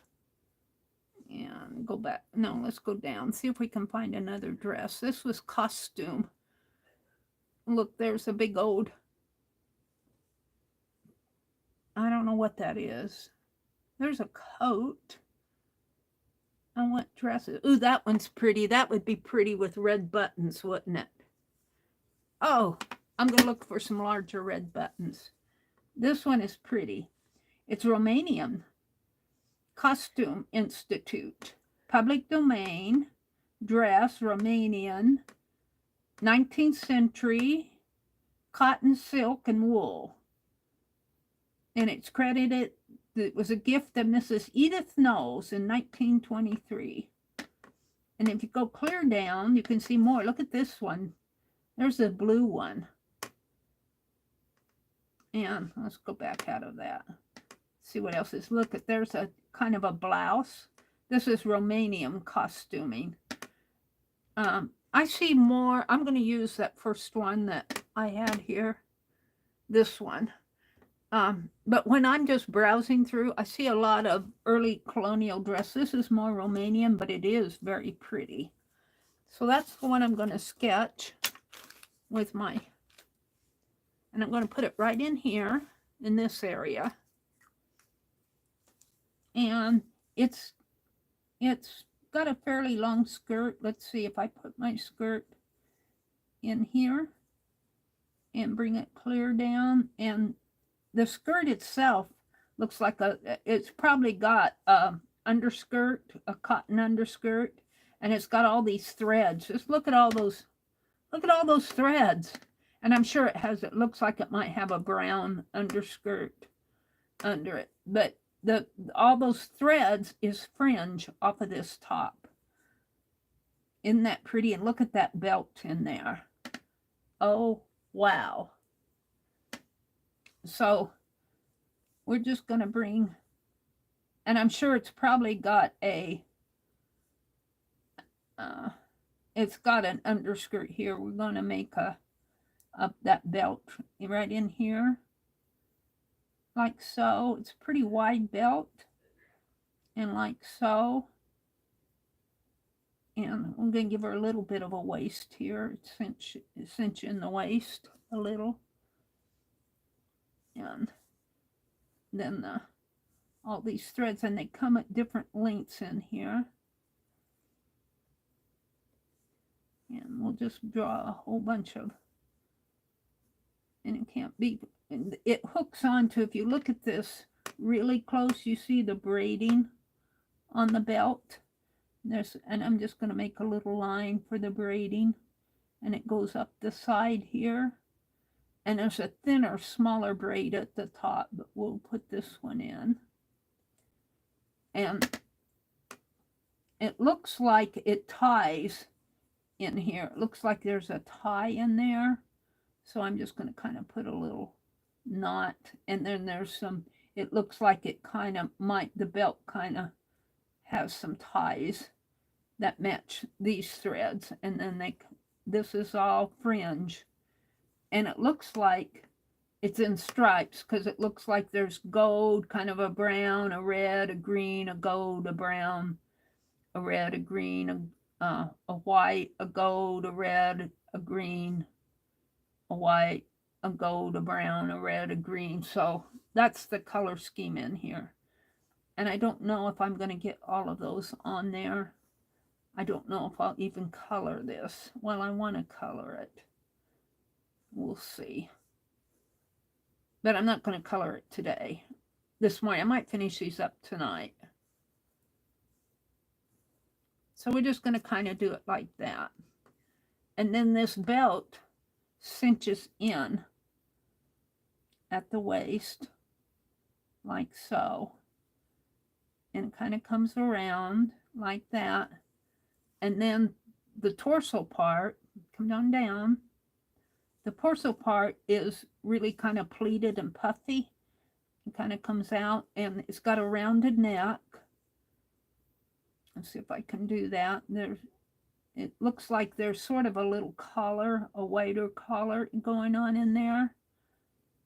Sort of like this. And it's very decorative.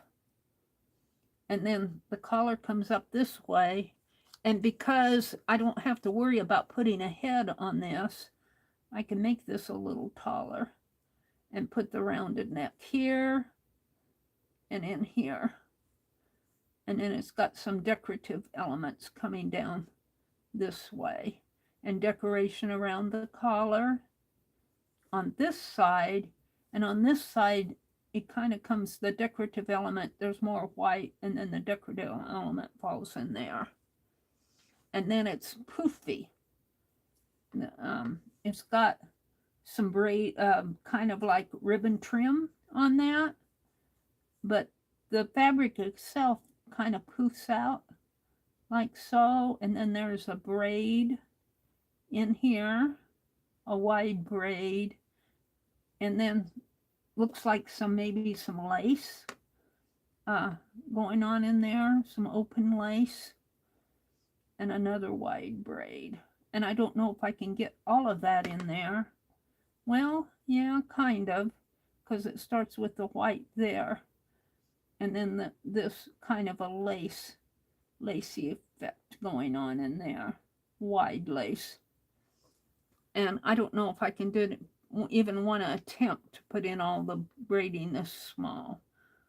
And look at what's the decorative element coming down there. Is kind of like little squares coming in there, coming down. We'll do those, and sort of on the other side too, but you don't see them as well. Just kind of little lines in there. And then it starts doing the same thing, and it has, in here it has, I wish I could see this dress up close, because it looks like over here, I'm sure it's the same.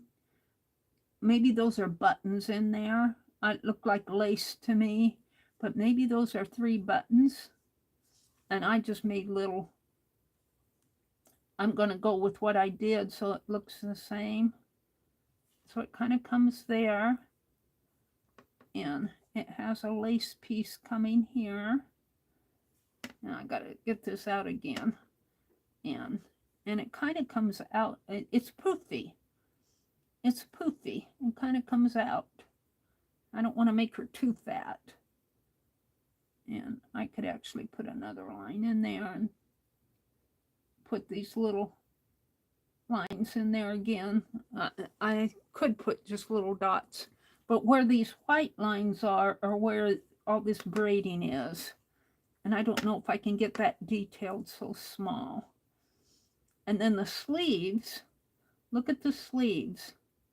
The sleeves come clear down to here almost, and it poofs. And it's got a band, the shoulder is rounded, comes down, and then there's a wide band, and it's kind of a zigzag here. And it's very decorative, very, very decorative. And then this sleeve comes all the way down, and I think it kind of poofs out here too. It kind of poofs out. And then it has a pretty little ruffly sleeve here. And then it has more of this striped banding.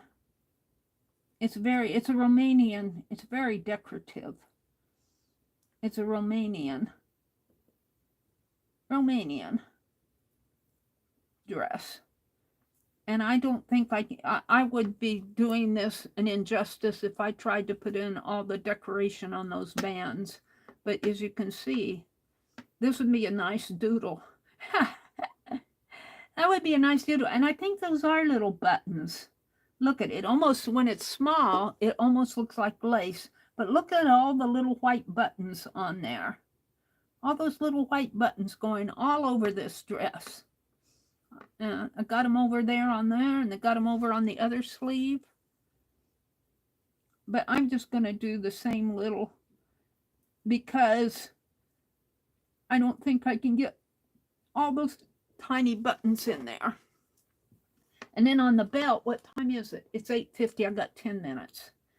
On the belt, it has these pretty little leafy, and I'm just going to do, let's see, let's start in here. Let's do a little, kind of like a little leaf shapes in here. And I'm just going to put them in. They don't look like they're going in any pattern, but it's hard for me to tell.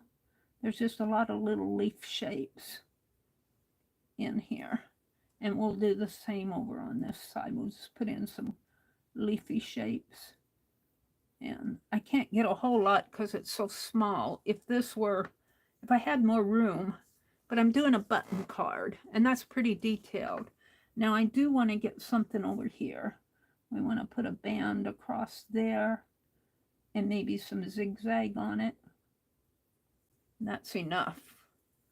And then we have to do the other sleeve over here, and it comes about down to the same. If we look at it, it's about the same length, so it comes right about down into there. So if I draw it down, kind of, let's give her a little bit more of a shoulder and just bring it down. And it kind of poofs out here, not a whole lot. It's kind of, and then it's got the little ruffly area in here. And then it's got those stripes. It's got the band on it. We'll put the band, let's see, we want it about the same way. Put the band in there. And we'll put the zigzags here. And then we'll bring these up. And up this way. Like that. And if I get any more detailed on this, it will just mess it up. But I will put an extra banding on the sleeve here. And it has little squares of colors. It's very colorful. And I might make this, color this in here. This is all gold. I haven't decided what I want to do here yet.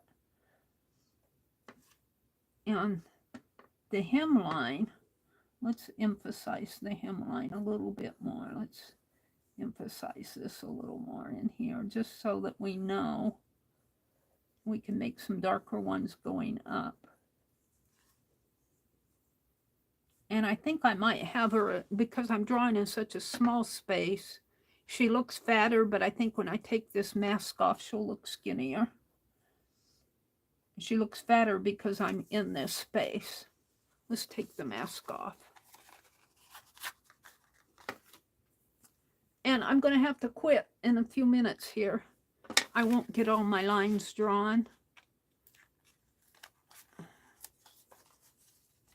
But tonight I'll work on these. I don't know if I'll get them finished up. And I think I'll make some dragon. I'm going to hunt through my buttons and see if I can't find some green buttons and make some dragon button cards. I think that would be fun. See, she looks a little skinnier there. And we're going to save this because I think I could fit a dragon in there. All right, so now let's make this kind of match. And I put my bobby pin on there. We want to make those lines, at least the horizontal lines, match in here. So I just want to mark it here. Well, actually, if I come down an inch, so if I come down an inch there, that should be close enough. I'm right on that line in there, and we'll mark it, get it straight or straighter, and mark it over here. And then down here, I'll put these both on the same line. Get them a little closer. And we're going to mark it here and here. And then I think this was, I said that was 2.5 inches in.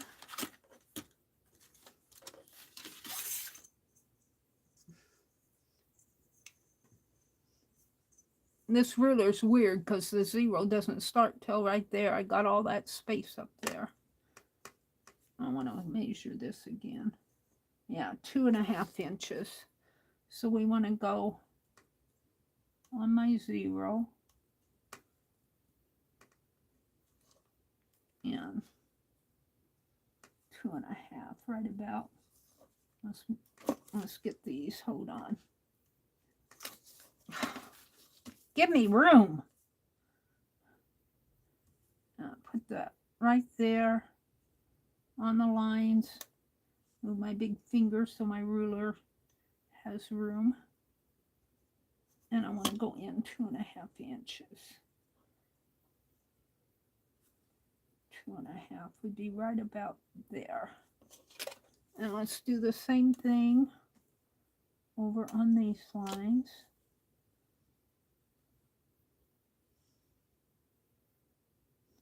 Two and a half would be right there. And hopefully those will match up. It should. Should match up. So I think I have enough time to make those lines. Oops. But I'm not going to be able to choose my buttons. Well, I could put my little red buttons on. I want it to look similar to this one.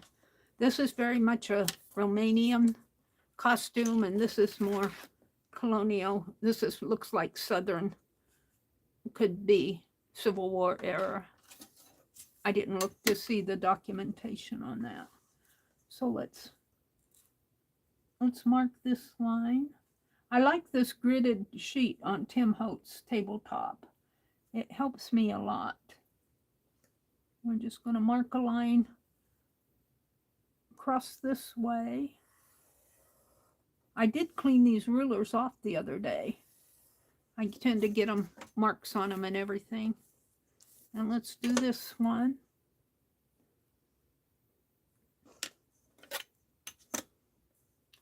Of course, I scooch it around.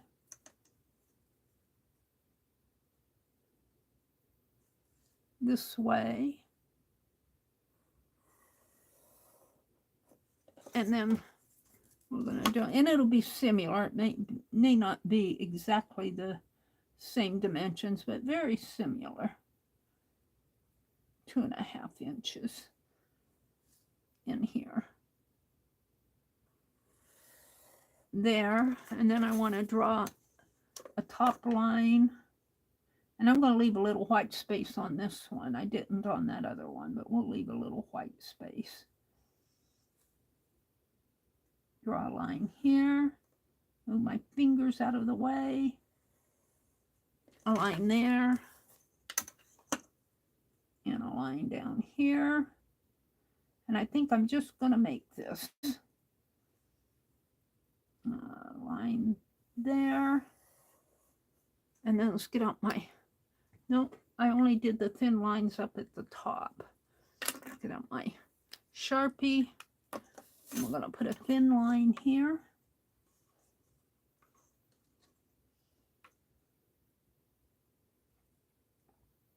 Now when I put the buttons on, I think I'm going to mark with pencil what a line of where I want them to go. And then I will erase my pencil line.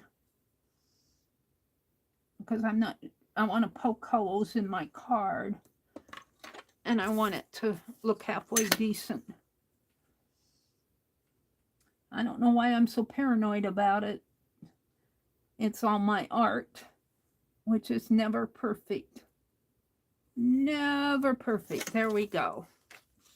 So these are going to become button cards. And I might take that picture I snapped in here. Let's go to my gallery. I might make this my thumbnail. Just for the fun of it. So it is 8:59. I have 1 minute to come out. Refresh my chat here. 1 minute. Can I do it in 1 minute? Chat filter. Top messages. Chat filter. All messages. Go down to the bottom and say good morning to everyone. Bye, Dar. Marguerite, it's good to see you. Thanks for popping in. Leah. Aunt Beck says, I'll bet it's sequins. I'll bet they are sequins. I said they were tiny buttons on here. And Becky said, I'll bet they're sequins. And you know, as I'm looking at this, I put them on this, but I didn't put them over here. Let's see. Let's put them. See, I've got, I don't want to put them there because that's a band, but maybe I'll just put them here. Little lines. But Becky said they're probably sequins. I'll bet they are. So I want to thank you all for coming in. Don't forget to check with Crafting Mamas or with Lovely Malia, if you want to do something for Janet, they'll give you all the information of what they're doing. And just have a great weekend. I will, if I don't see you, I will be on again later tonight. This is a full day of streaming. Let me hurry here. Get my paper out. See who's Stacy Catitude should be on now. Lena streams on Friday at noon Eastern. Stacy Catitude, Barbara Owen comes on Friday afternoon at 2 Eastern. Did I say 10 Eastern for Stacy Catitude? I get my tongue tied here. Who else is it? Art Junkie, is she on today? Friday at 3 p.m. Eastern. So, and then I'll be back on at 7:30 tonight. We'll work on this. I might finish out my doodle card. I still have 2 doodles to do off of my week 2, and I'll be all caught up with all my weeks on my doodle deck. We stitched this morning on Becky's fabric. What else did I do this morning? I did some other stuff. I can't remember. Oh, I worked on my scavenger hunt book. We did a lot today. That's the bee. Those are the, I don't know what I did with it. It's drying someplace over here. Where did it fly off to? My other scavenger hunt page, it's here. We did the book page, the C's, and the swatches. The swatches came out rather nice, didn't they? The doll, I'm never happy with my faces, little faces, but it is what it is. So thanks for coming, and I will see you tonight at 7:30 Central. Have a great day, everybody. Go do some art. Watch some art videos. Join some streams. Have a great day. Bye. Bye, Becky.